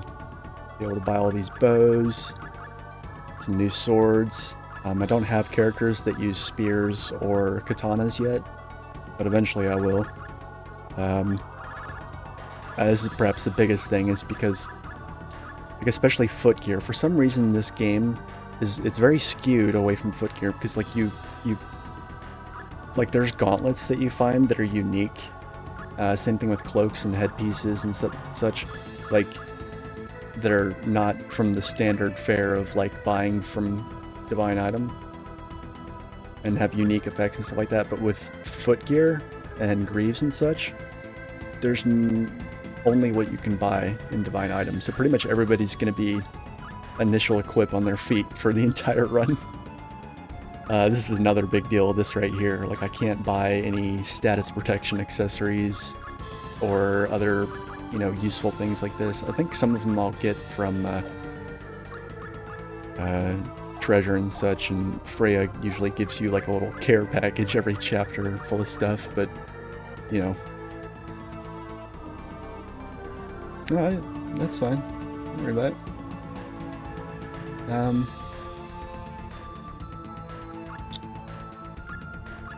Alright.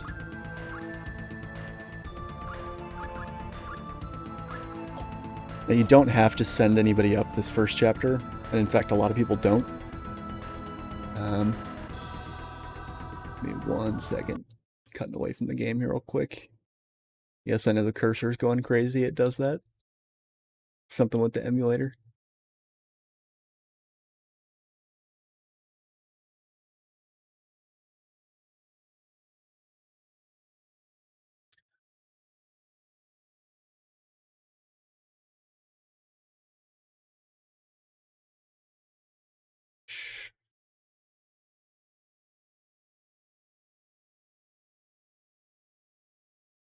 Alright, sorry about that.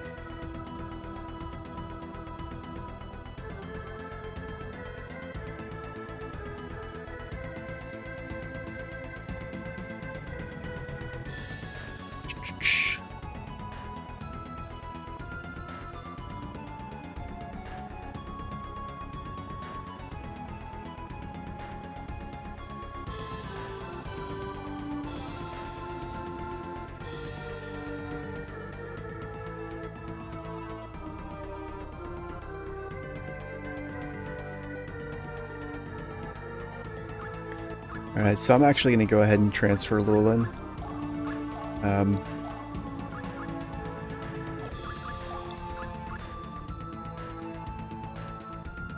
But you don't actually need to transfer someone this first chapter. I'm just going to do it anyway.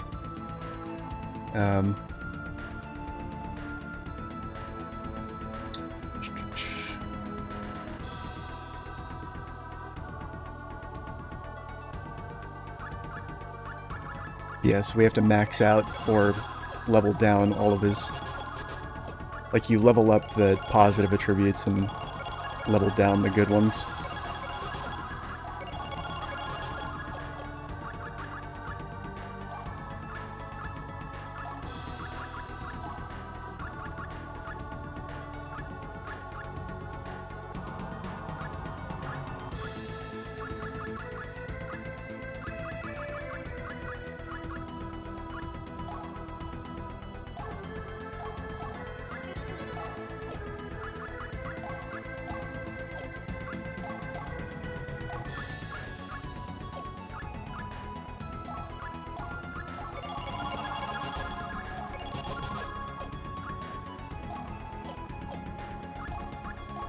Alright,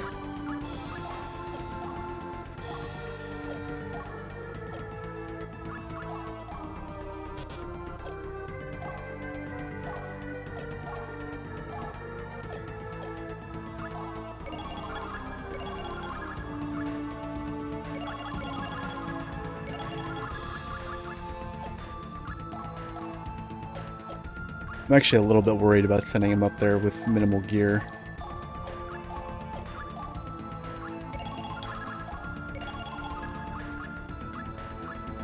I guess I don't mind sending him up there with at least what he came with.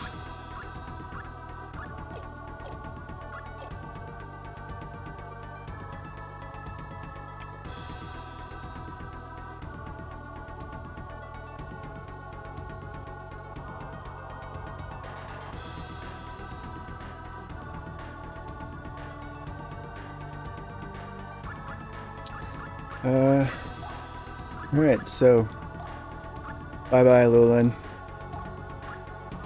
Yes, it's really okay. Alright, now we're gonna bring Arngrim back in.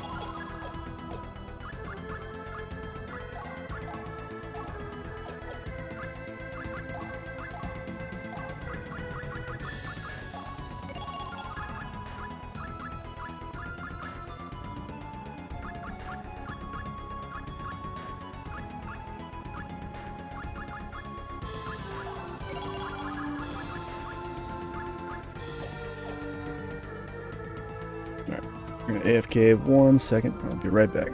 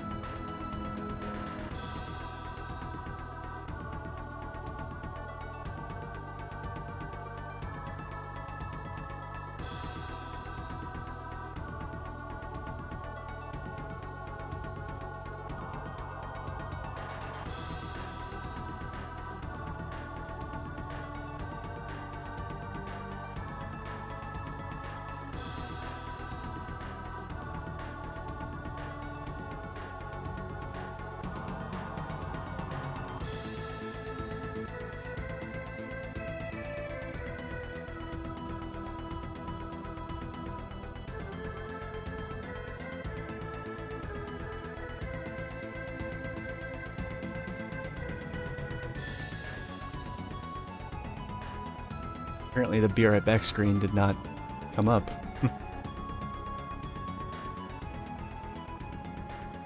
Okay, whatever. Sorry about that. I guess it doesn't really matter, but I like to have some indication that I am going back. Anyway.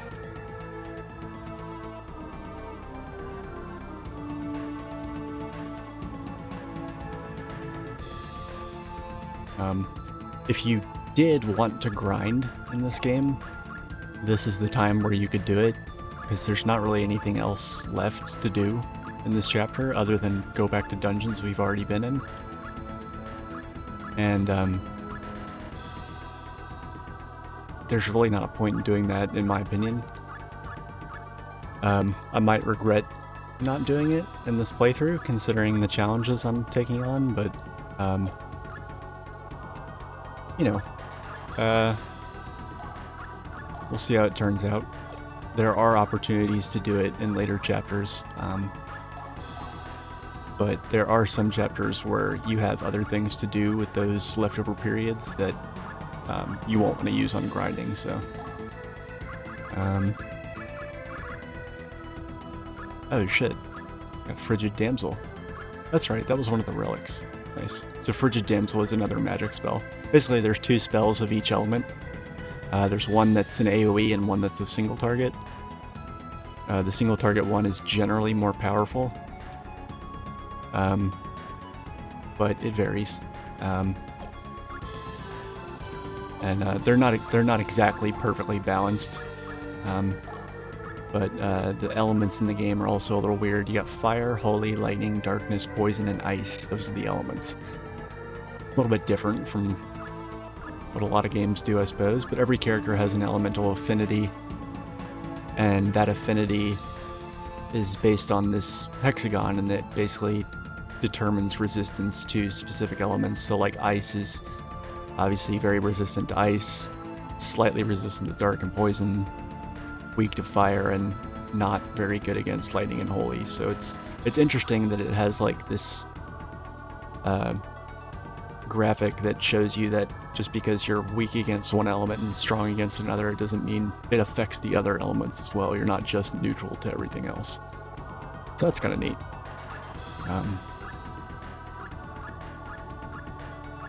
Yeah.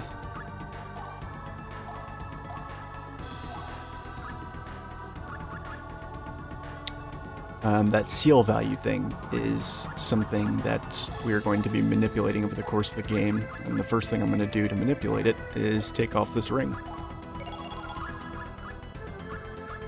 And, let's see here. Even as many times as I've played this game, I don't have the steps memorized to get the best ending. I mean, I know them generally, but there's minute details that I try not to miss.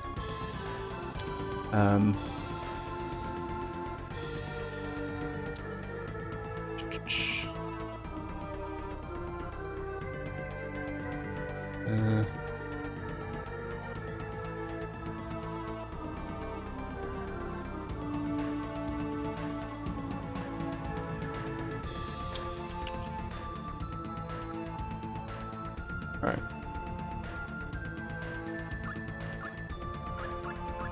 It's actually a really interesting mechanic because if you didn't have a guide, I'm actually very curious to see how people like figured out the seal value mechanic, but I'm not going to spoil it for anybody who hasn't played. But yeah, if we don't have anything else to do, or I don't have anything else that I want to do, so I'm going to go ahead and rest all these periods away. When you rest, you get also recovery, so that's a nice little bonus, but yeah. I'm also going to do a little save here.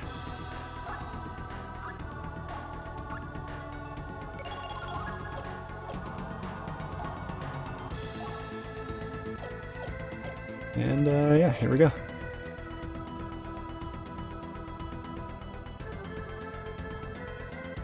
The goddess Freya has summoned you, and chapters concluded. Begin the sacred phase.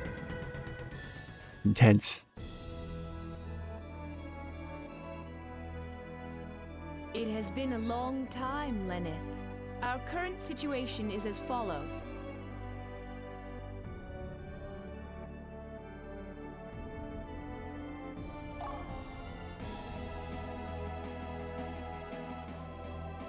Our current situation is, if things do not improve, I am afraid we are doomed. It's always like this in the beginning. Do you wish to know the status of our Anherjar? You wish to know his status?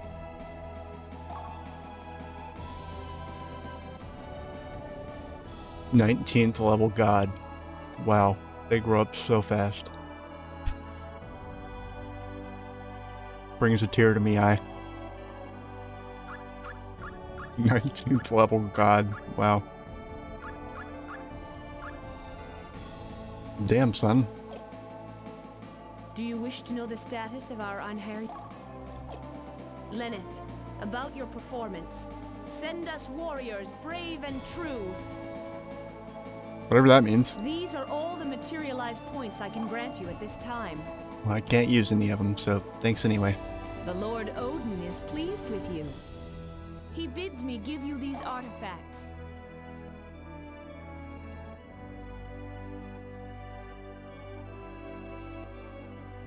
Lenneth, I have a request to make of you. We need more warriors. Send us a warrior with good battle skills. We need a warrior skilled in battle tactics. Send us someone with a good knowledge of artifacts. Very well. Good fortune. I expect mighty deeds.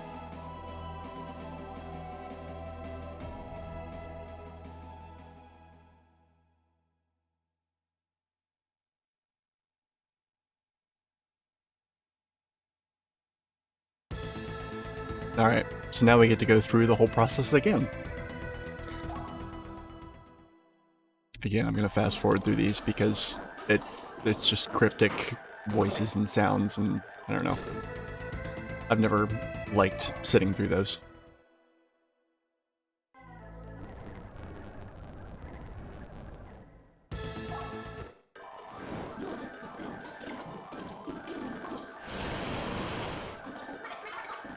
Some of them are actually a lot longer. Alright, so Hylon. I actually didn't see where the first one was. That's kind of problematic.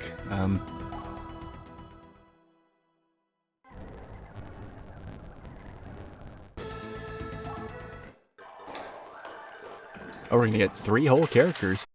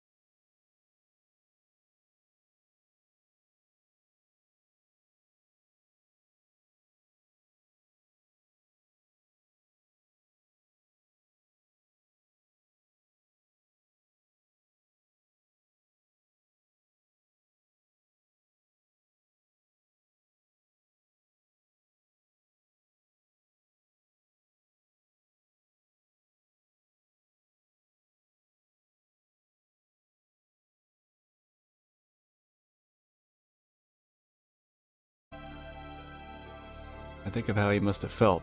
I mean, really sick to his stomach, I would imagine. I will not run away. It have felt very pierced. Very gouged.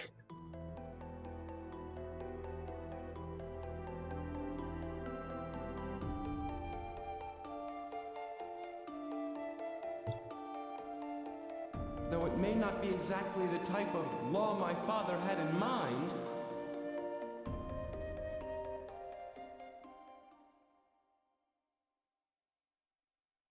See, that one was really relatively fast compared to the others. Some of them are short and sweet, some of them are a little longer, but it's always exciting because you get a new character, you know? And there's 2 more for us to get in this chapter, so definitely gonna have our work cut out for us as far as catching people up. So this is the, like, unabashedly Asian-themed town. Oh shit! There's an NPC here who is Ash Ketchum. Like straight up Ash Ketchum, not even a change. Not even a, like, oh, that sounds like it might be Ash Ketchum. Nope, that's Ash Ketchum.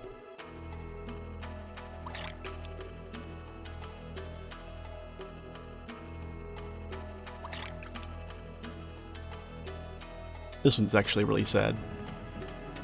There's a lot of feels that happen here. That kid right there, that kid's Ash Ketchum.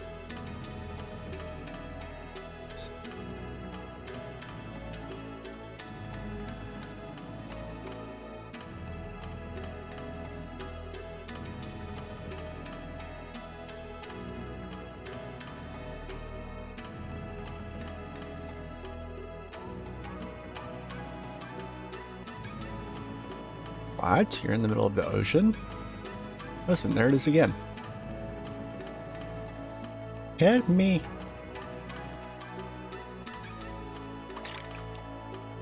H-E-L-P.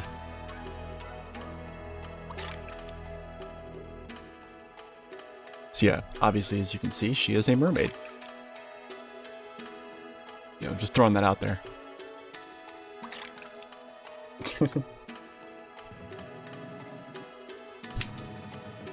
Zerai, if you're there, put your headphones on, because you gotta hear Ash Ketchum. It'll blow your mind. I mean, I don't know, maybe it won't. It blew my mind.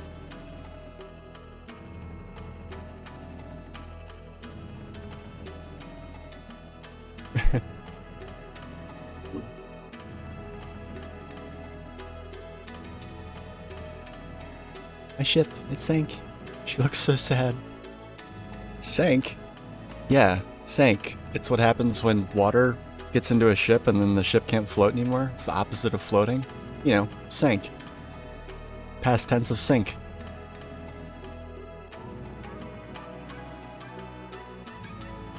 Dot dot dot. So, what's your name? Yume. It means dream. Okay, I'll take your word for it.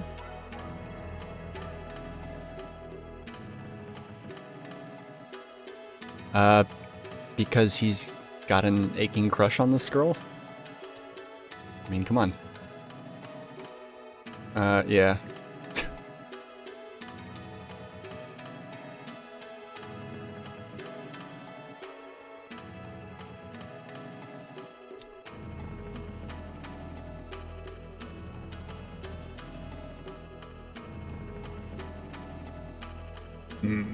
You're probably right about that. Eventually we'll get to a scene where there's voice dialogue and you'll be able to hear it.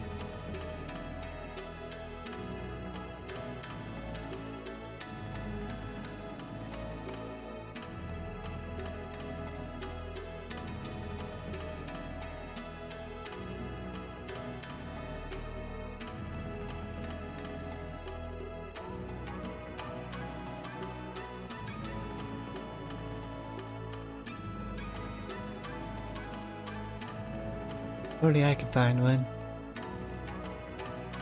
Hate to break it to you, girlie.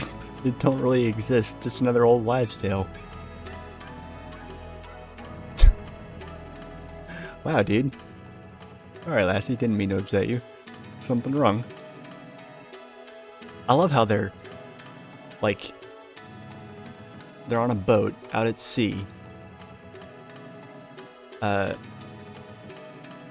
They live in an Asian-themed, Japanese-themed city, and they're using words like lassie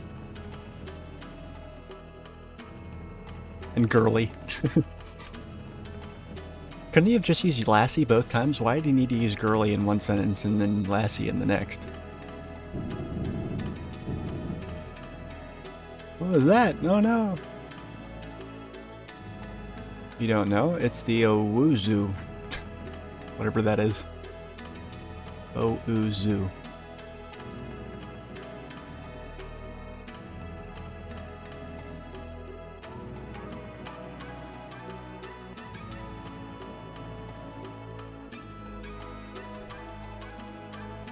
It sounds like maybe a Japanese term for maelstrom.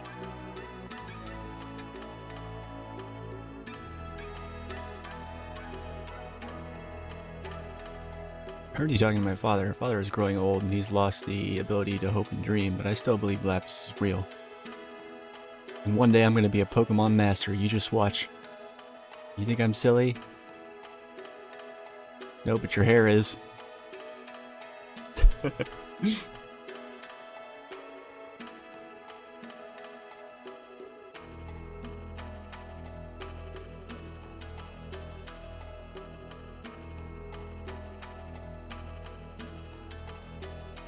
You found this Cerulean Lapis. What would you wish for? Well, our ship is in pretty bad shape, so I guess I'd wish for a new one. Finest one in all of Eilon. What about you?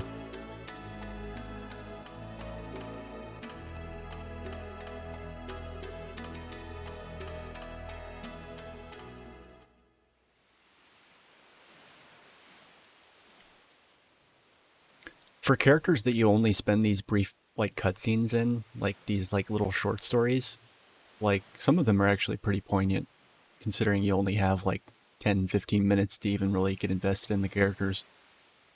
May I ask why you wanted to come here? Honestly, I wasn't trying to hide anything. Came here to see my father. Your father? That's right. What was his name? Regen Ko? You don't mean Shogun Ko? You know him. Everyone knows of Shogun Ko and his family. I don't mean to be rude, but are you the child of one of his mistresses? I only asked because, well, I assumed that a family member would have known. Shogun Ko is dead.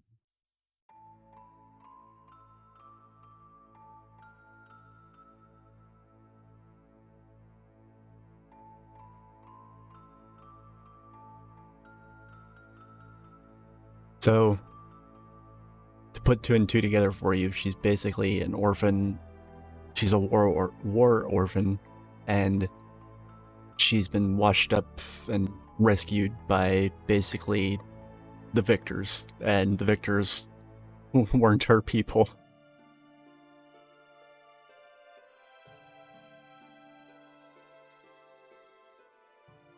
Or I mean, they kind of... Wait, no, I'm misremembering.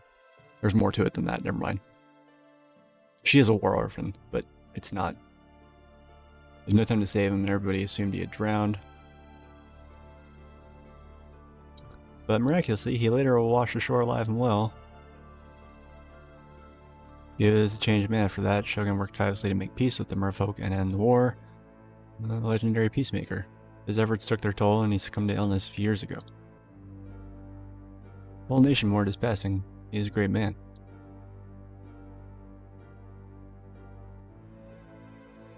The reason she wanted the lapis was so she could see her father.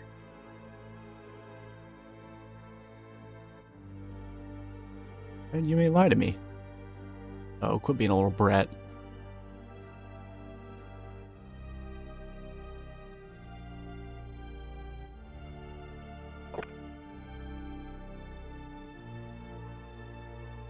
I'm sorry, Yume, but I couldn't find anyone by the name of Ko.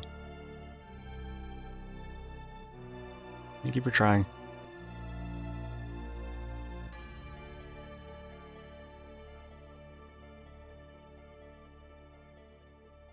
He's every bit as much of a goody two-shoes as Ash was, too. Or I guess is. Don't you want to see your father? Don't give up. A lapis. I know it's real. You'd try to believe in it. There is no cerulean lapis. But you may. And my father is dead.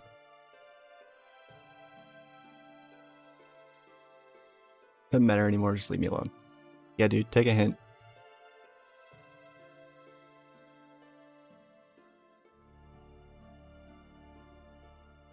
There is voice dialogue with Ash Ketchum here. It's coming up soon. Damn, she's fast. Is that the direction of the shore? Surely she doesn't intend to kill herself. Told you the game was dark. That noise, it's the Ouzu. That's a fun word to say. Yume? And now we see her true form. Are you surprised? I'm not human.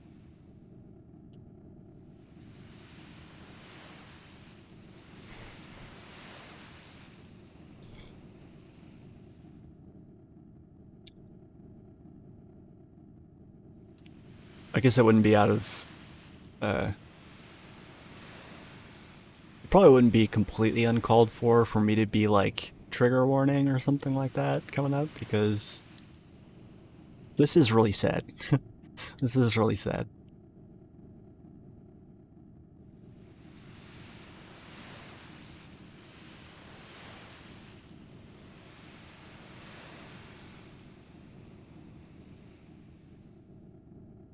Kinda disappointed. Looks like you didn't trust me when all I wanted to do is help you. Oh dude, come on. Get your head out of your ass. I searched the whole city for information about the lapis. Yeah, like, I put in all this. Don't you value my time? God. Yeah, you're wrong. You're wrong, buddy.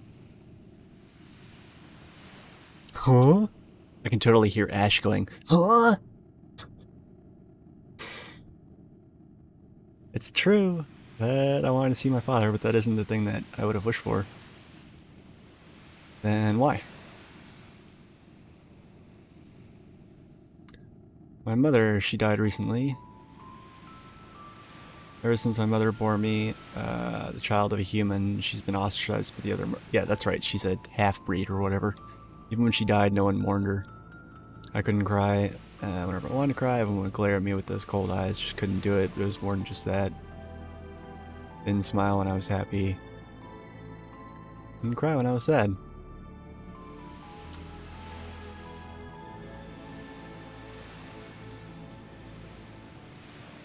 I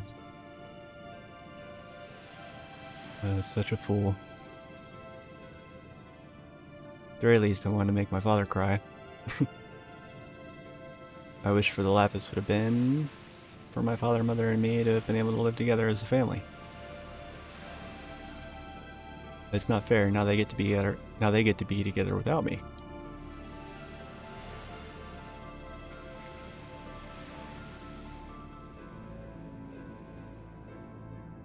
Goodbye, Fuyuki. Sorry I lied to you. And so now this kid's left behind to feel like an absolute dumbass. Oh, and this is one of the scenes. This is one of the ones that gets its own cutscene or whatever. You know, such as they were back in PS1 days.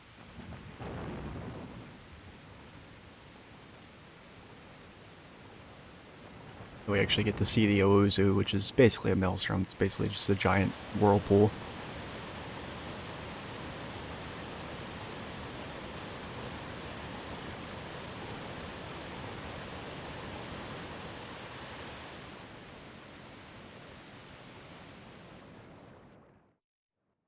Pretty impressive looking, all things considered, though.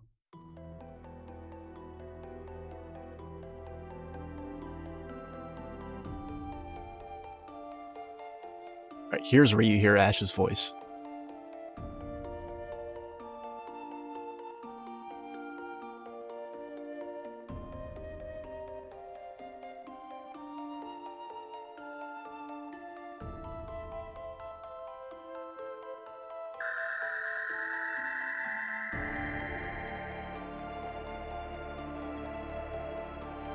So now the lapis just appears out of nowhere.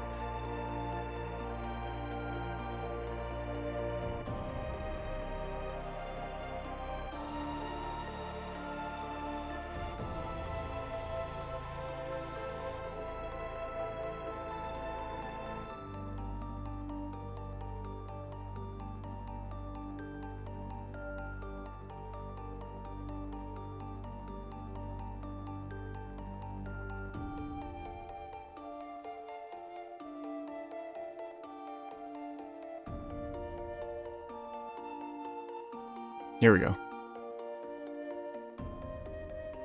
Fuyuki, if you found the cerulean lapis, what would you wish for?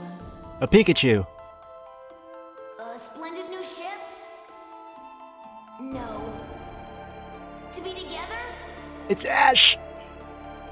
Should I wish for Yume's safety? Gonna be a Pokemon Master! That's it! But what was it that Yume wished for? To catch them all!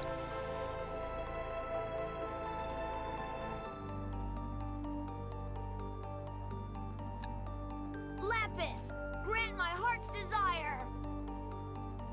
For some laxatives to get over this constipation! Wish that Yume is able to be with her parents again.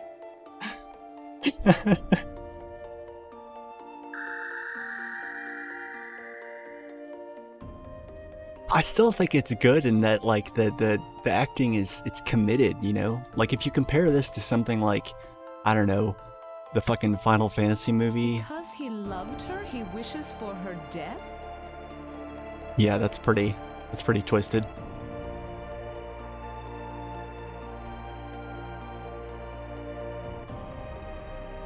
His wish will be granted. I do not know if this girl will prove worthy of Valhalla. Don't worry, Officer Jenny, I'm sure she'll be just fine. But as promised, they will be together.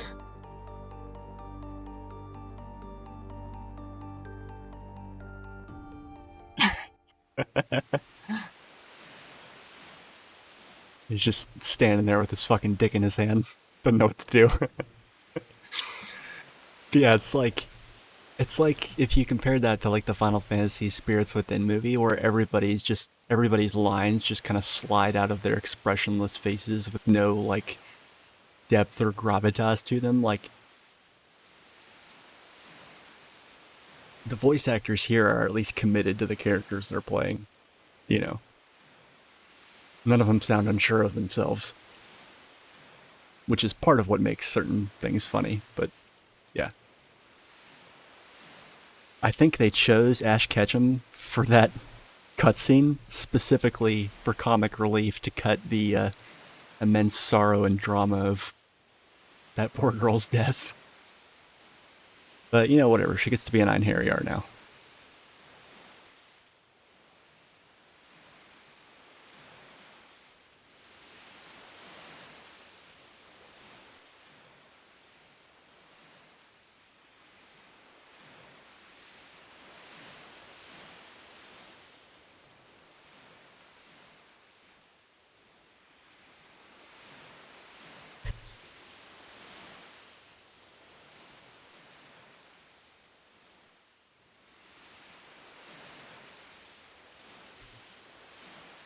And so Fuyuki decided to believe once again. Roll credits. To believe that Yume was happy together with her family. Forevermore. Yeah, but she's not. She's globetrotting with Valkyries.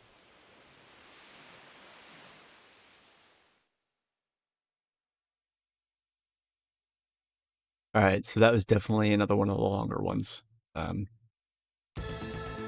And we get to go right back into Highline for another one. This is either going to be... This is going to be one of two characters. I'm not sure who.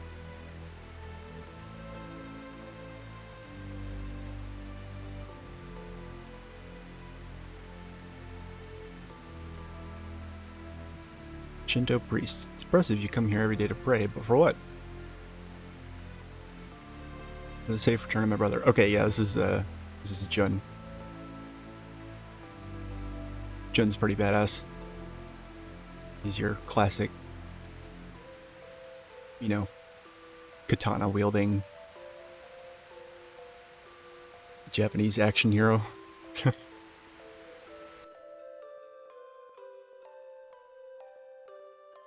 An ogre? This guy looks so derpy. Yes, an ogre demon has been sighted near Hylon. Then I shall slay this ogre. I love how he's got the exact same face.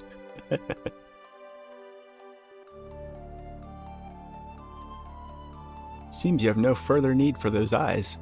Oh god. Things your top 10 things you don't want to hear before your death. Or before the rest of your life. No, no!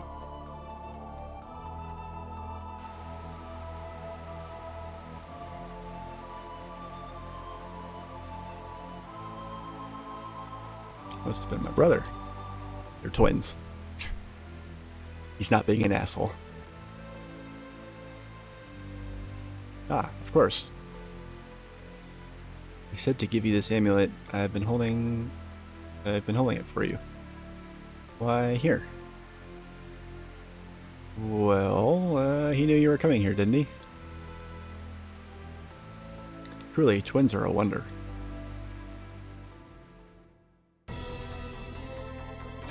Battle music! And what will your soul project on this dark cave? I think this one's actually pretty quick, as I recall. Soul?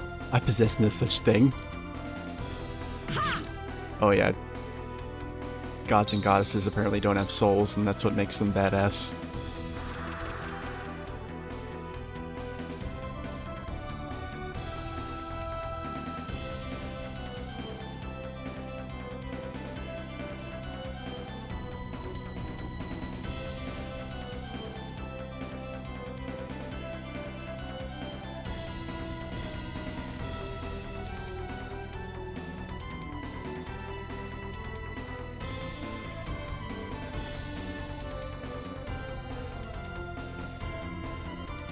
I shall not die today, nor shall you take my sister.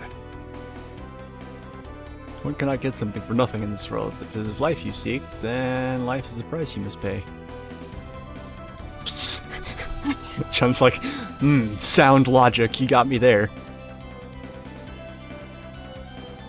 I offer you the soul stone in exchange for your life. I thought I made it clear that I shall not die today. I never had any intention of accepting your bargain. I mean, you're gonna die today because you're in a cutscene that, you know, Valkyrie's used to convey the story of people they're gonna recruit. I don't know. All these ellipses, my god, this is as bad as Final Fantasy VIII.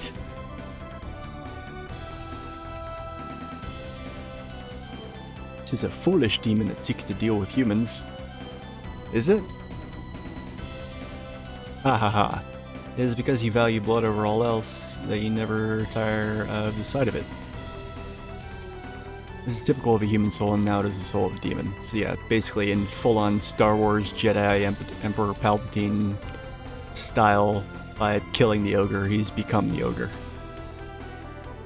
You and I are one!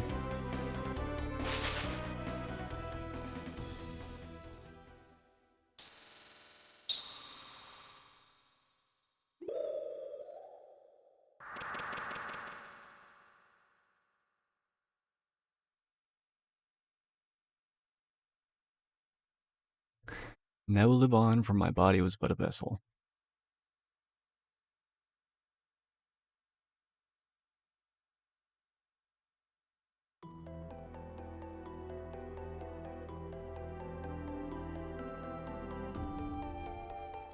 Ugh, where's the ogre? There are no demons here. You're merely confronting your own soul. Wow, man, that's deep.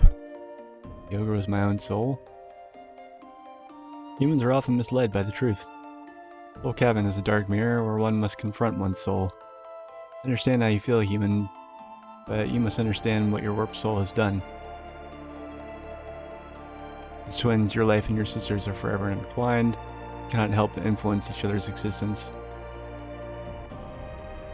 Those are your sister's eyes that have become clouded, or your own? Bum bum bum.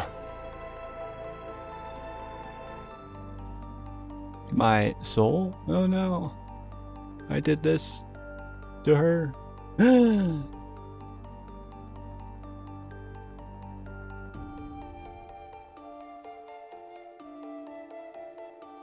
Yeah, his sister was blind.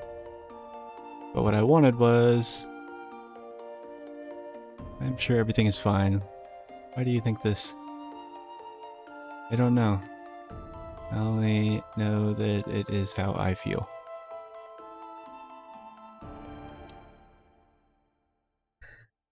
That's too bad. Yeah, so that one was nice and quick.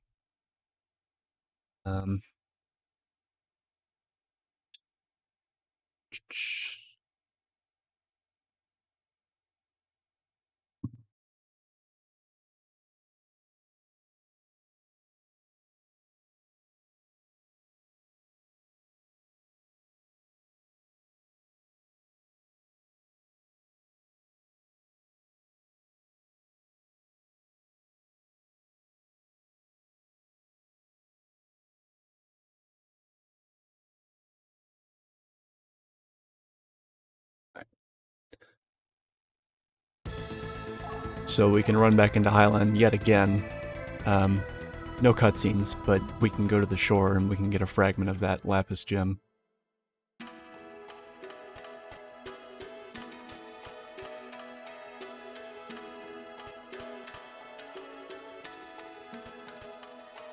Seashore.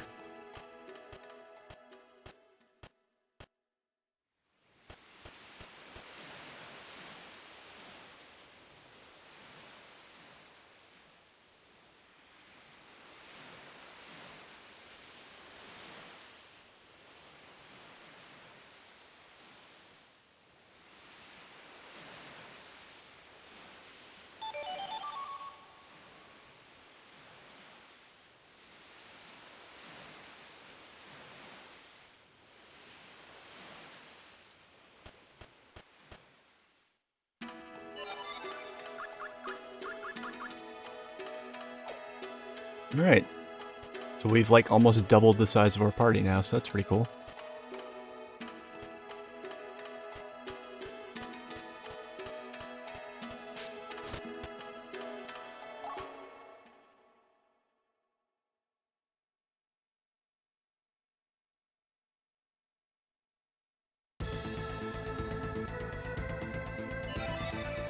Alright, so once again we got 2 dungeons. One of them is...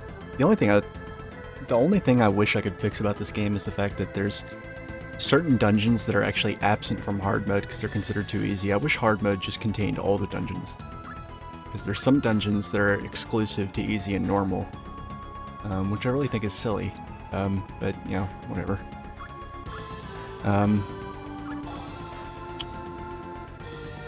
Let's see here. Alright, so Yume is a new caster. So, for this first dungeon, I'm just going to bring in everybody that's new. And focus on catching them up a little bit. Oh my god. Chun has literally nothing. Fuck. That really sucks. Damn it.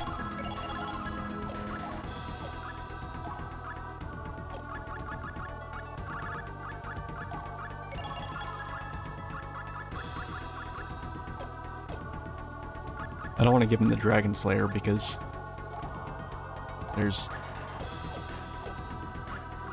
all sorts of problems with that.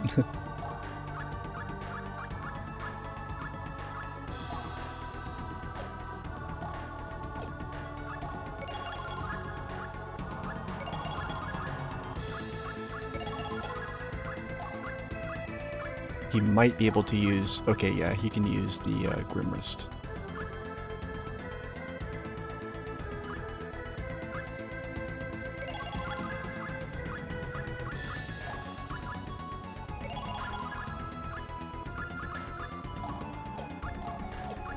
Even though he's supposed to use katanas, there's certain swords that are cross-compatible between characters that use broadswords like Arngrim, characters that use one-handed swords like Valkyrie, and characters that use katanas like Jun. They're not common, but they are out there.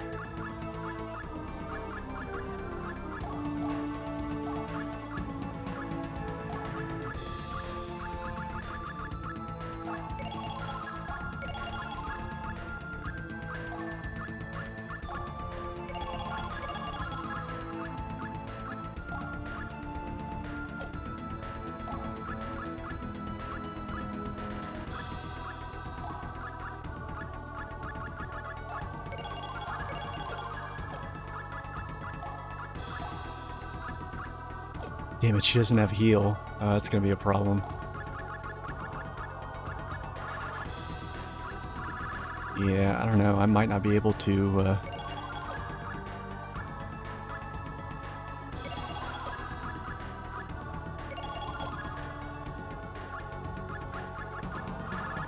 I might not be able to use Yume.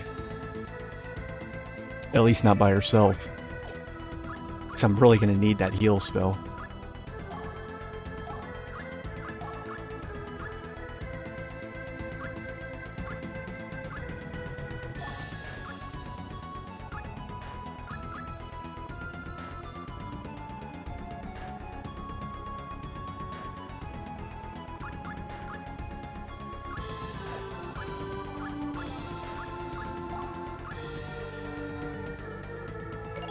Yeah, I'm gonna have to use a 2-caster setup for this. There's no way it's gonna work otherwise.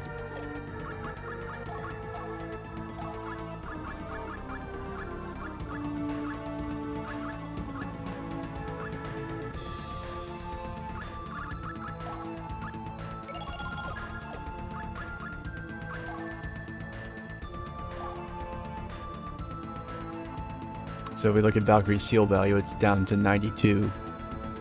And what happened was we took off the Nibelungen ring for the Sacred Phase. That lowered it by 2. And then each character that we recruited also lowered it by 2. And there's various events in the game that will lower and raise it accordingly. But I'll kind of go into that later. Let's see, what else do we get? Some of these items are going to be like borderline, if not completely useless, until I decide whether or not I'm going to allow myself to transmute things. Because some of these items are like literally exist just to be transmuted.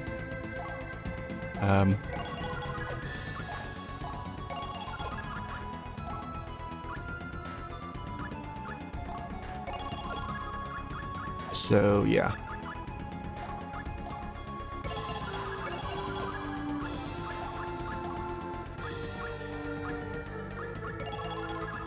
Icicle Edge is going to be really good right now, so I'm going to stick with that.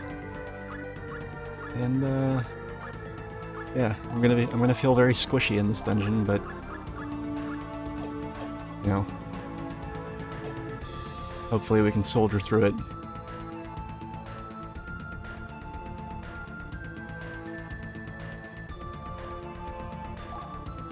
Nithov Swamp. A horrible stench permeates the Nithov Swamp. Noxious fumes stream forth from the ground and call to the undead and feed on the flesh of the living. Some hidden power must be there causing this unnatural disturbance. I think unnatural disturbance is kind of putting that a bit lightly. That's like an unholy, just hell convention. You fucking know.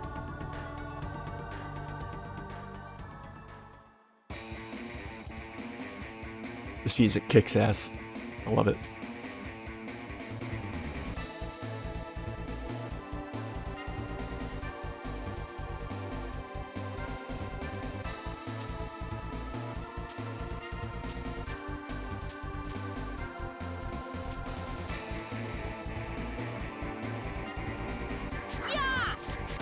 Oh, thanks for the follow, Hawa To Runa. my side, my noble Einherjar.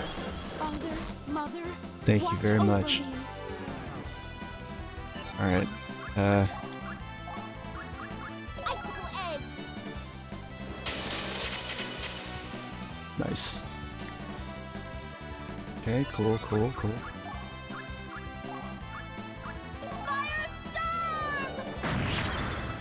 Nice.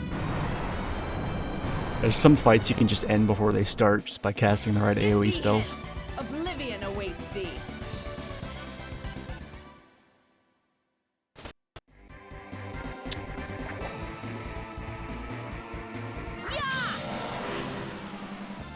To my side, my noble Einherjar. Uh-oh, we may be in trouble.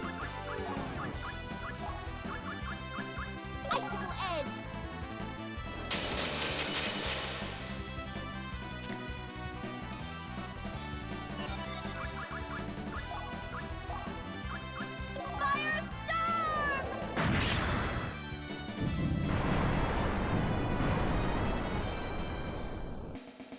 You have served me well, my Einherjar.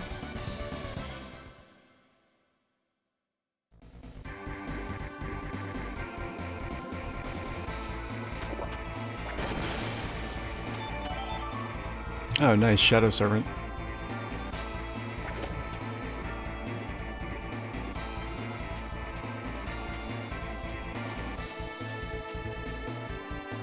I would love to play a randomizer of this game. That would be amazing, but this game's so buggy, it's like, I don't even know how anyone would begin to make something like that happen without just breaking the game in half. To my side, my noble Einherjar. Father, mother, watch over me.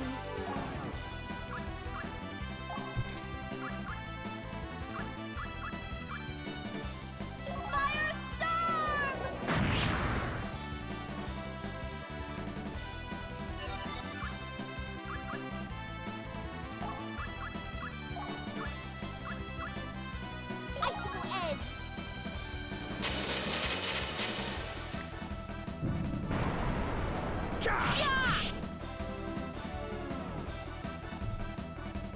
Not even close. Ouch, that hurt.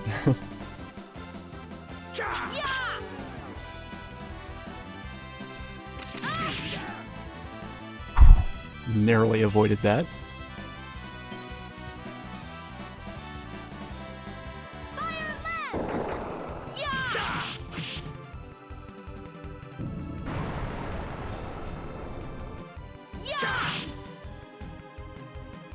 Damn it.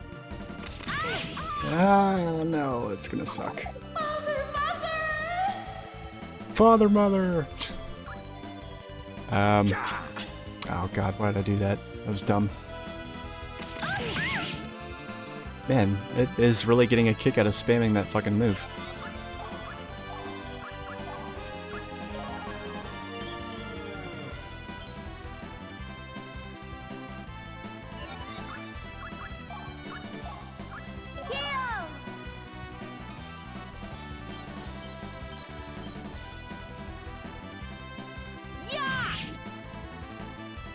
I'm probably gonna have to be a lot more aggressive with healing. Because otherwise people are just gonna die left and right all the time.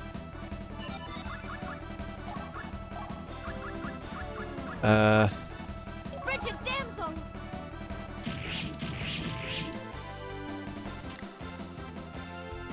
Oh, thank God.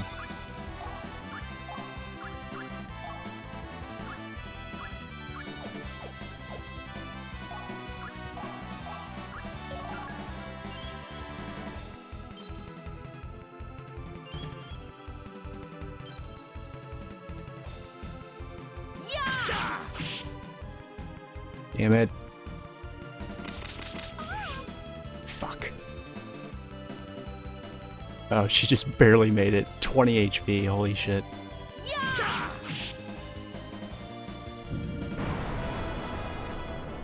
Yeah, I'm definitely feeling the squish. I'm proud to fight by your side.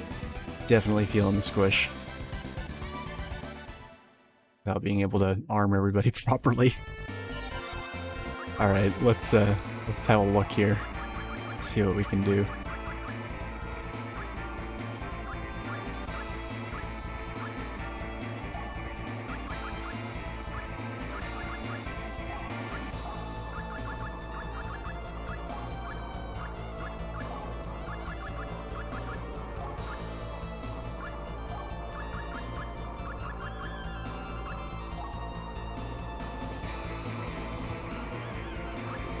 Alright,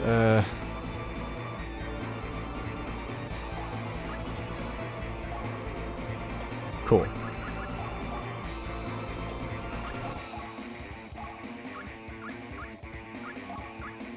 Alright, now we can start to actually get some stats on these people, holy fuck.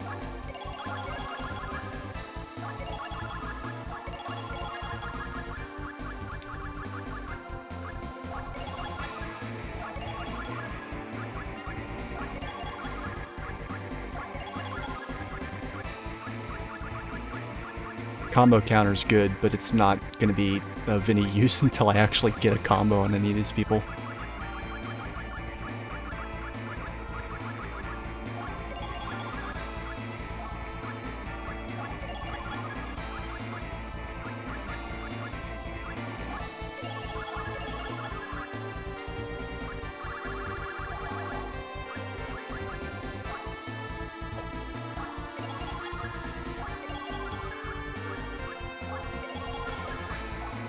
So weight reaction, what this does is it gives any caster, it gives them basically a familiar, almost like an Eggy for summoners in Final Fantasy XIV.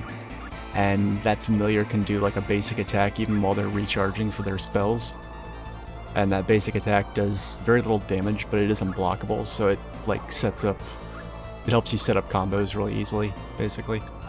And it gives casters something to do while they're recharging. So it's actually very useful, even though it doesn't do much damage. Alright.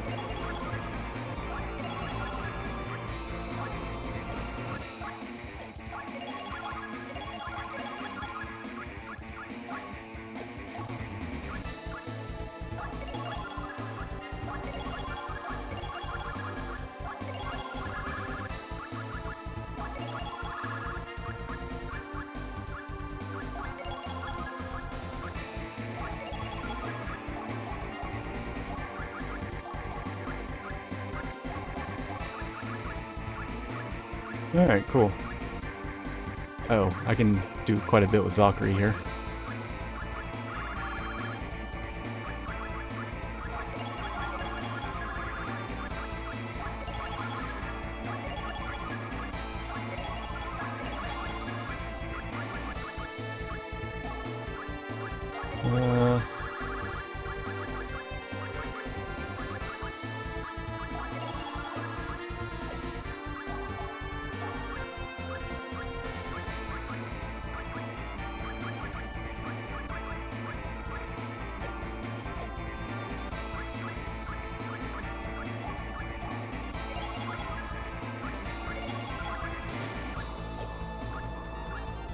Oh man. Yeah, I need to use heal like immediately at the start of the next battle.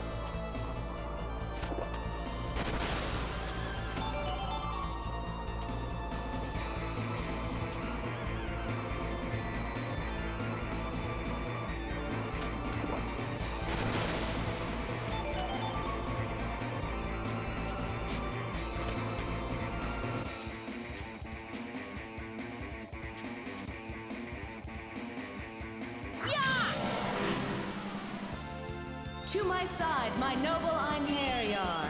Uh-oh, we may be in trouble.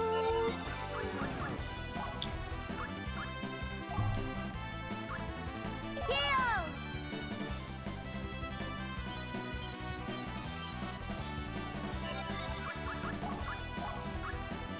Icicle Edge! Yeah, it's doing almost twice as much damage there. It was doing like 101 per hit, now it's doing like 185, so definitely good investment.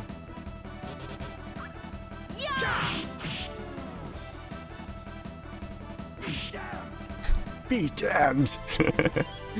Oh, I love it.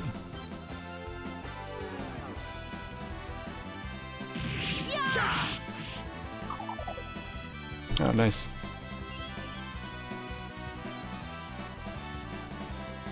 Oh, and the familiars from weight reaction are ranged too, so you can hit things in the back row.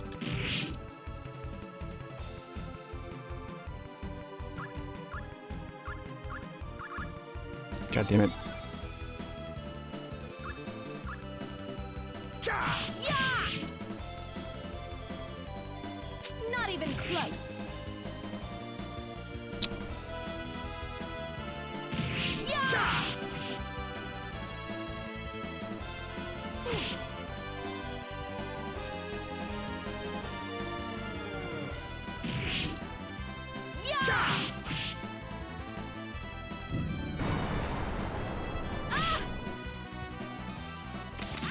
Ah. God, that attack is annoying.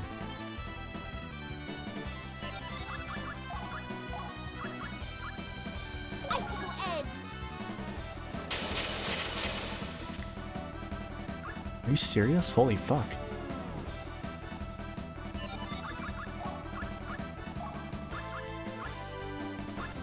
Frigid Denzo. Oh my god. These things have way too much HP.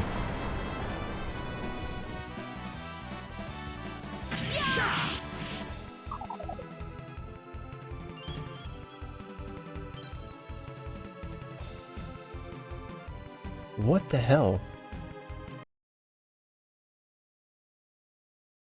PS4 Windows keeps switching me over to a different profile, and it's really annoying.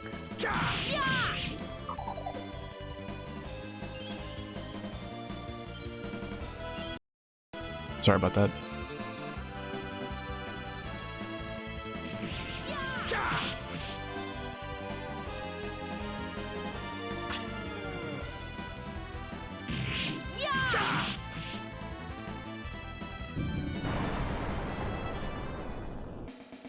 You all fought so bravely.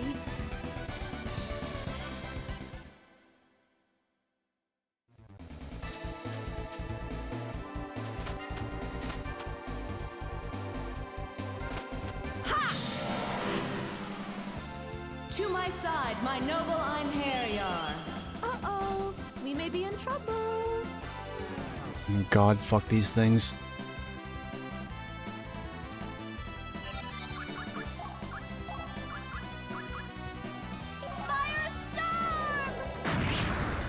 Oh, wow, nice. A lot more damage than I was expecting. Icicle Edge.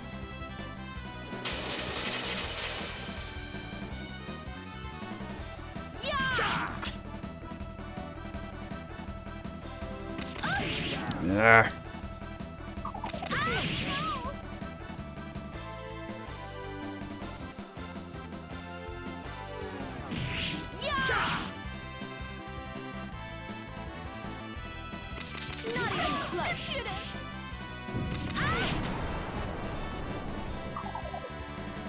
God damn it. I think what usually happens is, usually in this chapter I get an enemy who's a different caster that you can sometimes get in this chapter. And if you recruit her and then go back to Hylon, which is where you get her, spoiler alert, you can get this, it's technically a katana, but it's a caster weapon, and you give it to your casters, and it's like 3 or 4 times as powerful as anything you have right now. And, yeah, it shows. You basically one-shot everything in this dungeon, hard mode or not, just by having that weapon equipped.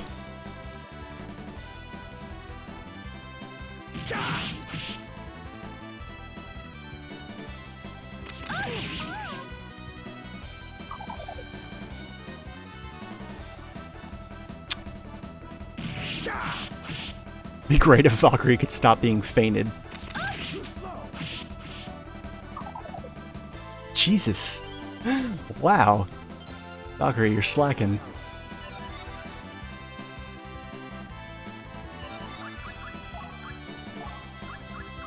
Icicle Edge.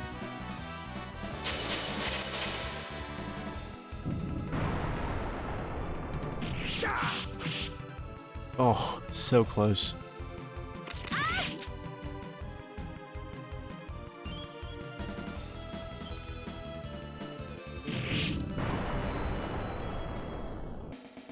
I'm proud to fight by your side.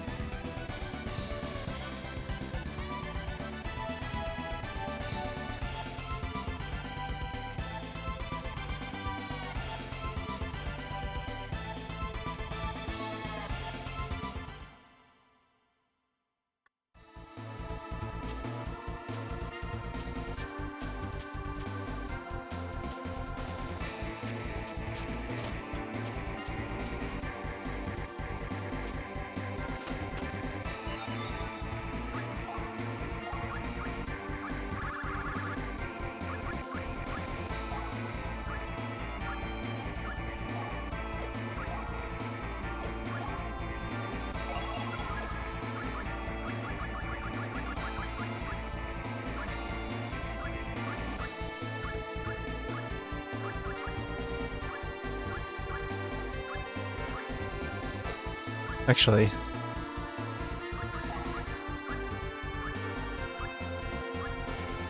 let me test something here.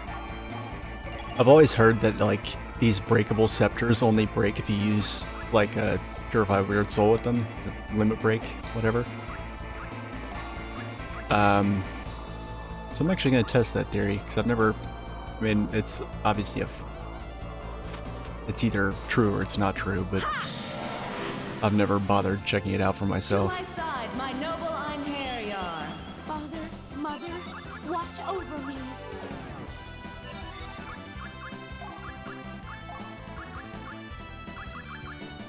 Shadow Servant. Oof, look at that. Yeah, they're toast.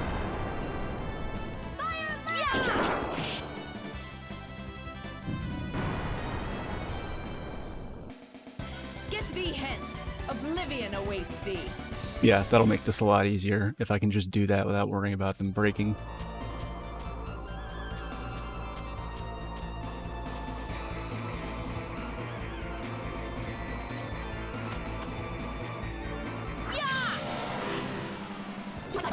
Yada yada.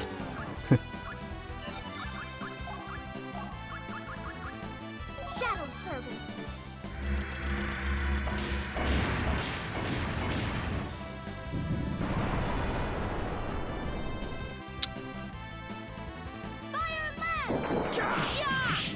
Oh, those things are really resistant to magic. Yeah, some enemies have like bananas magic resistance and others have crazy physical resistance, and it's just like you just literally just do ones.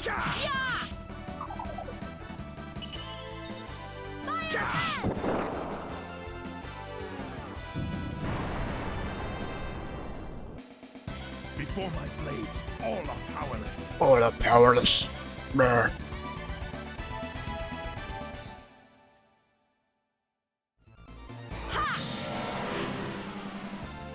To my side, my noble Einherjar. Father, Mother, watch over me. Shadow Servant.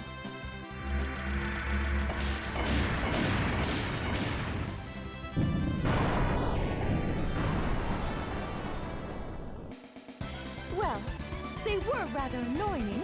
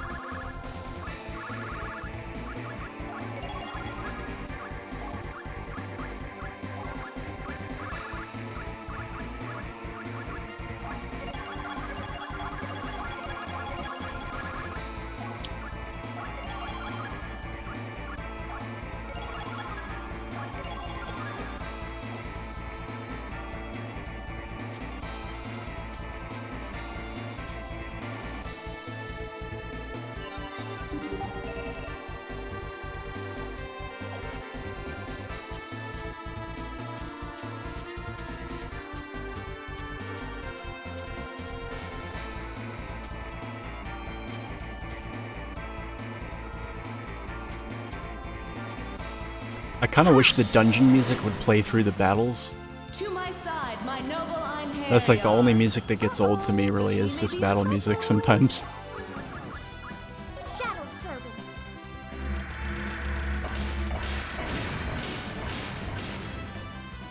Oof.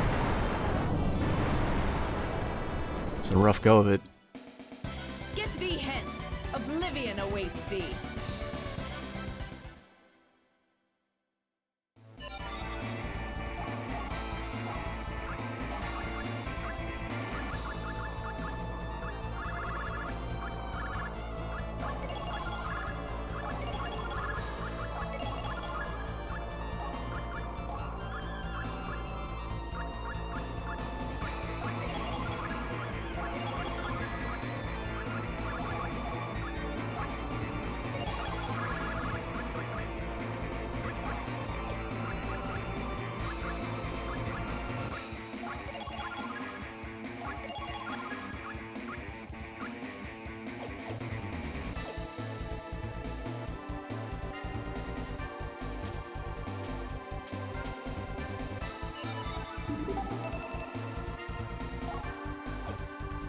God damn it.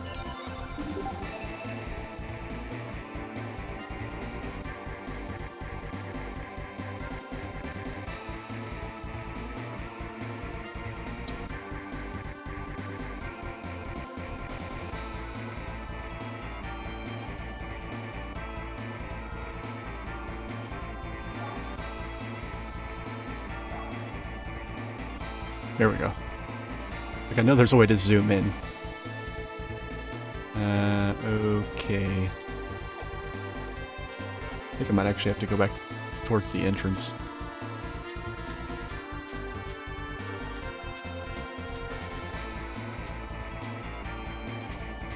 There we go. To my side, my noble Einherjar. By hook or crook, you shall all die.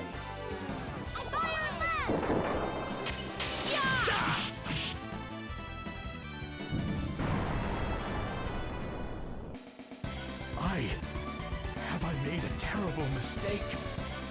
When Jin says I in his little lines, he's talking about his sister. His sister's name is I, which is just a hilarious double entendre, because spelled AI and she's blind, and Try all you want, demons. The yeah. will not change. Shadow Servant.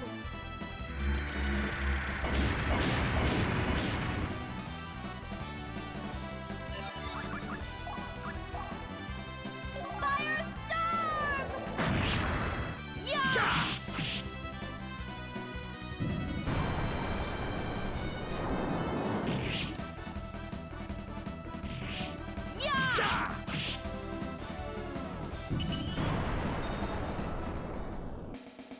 Their souls have been released. We have no reason to remain here.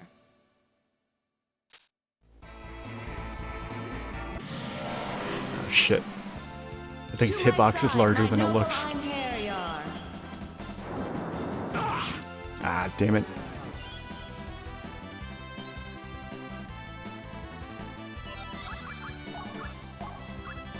Icicle Edge.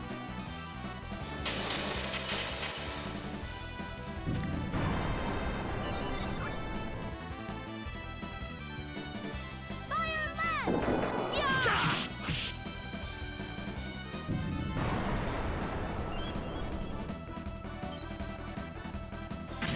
Yeah!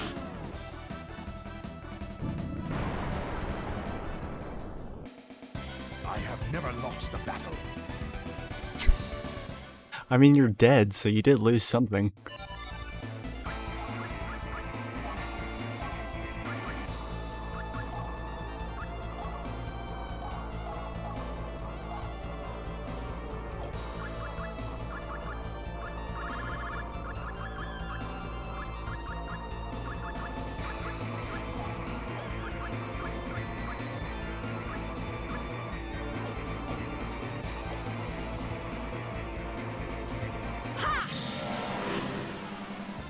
To my side, my noble Einherjar. Uh-oh, we may be in trouble. Yeah, fuck it. I don't need to. There's only one of them here. Oh shit. Actually, use a PWS for the first time in forever. There. Did you witness my power? So that's like the standard limit break that you do with spells if you don't have a specific scepter equipped, like one of the super powerful scepters. It basically just casts the magic like 3 or 4 times in succession. And I don't think there's actually a difference in power, not really.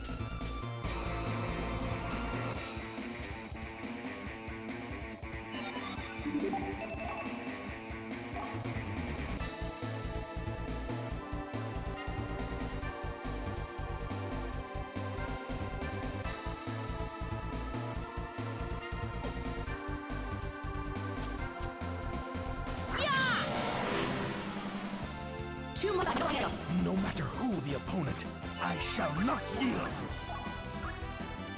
Icicle Edge.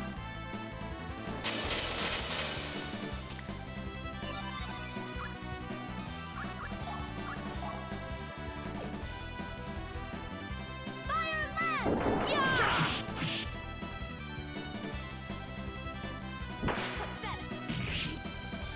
Nice.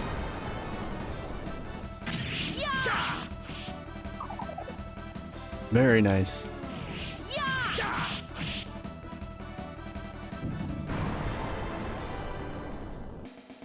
Is everybody okay? You're not If I'm hurt? making this look easy, it's because I've played this game many times. And I have embarrassingly intimate knowledge of the mechanics. This tree is rotting. Let's slash it with our sword, like you do with rotting trees.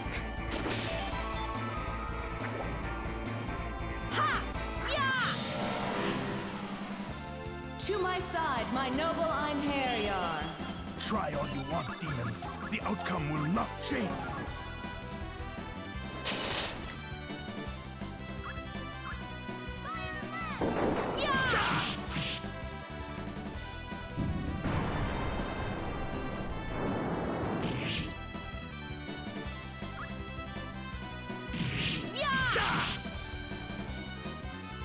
Yeah, as long as we're making Pokemon references, I guess I could mention the status effects. They're actually very similar to Pokemon status effects. Obviously, Freeze is pretty much identical to Pokemon Freeze, just you're frozen, can't take any actions, and it has a random chance of wearing off whenever. Faint is pretty much exactly like Flinch. There's a paralysis status effect that I'm actually not sure if it ever wears off, but you just can't move. It's actually not like Pokemon at all, it's more like Stop in Final Fantasy. There's also a Stone status effect, which is similar to paralysis, except that Oh, this looks like it might be tough. if you get turned to stone, it's basically, you know, just if you think it is. Can't move, can't take any actions. I think if everybody gets turned to stone, you're dead. Or you get a game over, rather.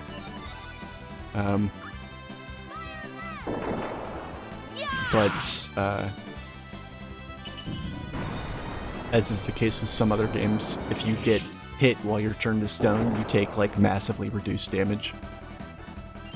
So it's actually... If you are turned to stone and the enemy keeps attacking the character that's turned to stone, they're kind of wasting their turns. That's a nice little consolation.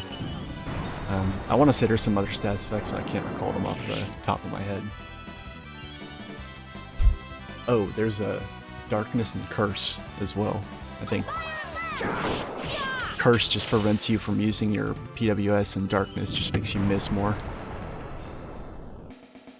No matter how many are defeated, more appear. Pretty standard stuff. Status effects really aren't a big deal in this game, but sometimes, on occasion, they can be really nasty. And on occasion, you get into another battle literally as you're leaving the first one.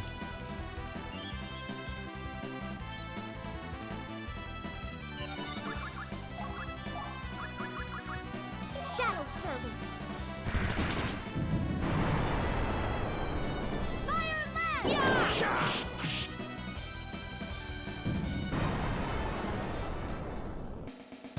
Well done, everyone!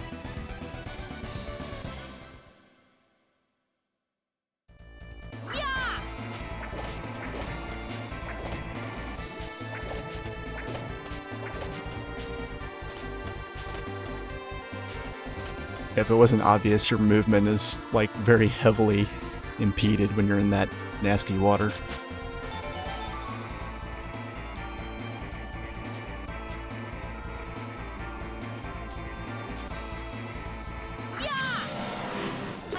To who the opponent, I shall not yield. Shadow Servant.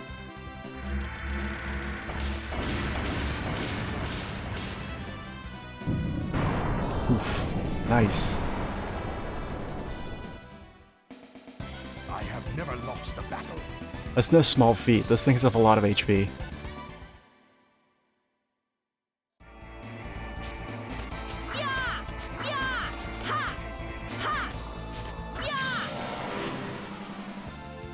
I knew there was some other enemy hiding behind there.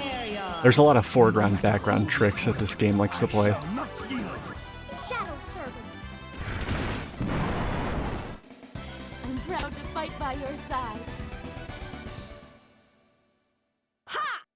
Trust me, it's not always going to be this easy.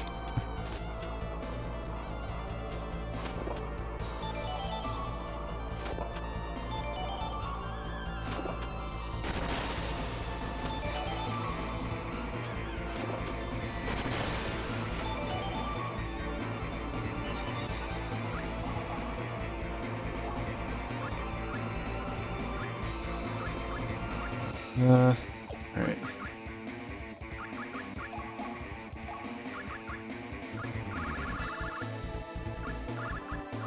I love that bass line, like do do do do do do do. It happened just then. Probably nobody else noticed it but me, but alright,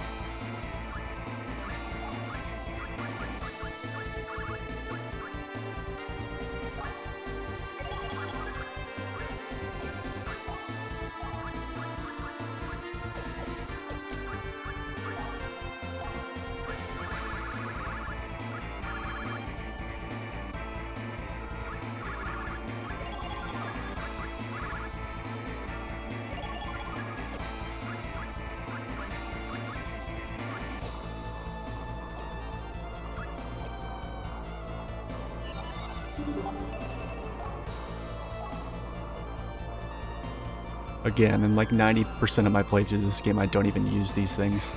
So now that I have nothing better to do with them, I'm taking advantage of that. 'Cause normally I just sell these things for materialized points.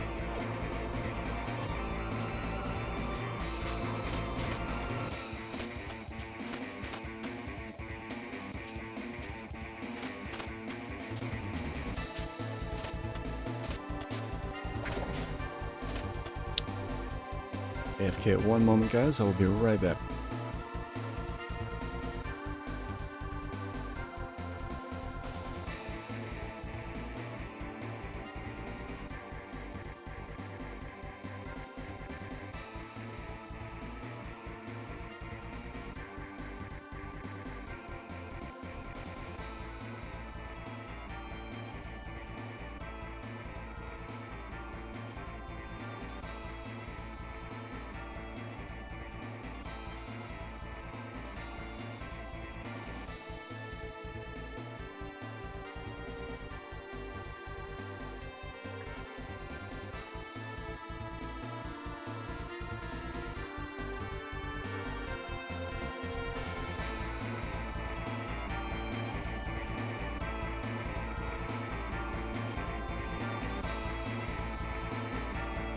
Okay.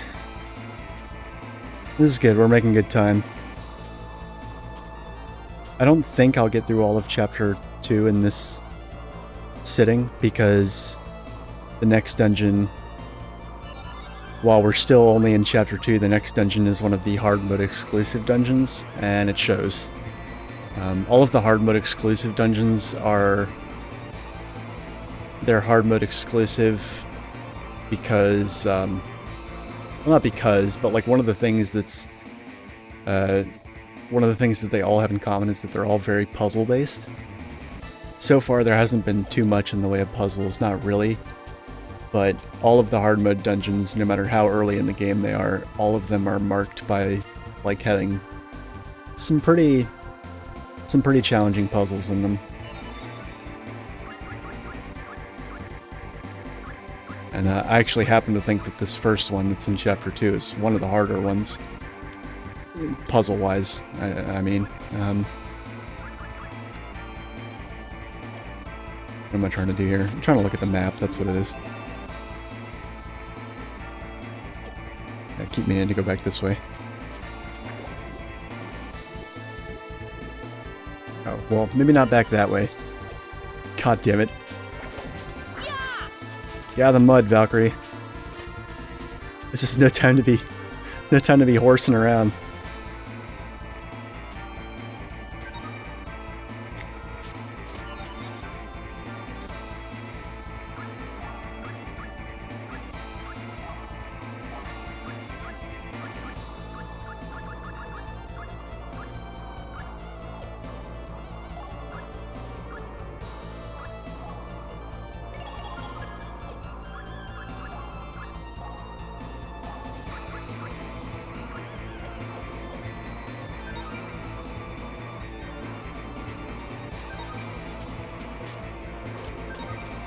What the fuck is the point of this room?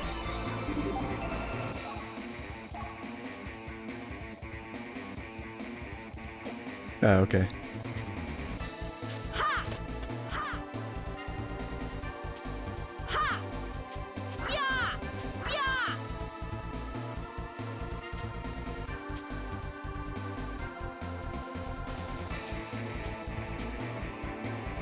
Oh shit, this is the boss room. Okay, I'm not ready to go in there yet. I always forget that the boss room of this dungeon is actually relatively close to the front.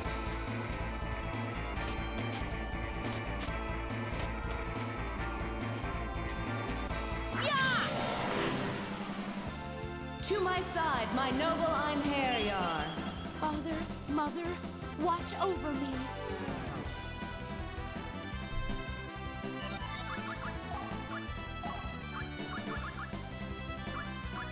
Shadow Servant.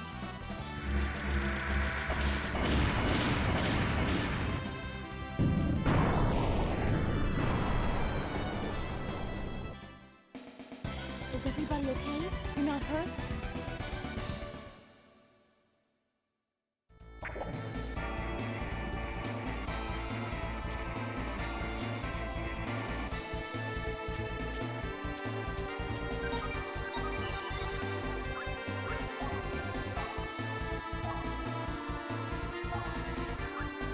May as well. I don't really need to, but may as well.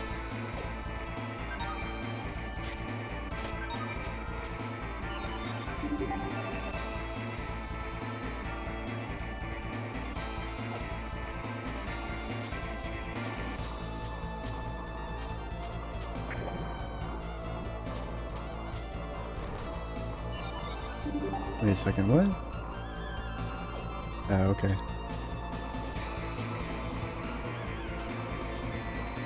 That's one of my few criticisms of this game. Criticisms of this game is the map, but I don't often bring it up because I don't actually know how they could have done it differently. Not really. To my side, my noble Einherjar. I mean, considering the constraints of the technology and such.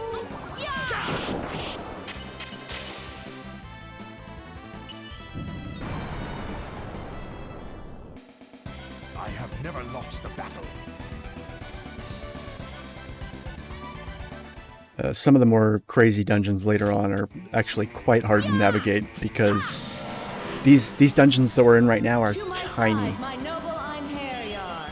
Uh-oh, we may be in trouble. From like chapter 4 on, you start seeing dungeons that are like 4, 5, 6, 8 times bigger than this.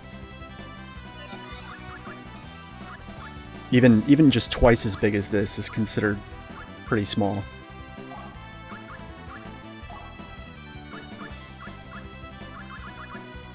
Shadow Servant.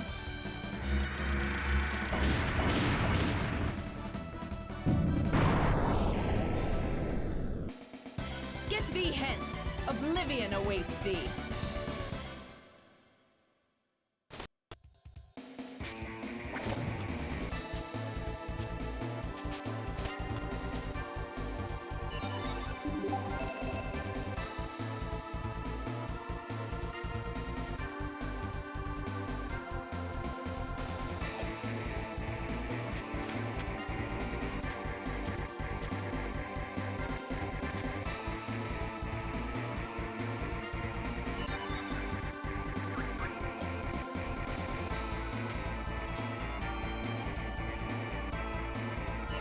That, and I can see some people being like very much turned off by the sameness of some of the dungeons. Like some of the backgrounds and foregrounds, some of them are just like it's really hard to discern one room from another.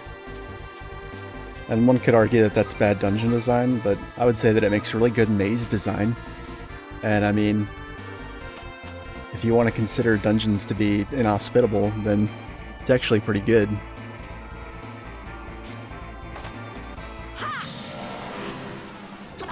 Mother, watch over me. Sometimes listening to her say, "To my side, my noble Einherjar," for the 80 millionth time does get old.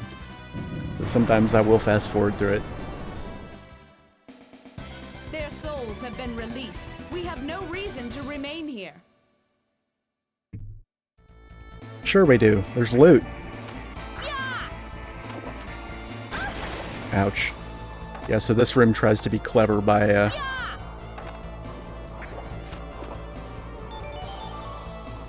hiding treasure in the swamp water.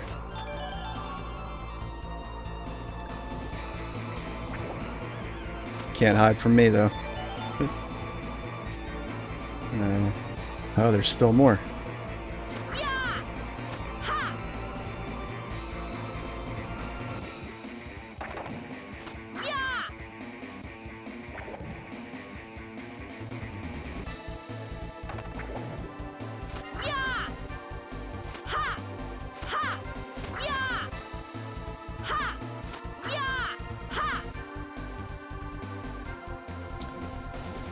Okay.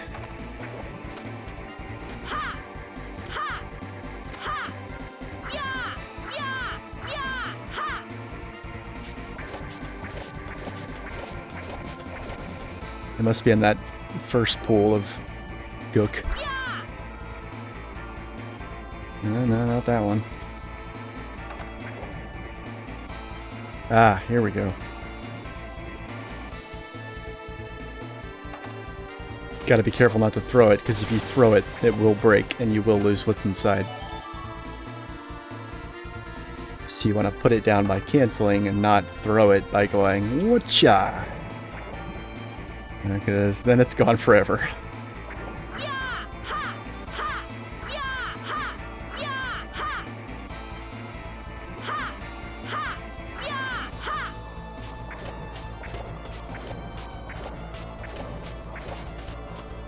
Apparently there's still more in here. Oh, there we go. To my side, my noble Einherjar. No matter who the opponent, I shall not yield. Shadow Servant. You all fought so bravely.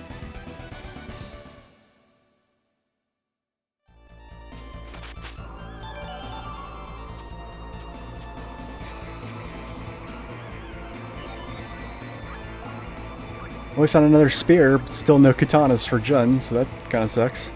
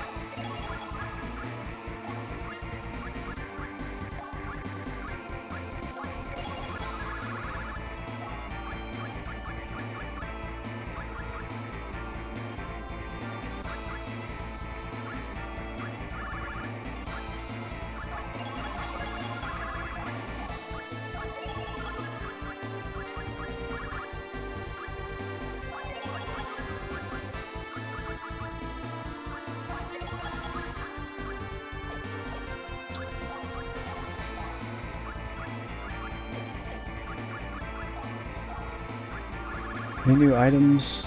Anything interesting? Cure condition, yeah, that's a good one.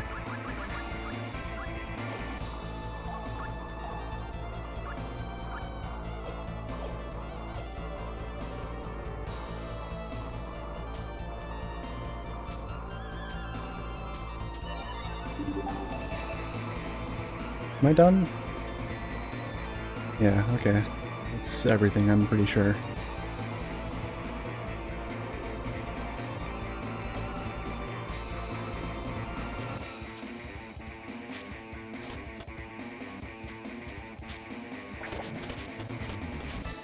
Love this music. The music in the next dungeon is really fucking sweet too. It's like super dark and like, it's not like, you know, I mean, I wouldn't call this peppy, but like it's not energetic, it's much more slow and foreboding, I think. And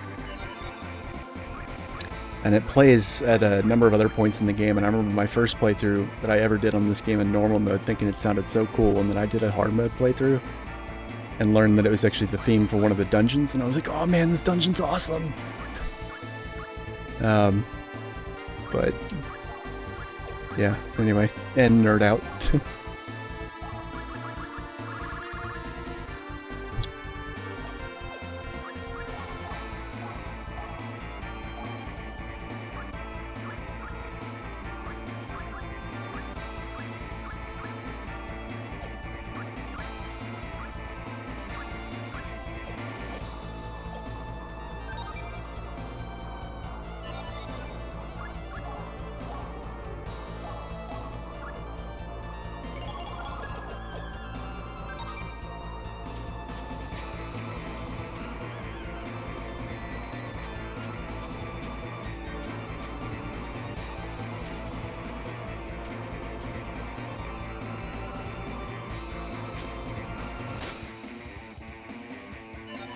Alright, so this boss is one of those bosses where if you know what you're doing, you can make mincemeat of him in literally one turn. So that's exactly what I'm going to do.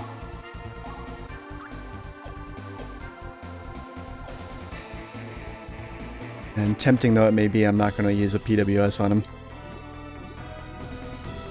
Yeah, this guy is technically a dragon, and so, a dragon zombie. Hard to believe that it suffered a mortal wound in combat. Okay. Whatever. Anyway. We'll make sure to get his guard down with weight reaction, and then you're gonna see some really big fat numbers come up.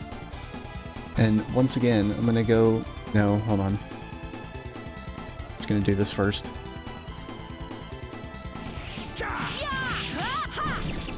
Yeah, look at that. Absolutely ridiculous. You all thought so. Fucking stop going to the stupid dolphin profile. Why are you doing that?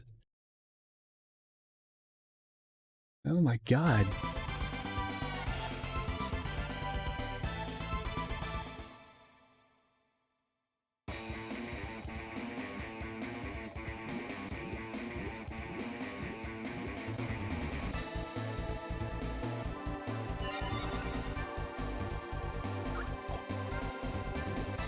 Wait a second. Oh. Oh, okay. There's a back room. Sometimes the loot isn't always in the same room with the boss. Ark of the Dryad.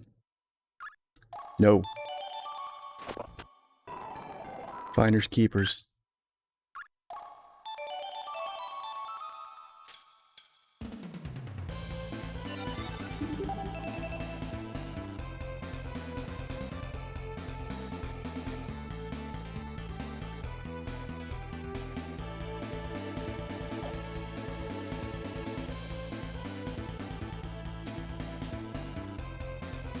Yep.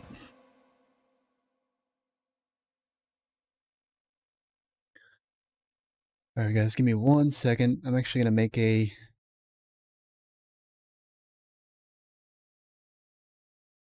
I'm actually gonna see if I can make a keyboard macro that will do some of the shit that I want this thing to do.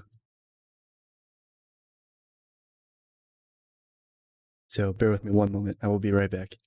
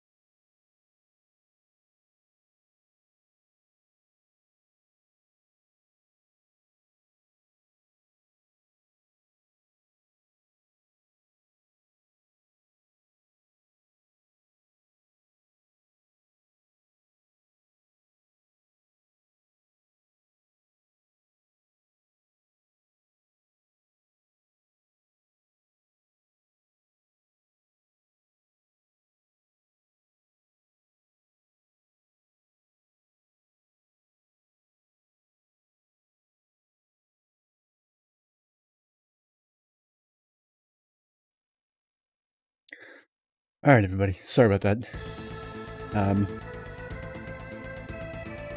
Since I did my Let's Play of this, I realized that I had,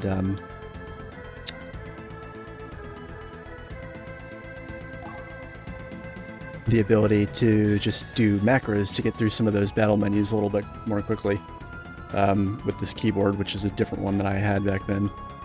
But I'm going to see how it works here in this next dungeon. I did not actually mean to do that. Oops. Unnecessary. But first off, I want to change my party up a little bit. Let's get Arngrim back in here. Let's get Laufer in. And, yeah, we'll keep you, man.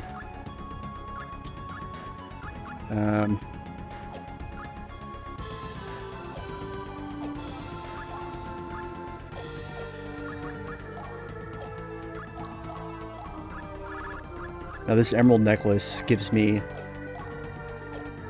like, you get, I forget how much CP you get when you level up, but it's a fairly fixed amount. I could actually just check right now and tell you, see if anybody's like really close to leveling up.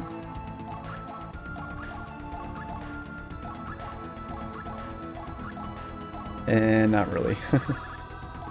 I guess Arngrim's close-ish. Alright, so let's see. He's got 78 now.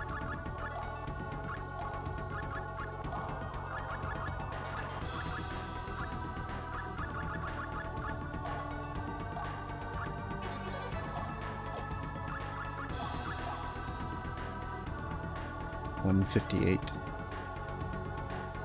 Okay, so that's 80. 80 per level up, I think. I feel like I've seen varying amounts over time, though. But basically what happens is, if you equip the emerald necklace on somebody, they get that 80 points or whatever the varying amount is, if there is a varying amount, plus an additional 100 on top of that every single time they level up. So that will enable you to, like, blow through unlocking and buffing their skills very quickly.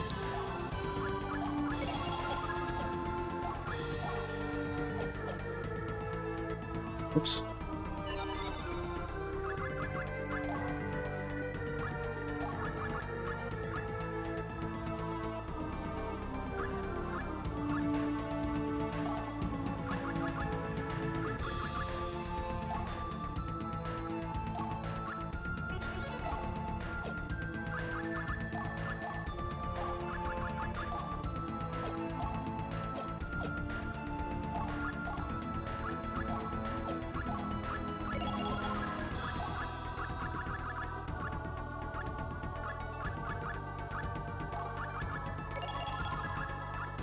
Gotta make sure to get rid of this Dragon Slayer, because I don't want it to break using it in fights where it's not necessary. That would really suck.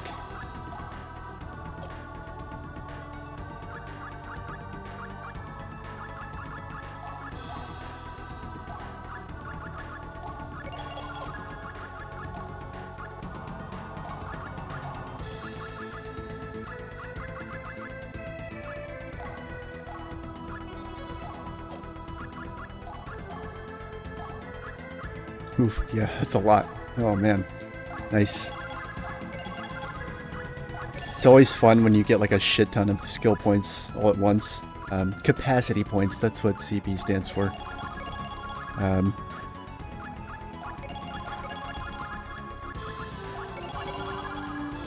You get to kind of blow through unlocking a whole bunch of stuff at once. It's really fun.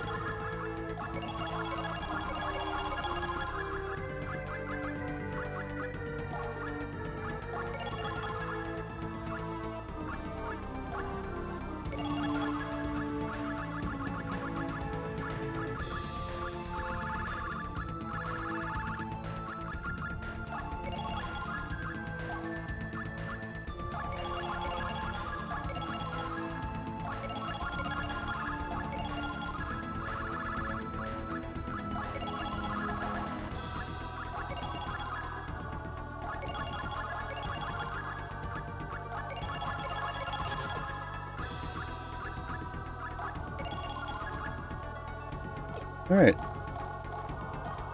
Pretty well set, I think. So this charge ability...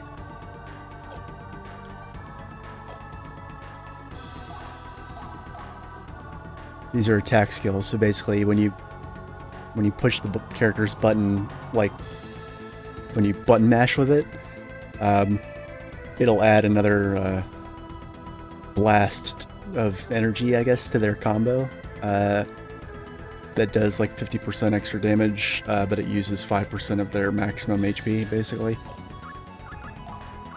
So that's a little bit of extra oomph for right now.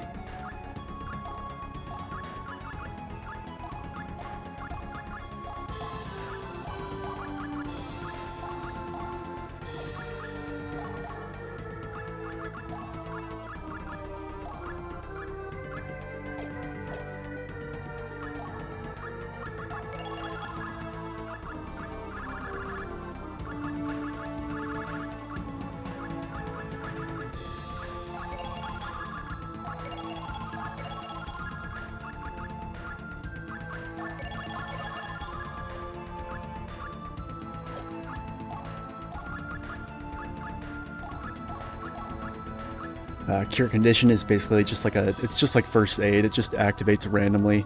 Oh, here's all the status effects. Poison, yeah, poison. How did I forget poison? Yeah, you do. There's poison in this game as well, like there almost always is.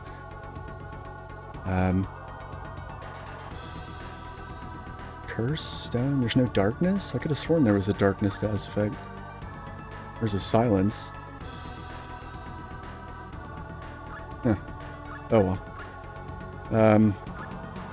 Yeah, those are status effects: poison, freeze, paralyze, silence, curse, and stone.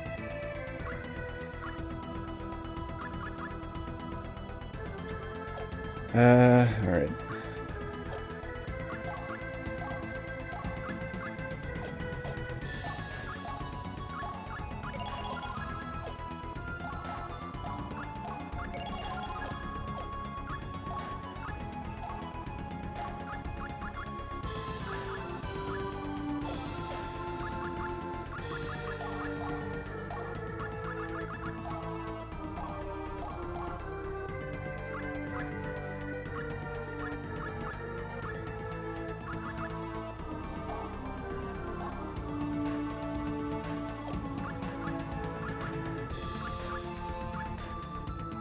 Oh, wow, nice. Okay, so that spinning spear is okay, so Lawfer has a full combo. Sadly, his combo, in my opinion, kind of sucks. Because it does a lot of, like, knocking the... So you see these arrows on the attack description? It's like... data. Wow, it's like they're actually, like, just spelling out the code for you in the game. Data. One hit... It pulls them... It pushes the enemy forward, because it's relative to how you see the screen. It pushes the enemy forward and adds 24 energy to the gauge. This one is one hit, but it pulls them backwards, adds 30 energy. And this one is forward, and then up.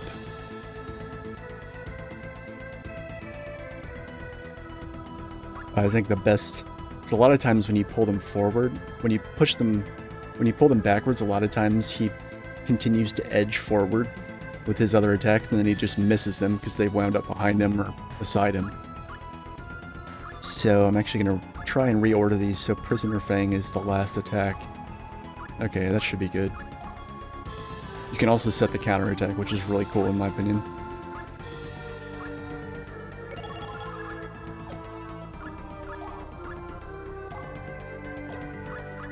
Still working with just a single attack on everybody else though, so that's kind of sad.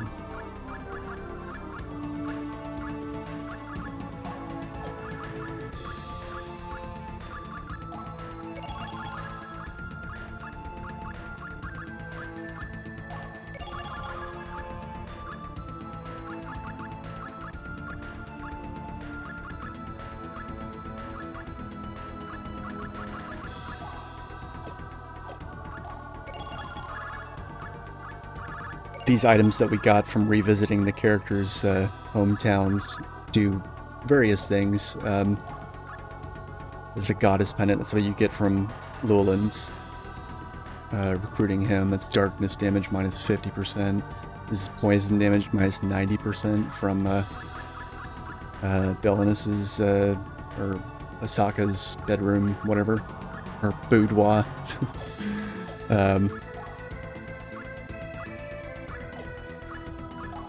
If I go to status, I can actually look at their elements and see who benefits most from that. Yeah, Lawford definitely wants that pressed flower thingy.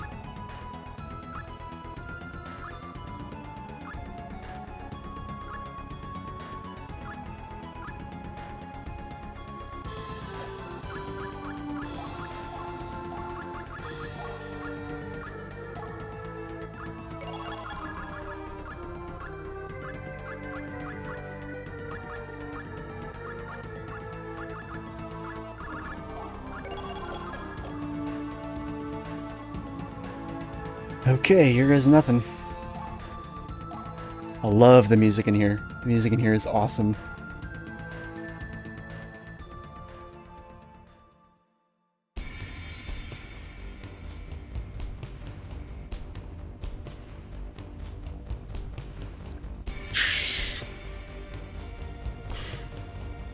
Shut up, let me nerd out.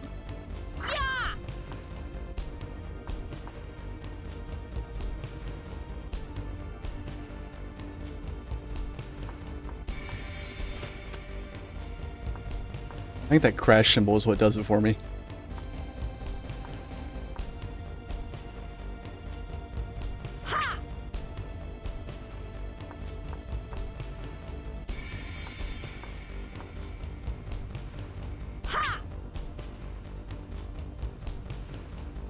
The corpse of a human female. Oh geez, oh my.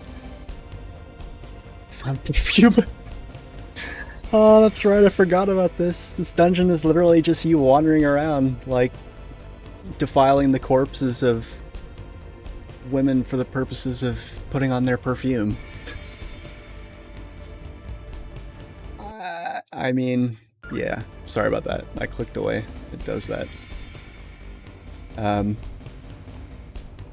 Sorry, I gotta do it one more time. Alright, there we go. Oh man. I'm gonna pass on doing that for now. To my side, my noble Einherjar. We have nothing but to fight.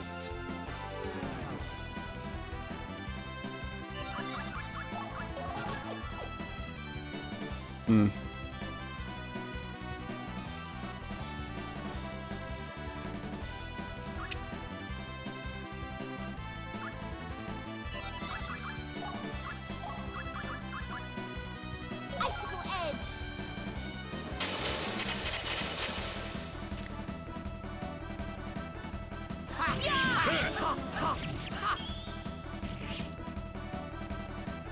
I stake everything on this single blow. I know we can actually use some of these things again.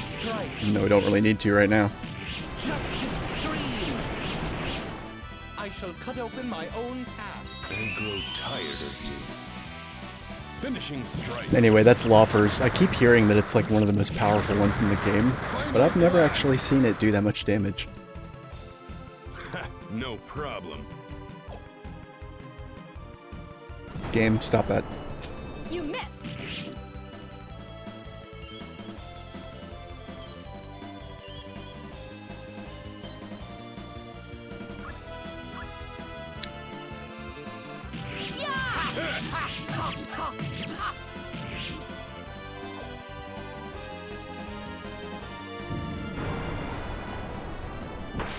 You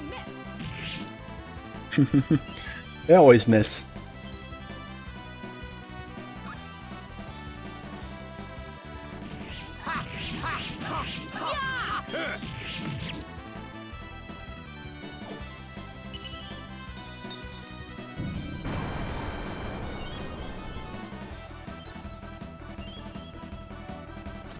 Game, stop that.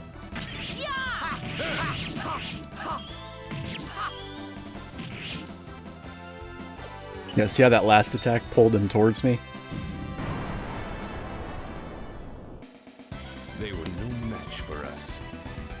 Look at that fucking sword. Oh my god. That sword is just... That's literally like a meme on a hilt. Ooh. That's like some creepy stop motion shit right there. Not a fan. To my side, my noble Einherjar. We have nothing but to fight. Shadow Servant. Doing this here particularly because I don't want to fight those stupid, you know, Audrey 2s, whatever the fuck you want to call them. It might not go so well next time. Alright, I'm sorry, I need to click away one more time. Very sorry for the jarring halt in the audio.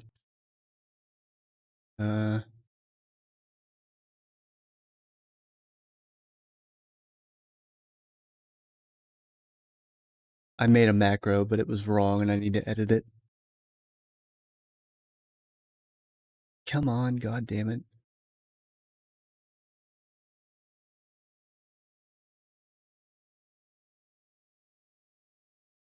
Dude. Fucking killing me. I know, this is great content, right? It's amazing. What do they say on YouTube? Like, comment, subscribe. Okay, seriously?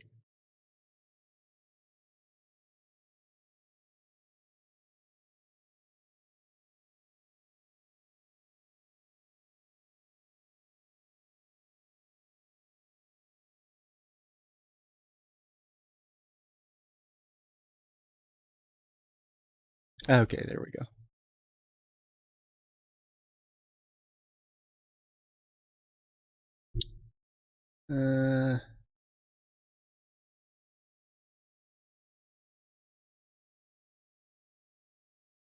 Cool.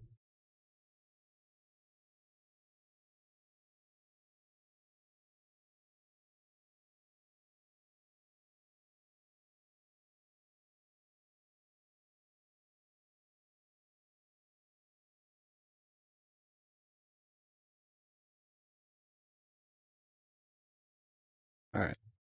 Again, sorry about that.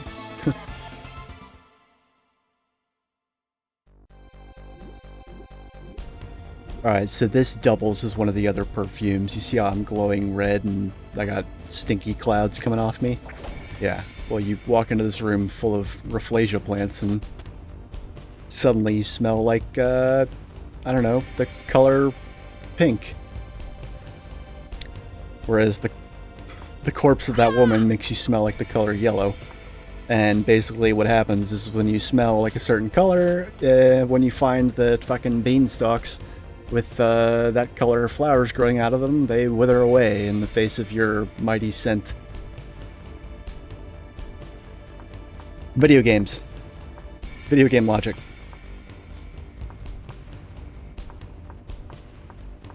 Under no circumstances shall we question it.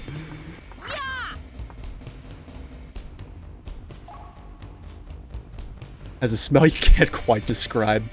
Oh yeah, I'll bet. Sorry, I gotta click away one more time. Alright, there we go. Oh. Oh no, she makes me smell blue.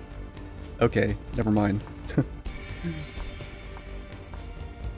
I thought the corpse was gonna make me smell yellow for some reason.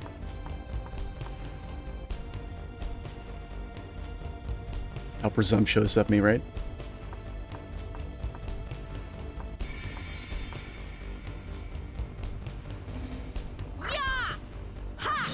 I want to do like a metal cover of this. It would be fucking sick. My noble Einherjar.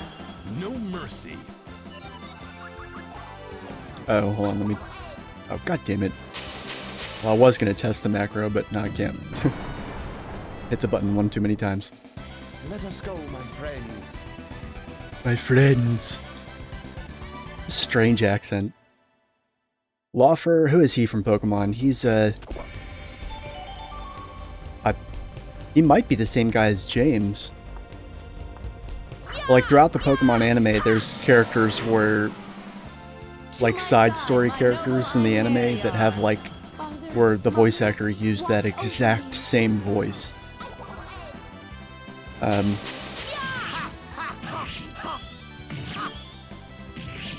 If anyone remembers when Ash went to the Elite Four, or like immediately prior to that, or maybe it was the Orange Islands. Is it sad that I know this? I've watched the Pokemon anime quite a bit. I don't watch it anymore because it's a little bit too much even for me, but like the old anime was like, it was one of those things you could just kind of throw on, and it was, you know, sometimes you watch something and it makes you feel a certain way or makes you think of something that you would rather not have thought of, and it's just not right for you to be watching right then. Pokemon never had anything like that. It was always just like a fucking palate cleanser that you could throw on no matter what fucking mood you were in. Okay, let me test this out. Hold on. Damn it. What do I actually need to push to do that?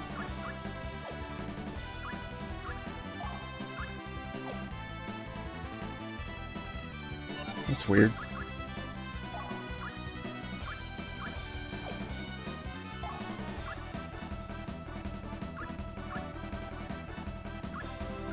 Huh.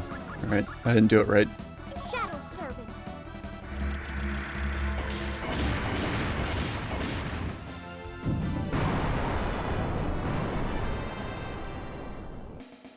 I'm proud to fight by your side.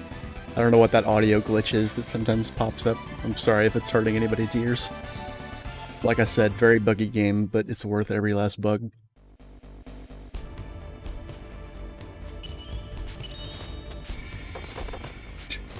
I love doing that.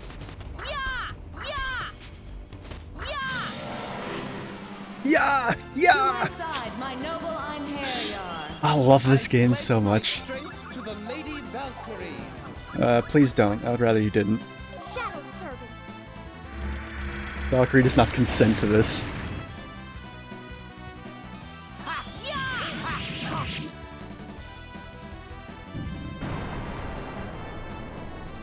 God, that sword is ridiculous. Like, just based on the length of it alone, it doesn't feel like he would have the proper counterbalance to actually wield that thing. Like, no matter how strong he is, no matter how big his muscles are, I don't think that a blade that long, short of it having, like, literally a fucking... What do they call the thing on the end of the sword's, here's like, you hold the sword, here's the hilt, I think, and yeah, this is the hilt, and then what's the thing at the end called? At the end of the handle. It has a name. God damn it. I'm clicking away again.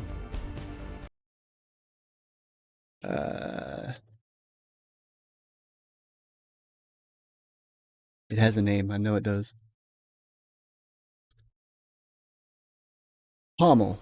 Yeah, so unless he had a fucking cannonball for a pommel, like, I don't think he would actually be able to swing that thing. Yeah, yeah. Thank you. A little bit late, but thank you.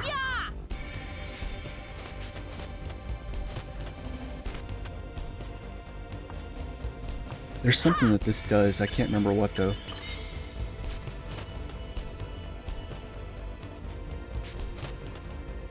Oh, here we go. I found strong acid. Oh, oh boy. I found some strong acid, buddy. Hell yeah. Valkyrie, are you gonna share any of that strong acid with the rest of us?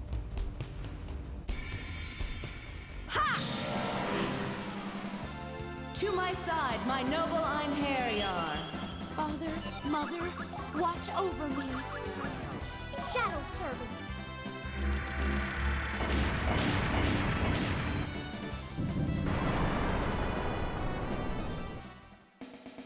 You have served me well, my Einherjar.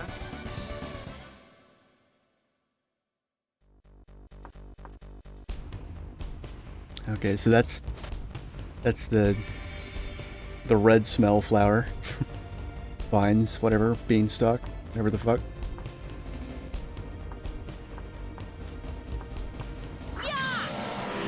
Even though there's a correct like point A to point B way to do this dungeon, I find it's just easiest to not worry about the puzzle initially and just run around and clear out all the enemies. Shadow Servant. Get thee hence. Oblivion awaits thee.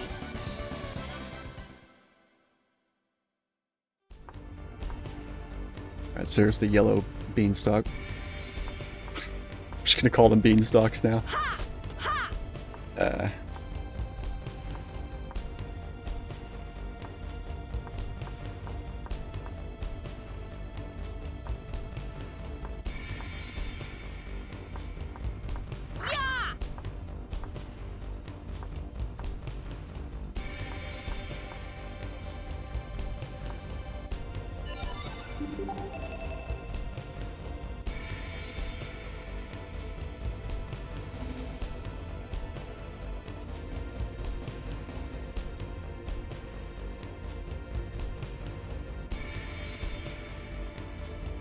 Yeah, I really love this music. I don't really know why.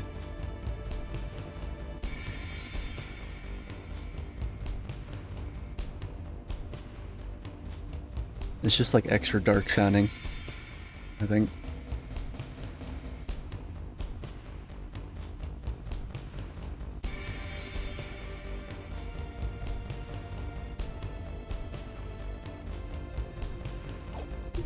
Whoever made this game, like the composers for the game had to know that they had to be as much of a fan of their own music, which is, I don't mean that in a like snarky sense, but they had to have been like proud of what they produced, because there's totally like a sound test menu where you can just listen to the entire soundtrack of the game in the main menu. So it's not like they didn't know that they had made something kind of neat.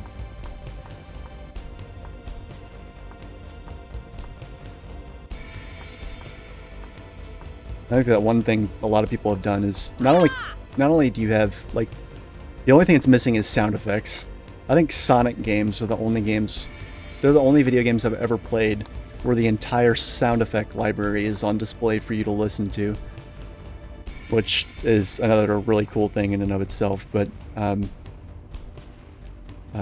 this game there's the music, but then you can also listen to every single individual voice clip. Not from any of the cutscenes, but like all of the battle dialogue voice clips. You can quote-unquote collect all of them and listen to them, which is pretty cool. And I don't think I've ever gotten 100% completion on those though, because some of them are like voice clips for like a boss, and that boss is like, I mean, you've got the duration of the fight to hear him, her, or it say all of the things. And sometimes the boss is hard enough to where you really don't want to sit around and get beaten on long enough to collect all the voice samples. So I don't think I've ever gotten 100% completion in that area.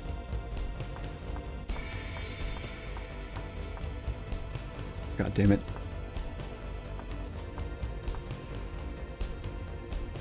Oh, for the love of fuck.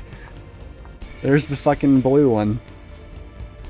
Sorry, I gotta click away yet again. Alright, there we go.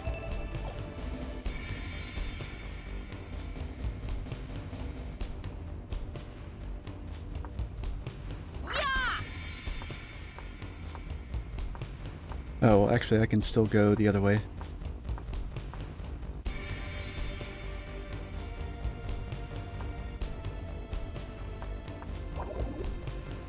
There we go. I don't know why, but the sound that makes, and combined with watching the beanstalk shrivel away, gives me the heebie-jeebies.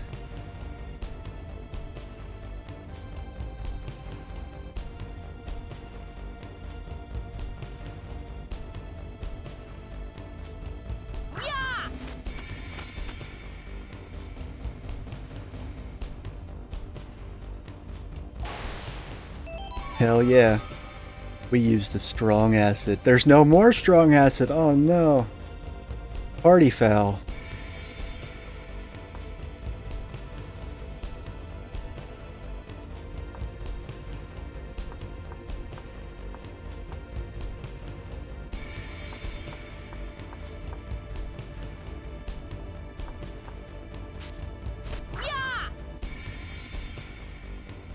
Yay. We've replenished our acid supply.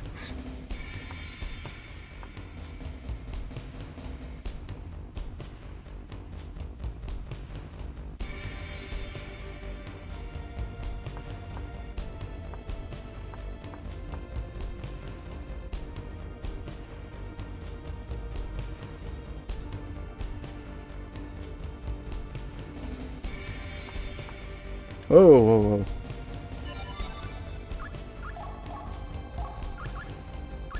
Oh man, look at all this.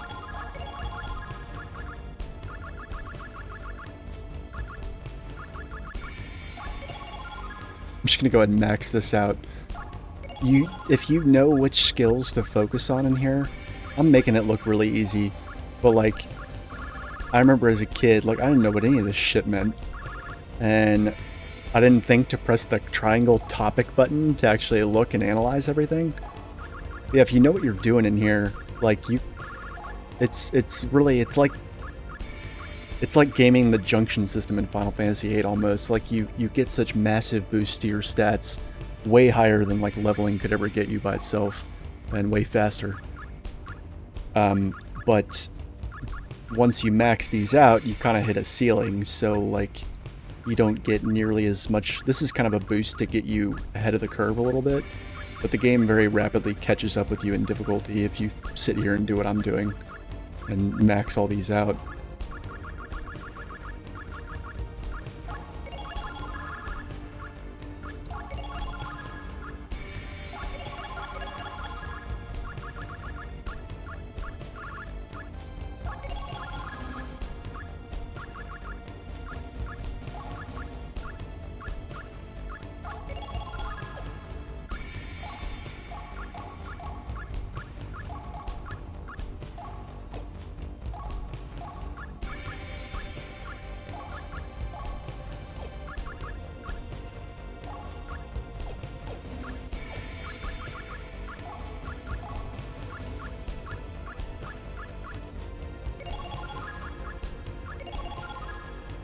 Alright, sorry again, give me 1 second.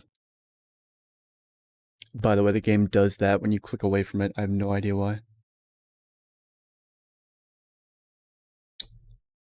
Shh.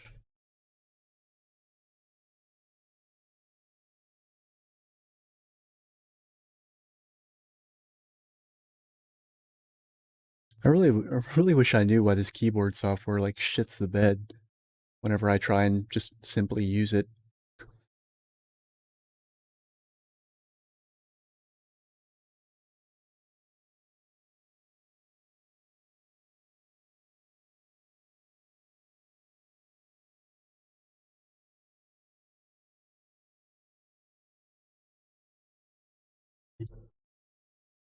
La da da da da da da da.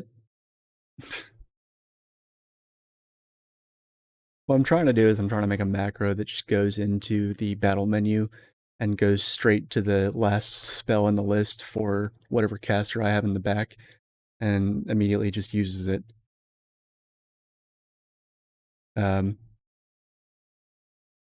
But I incorrectly assumed some of the... Okay, there we go, finally. Okay.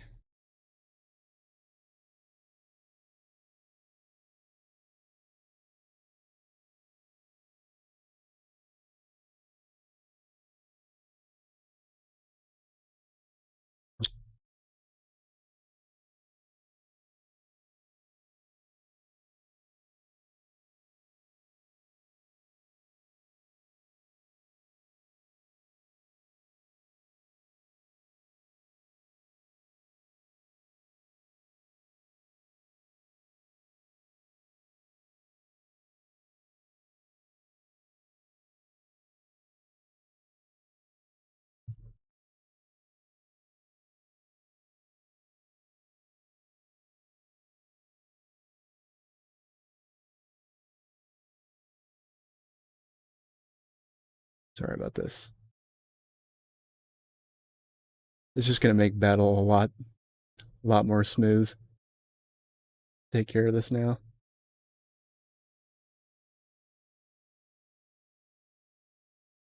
Alright, there we go.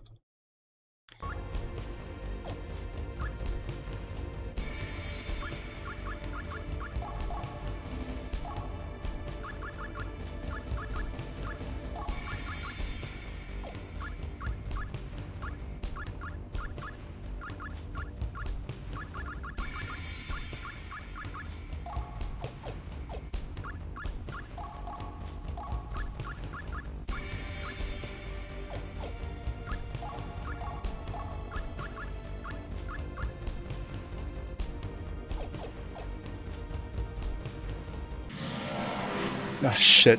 God damn it. To my side, my noble Einherjar.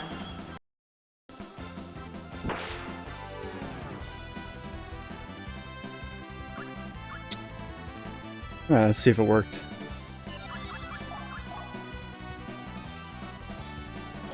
Kind of. It gets as far as the menu.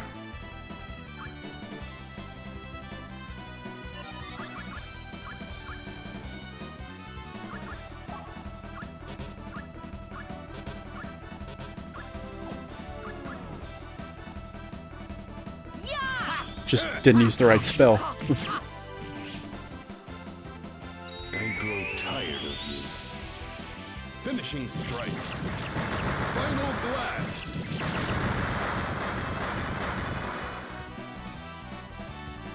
I love a good fight. Oh yeah, what I was saying about the Pokemon anime. If anybody ever saw, like, towards the end of the original series, or in the series right after that, the Orange Islands, one of the, I forget, I think it's one of the Elite Four dudes, is Bruno. Yeah, and the guy that plays Bruno is the same guy that plays Arngrim. But not only that, like, he also uses the exact same voice. Justice stream. You have no more reason to live.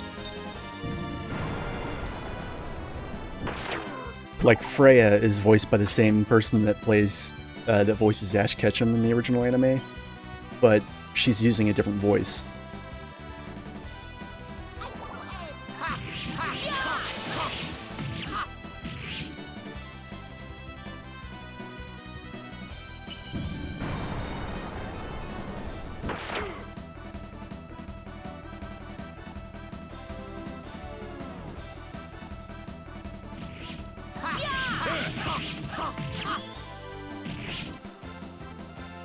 It shall be engraved upon your soul. Divine assault. Nibelang Valesti. Such is your fate.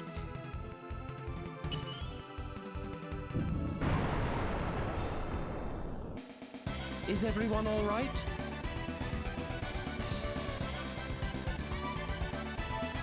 Okay.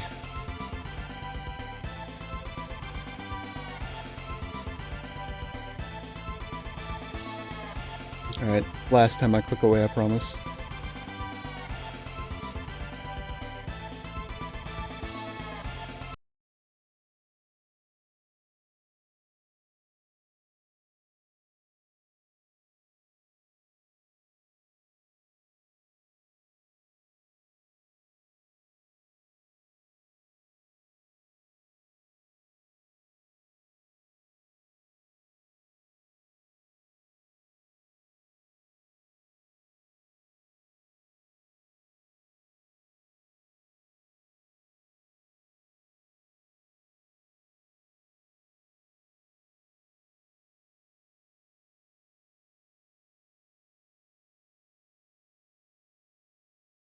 Let me just go AFK for this real quick. Give me about 2 minutes. Be right back.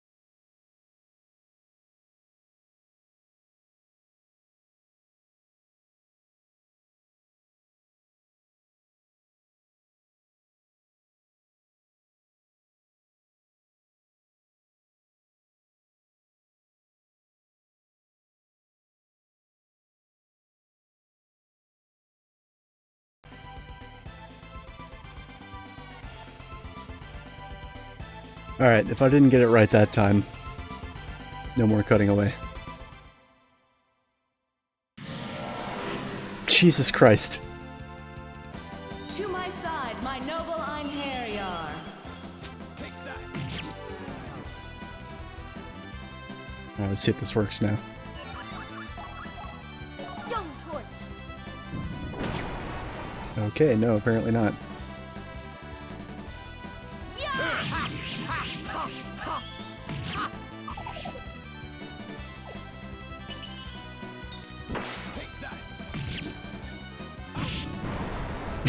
What the fuck? Sounded like somebody, like, kicked a dog. Game, come on. Alright.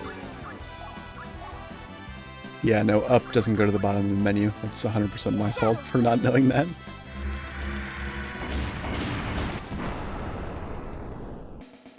You all fought so bravely.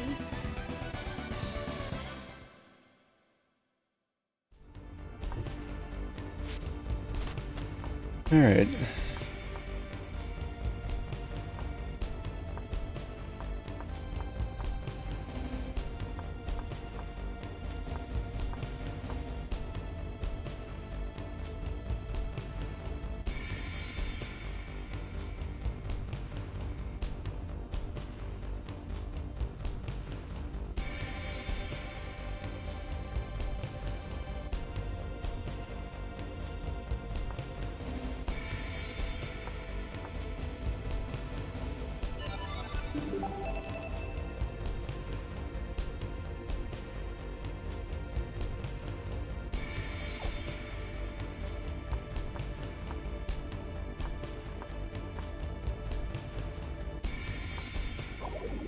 There we go.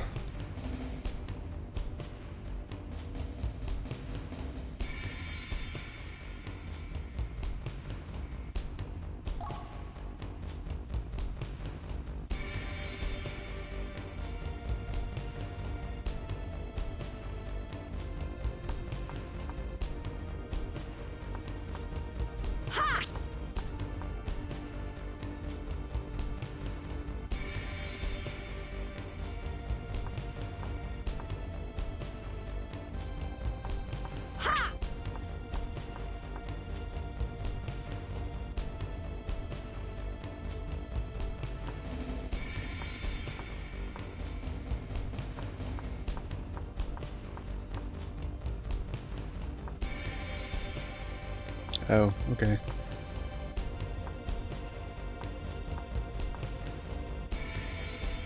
There we go.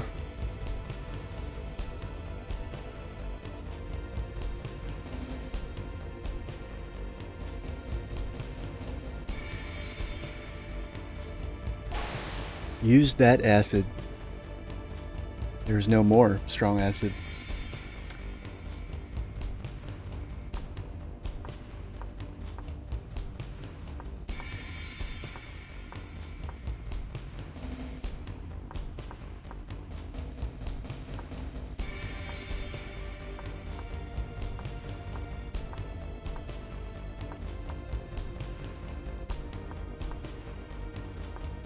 Wait, what?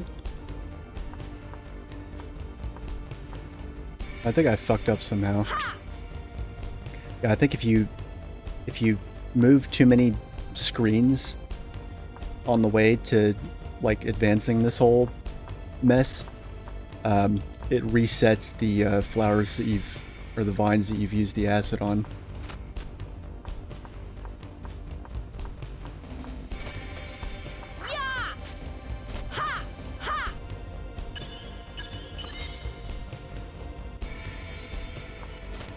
You already have strong acid there, buddy. Slow your roll.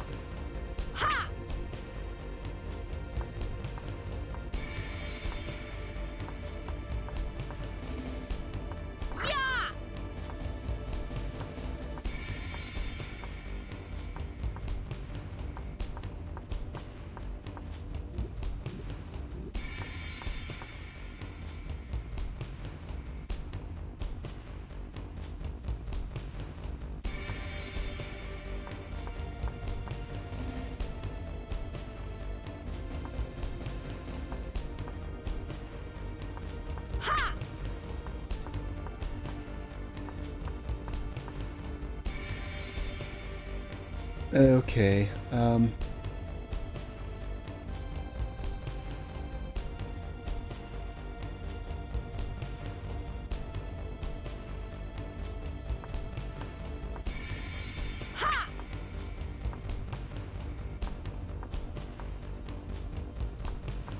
okay, here we go. I just have to make sure that I don't take any wrong turns from here.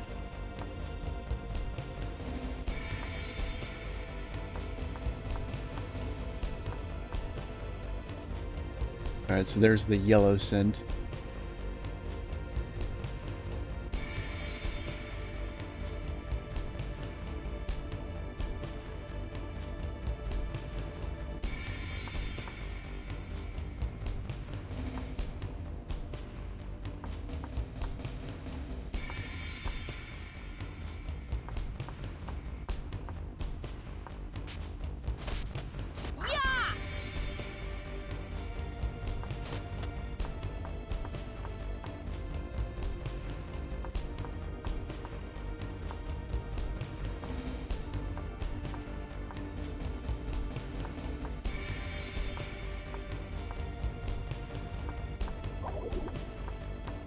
There we go.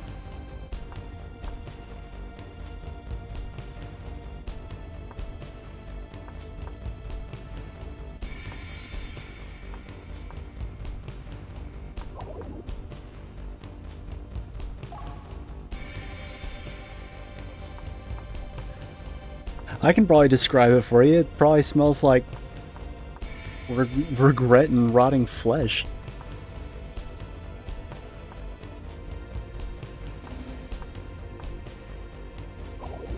I mean, I don't know. Maybe I'm a pessimist.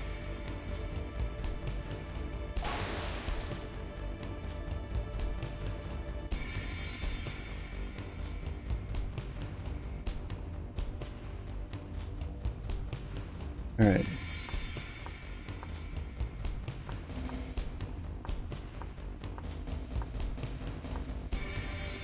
There we go. Okay.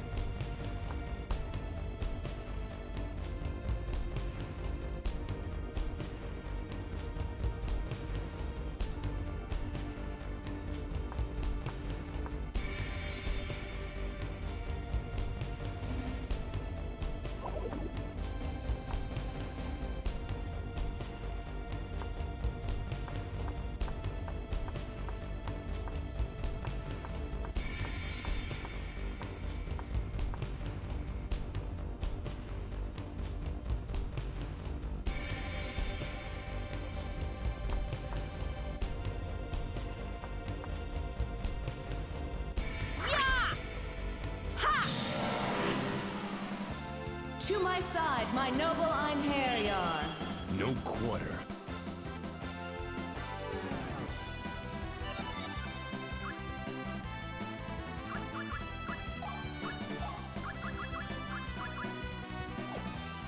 Icicle Edge!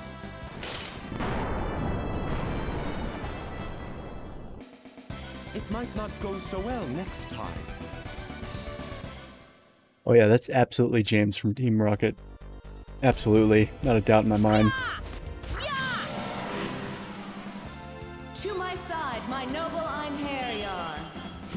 This won't be easy. Icicle Edge! Sure it will be. They were no match for us.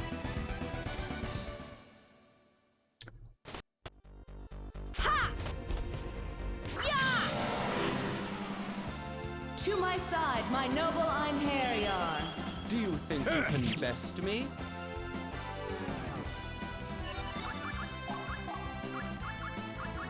Icicle Edge!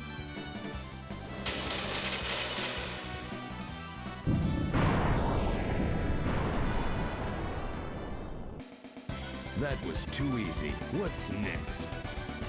What's next? I love Arngrim.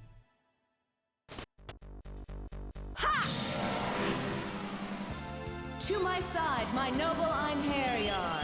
I pledge my strength to the Lady Valkyrie. Like, he's so macho sounding that it almost becomes an endearing caricature of itself. And like, I don't know. Icicle Edge! It's hard not to like, in my opinion.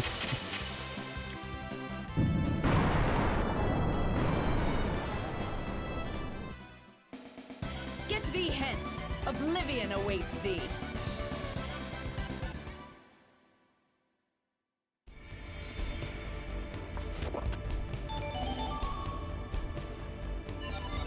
Absolutely taking advantage of that.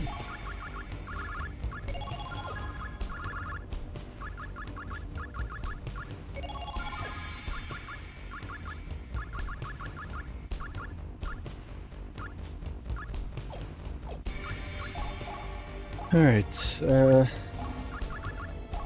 I could have Valkyrie. That's the other thing. Valkyrie's the only character in the game that can actually use more than one weapon type. She can use a bow or a sword. And her bow attacks can be pretty fucking awesome. Overall, like,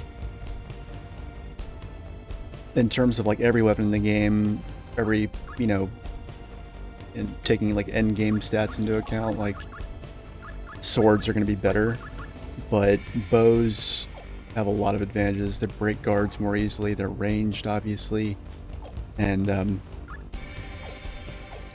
they tend to be easier to combo with your other characters.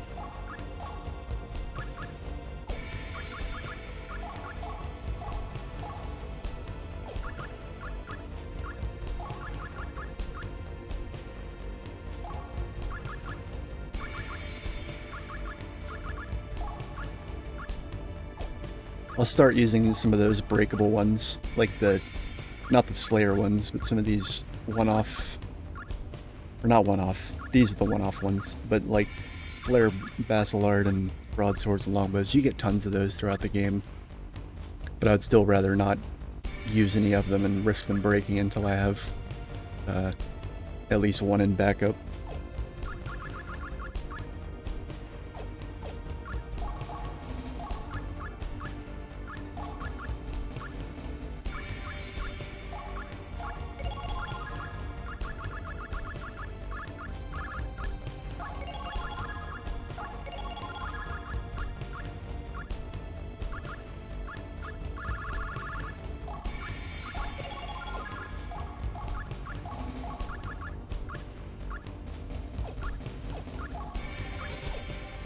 Oh, whoops.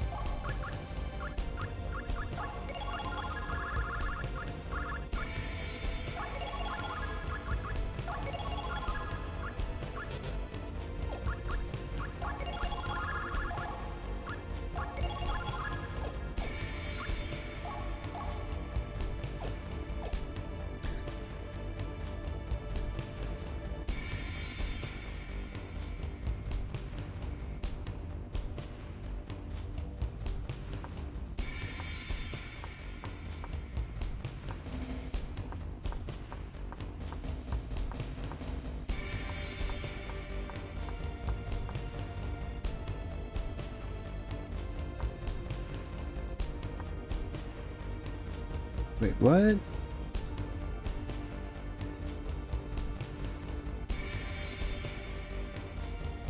Okay, I hope this is the right way.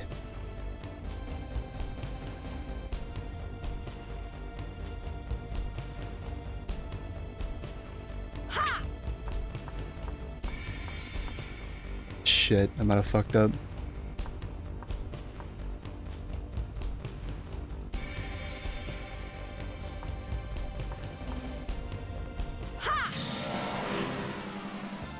To my side, my noble Einherjar.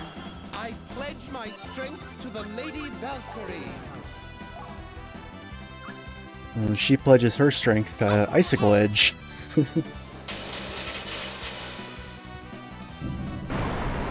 I'm spanking everything right now because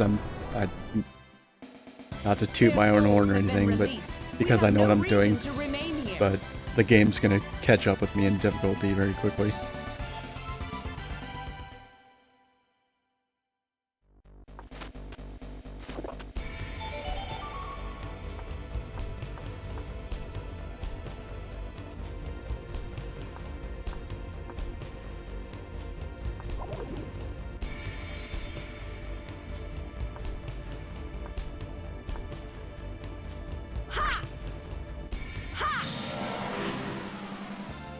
To my side, my noble Einherjar.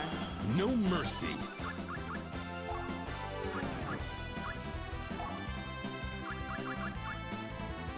Shadow Servant.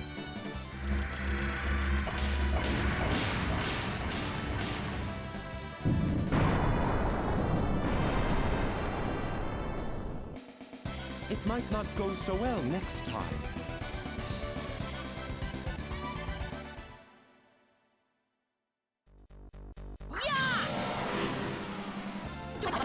Nothing but to fight. Shadow Servant.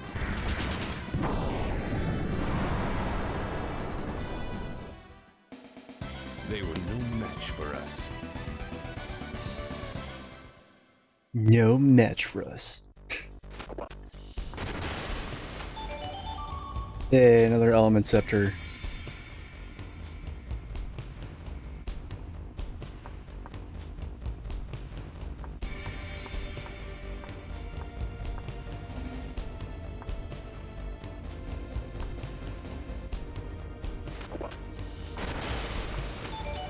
Flame Jewel, okay, so those are really important because those are what let you access the post-game dungeon, which is bananas. Put it lightly.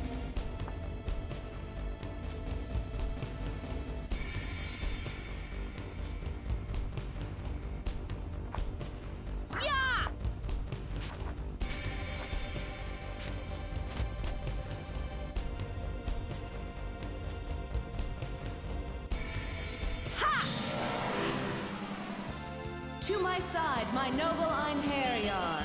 Oh, this looks like it might be tough.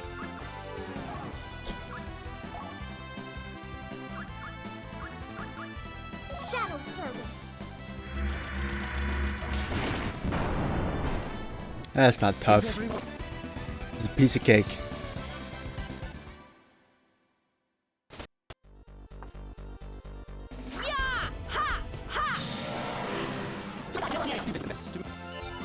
I'm coming towards the end of the stream, so I'm going to try and wrap this up. Either immediately before or immediately after the boss. Shadow Servant.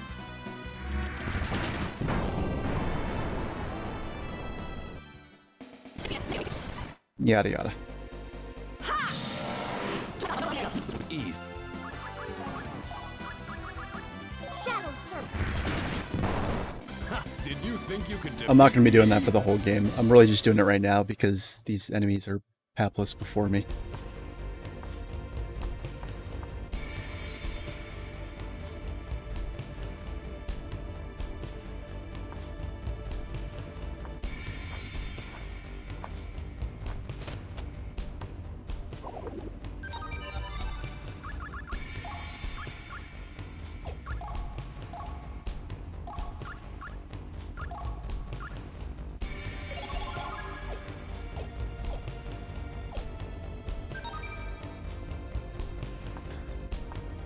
Alright, let's see here.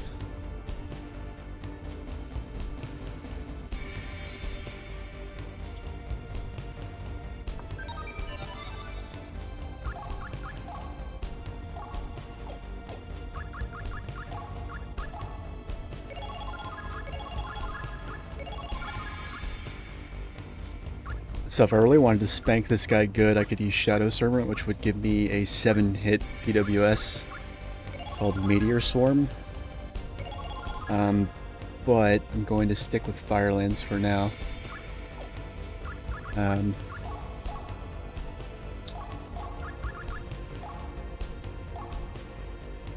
Oh wow, okay, that gives me 2 attacks. 5% chance of breaking? Yeah, let's use it.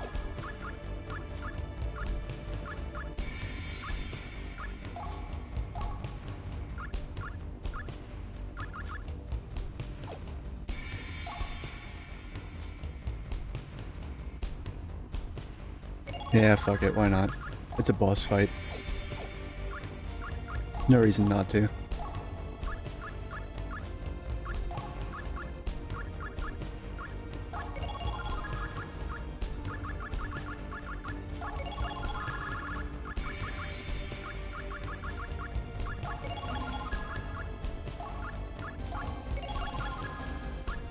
So when Valkyrie switches between bow and sword, some of her skills change. It's nothing unique to her other than the fact that she can switch. These are the same skills that other archers would have. It's just she gets to kind of toggle between both as needed, so it's kind of cool because she's always in your party, always, so she can kind of fulfill any role. You know, if you wanted to forego a caster and just stick her in the back row and then go with 3 melee fighters, you could. And sometimes that's even useful. Not going to do that now necessarily, but it is a thing that you can do if you wanted to.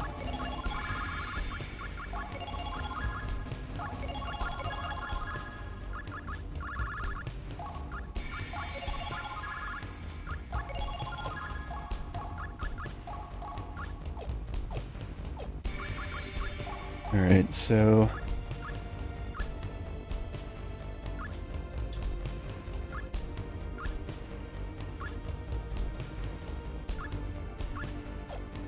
Alright.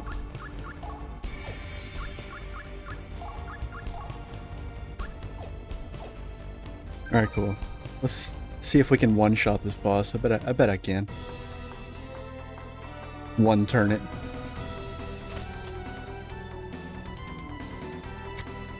Harpy the flying hag, eh?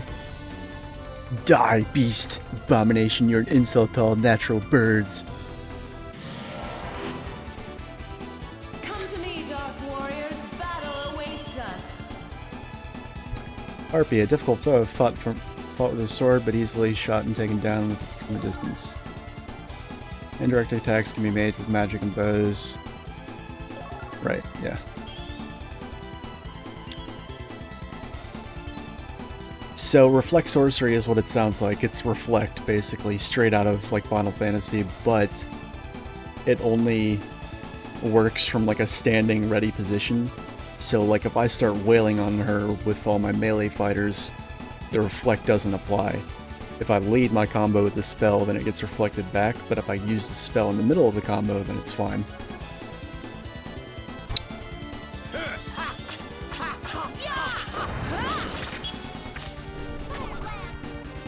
Shit.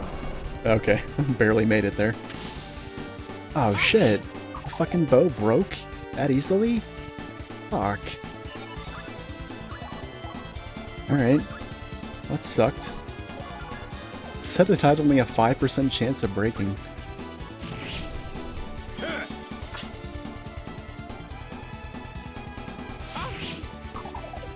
God damn it.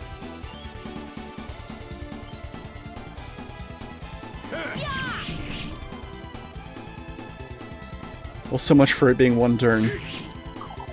God damn it, stop fainting.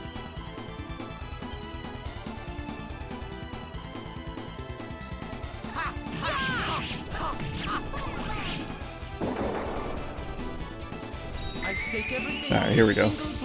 Now it's definitely over. Finishing strike. Justice stream. Are you still alive? Check this shit out. The time of exorcism is active. Venomous, unleash thy dark flame. Having these like cinematic effects Calamity Black. at this time, like just for regular spells, was pretty fucking sick. Thank goodness my power wasn't Oh, there goes my Element Scepter. I just heard that break too. God damn. Breakage RNG is absolutely fucking me over. Oh well. That still went pretty smoothly.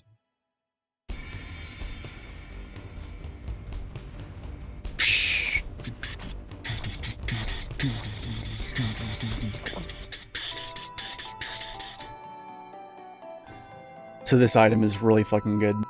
Every single chapter this thing makes a holy drop. Just one just spawns in your inventory spontaneously at the beginning of every chapter, as long as you have this in your inventory. And that holy drop boosts, when you give a holy drop to a character, it just boosts all of their stats by like +5 or something like that across the board. Nope.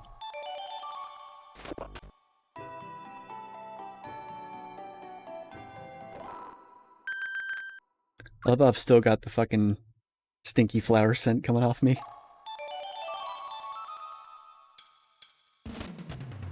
Oh, bye-bye, cool music.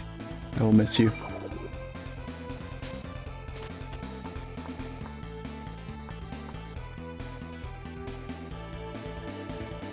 Oh wow, what? Oh, were you talking about the cinematic for that fire spell? Yeah, no, that's really sick. And there's one of those for every single spell in the game. So like some of them are pretty intense looking. Yeah, I'll make it a point to try and show off all of them at some point or another. The characters also, like that was Yume using that one, but like every character, every caster has their own voice samples. I mean, it's the same lines that they chant with the incantations and stuff, but like you hear them saying it in their own voice with all the fucking reverb all over it and everything. It's like a different version for every single caster, and even some bosses that have like really crazy demonic exorcist type voices have their own voice samples with it too. And I don't know, they're all really cool.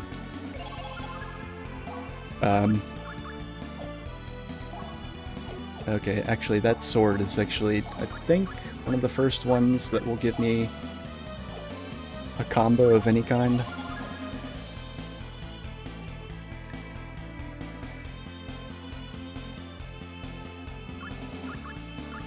But, yeah.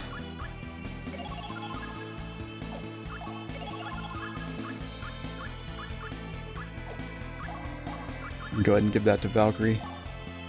Oh yeah, shit, all three attacks.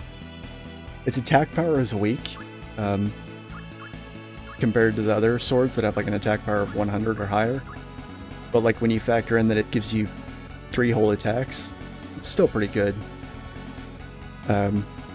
The attack trust and hit trust stats are basically like attack trust just gives, like the lower the attack trust, the more of an RNG component there is to the damage you deal. So like with an attack trust of 1, sometimes it'll deal awesome damage and sometimes it'll deal crappy damage. So it's still not great, but it will be nice to just have a full combo regardless.